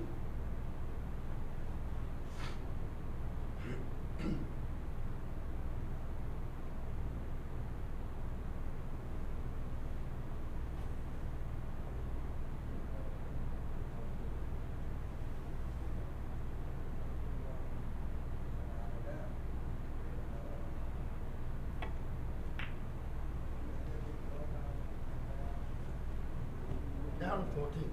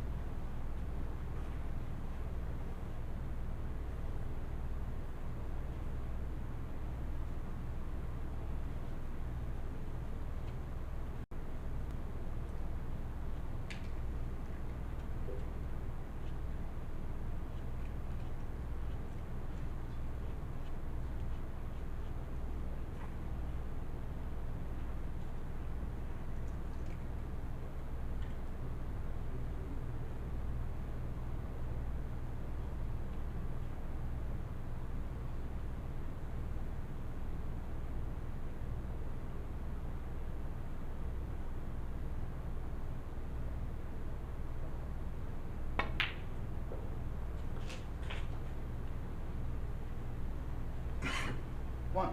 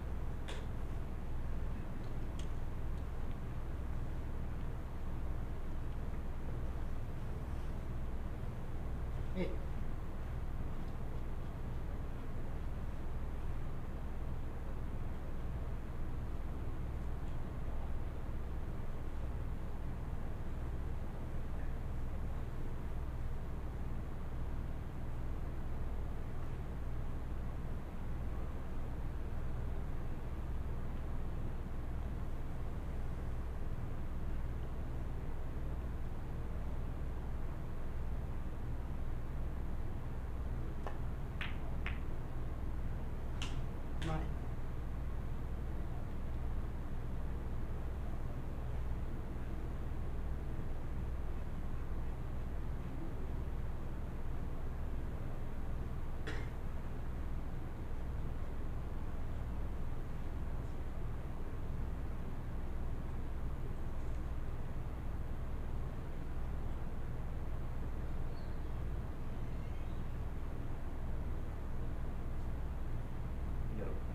Yellow.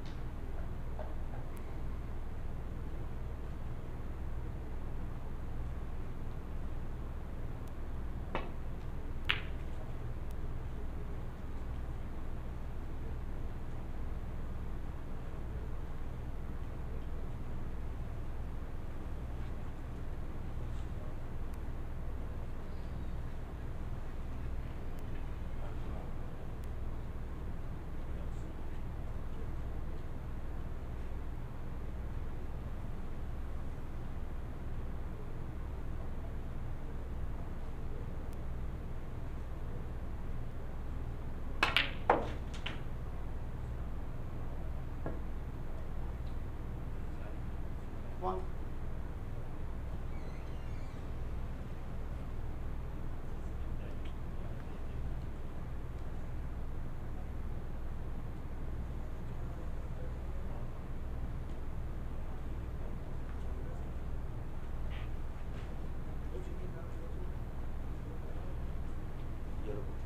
Yellow.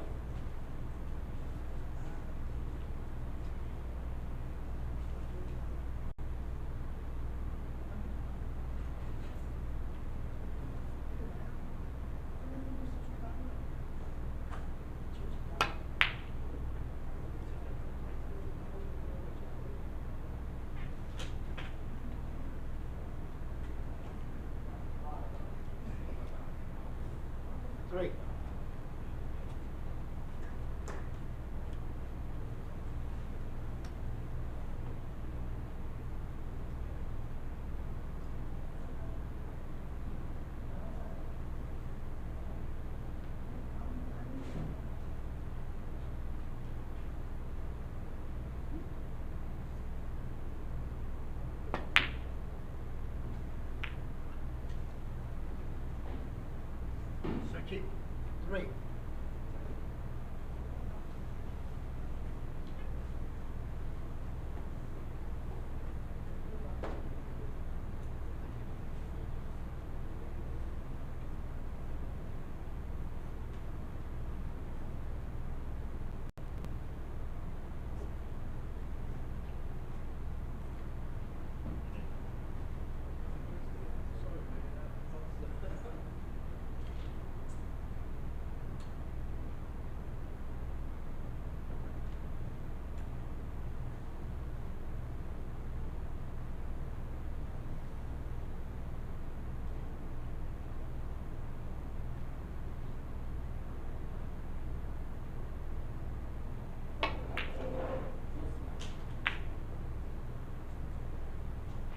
One.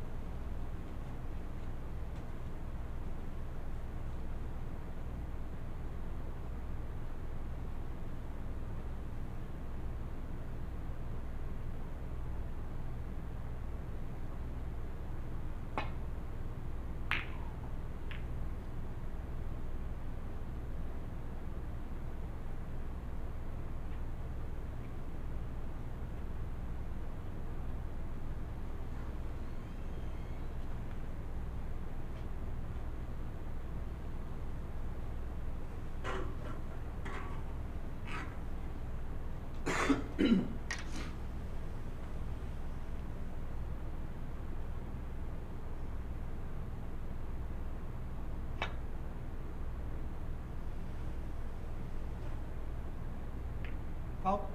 Yes.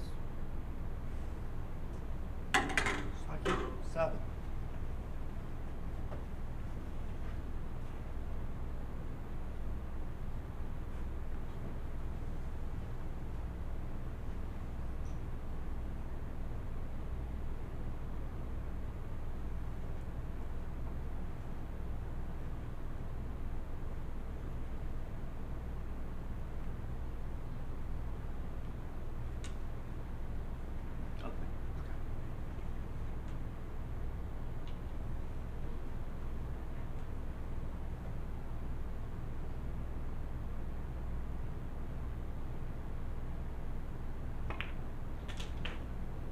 One.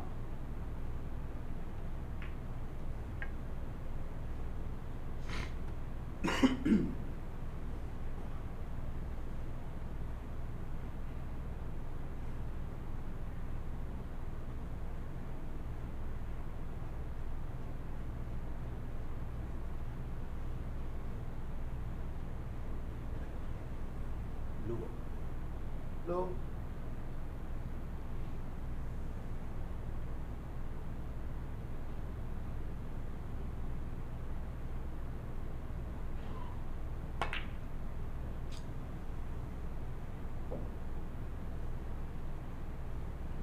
Strike 1.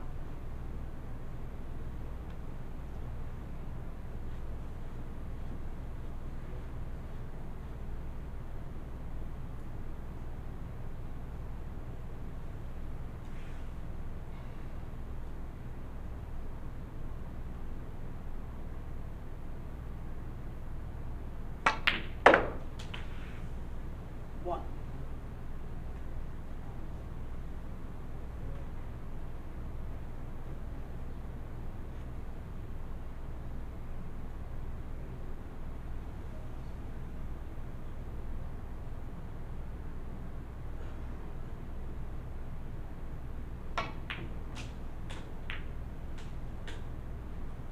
Foul.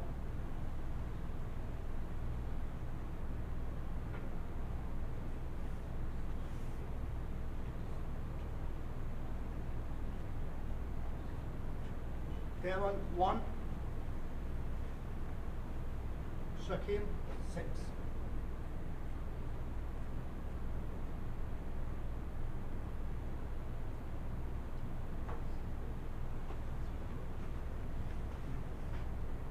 Feeble.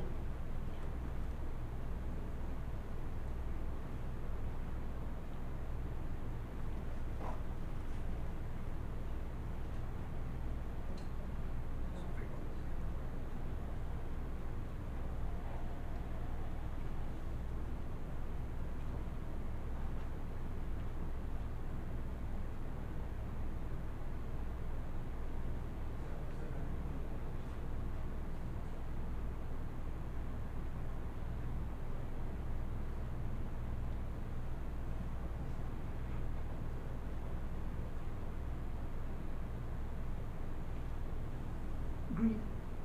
Green.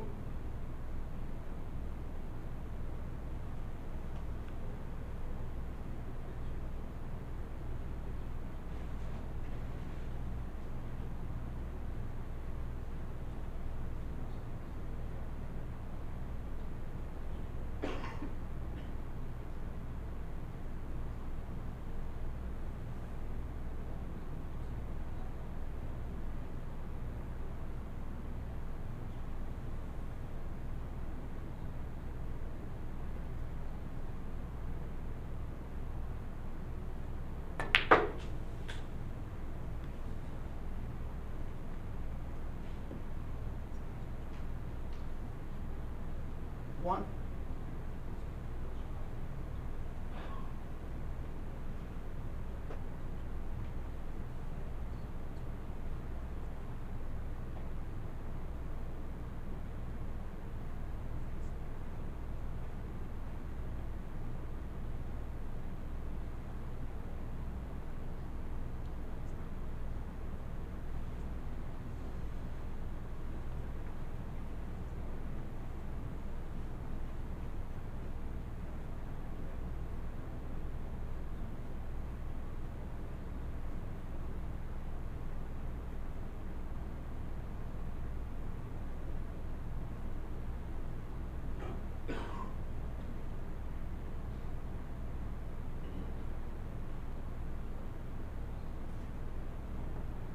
Brown. Brown.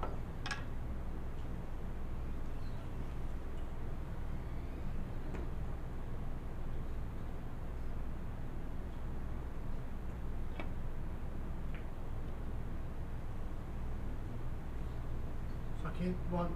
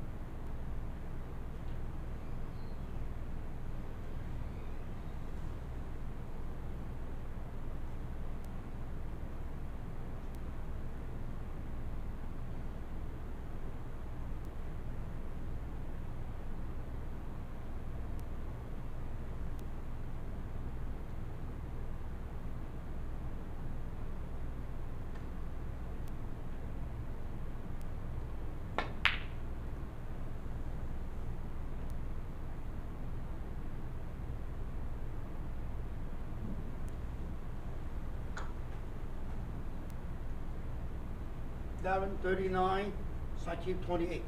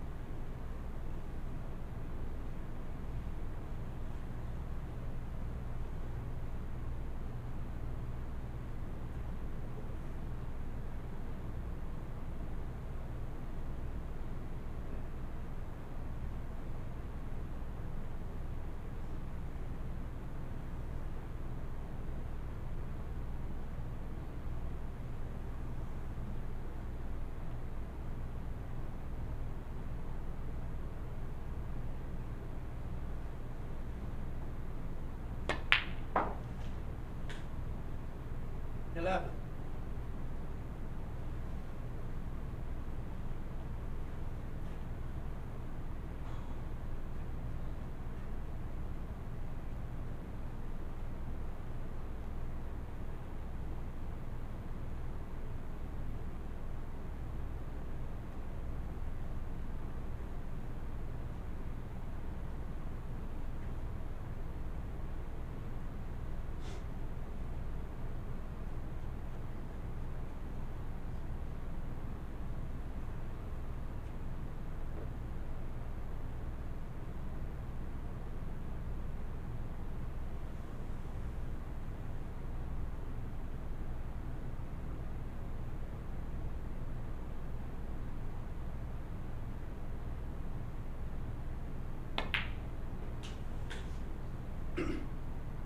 $15.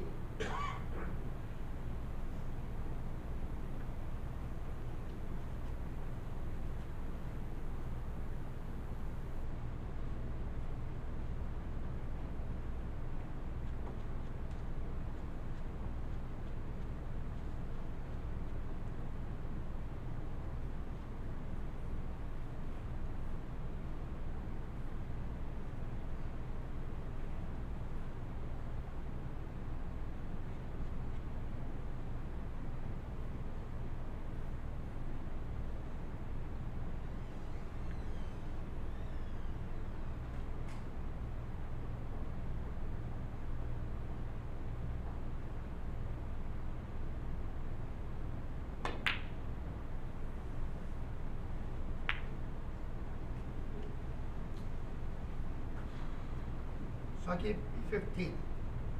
Devin 39, so I keep 43.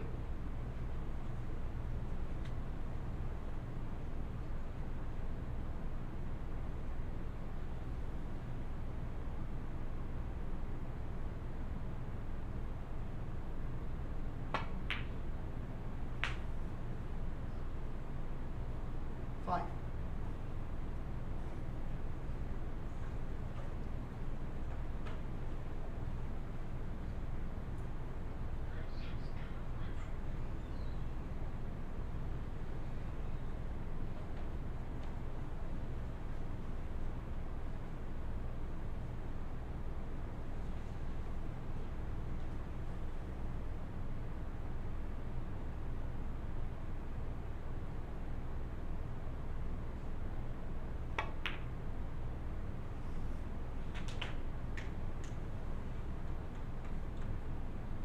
$11.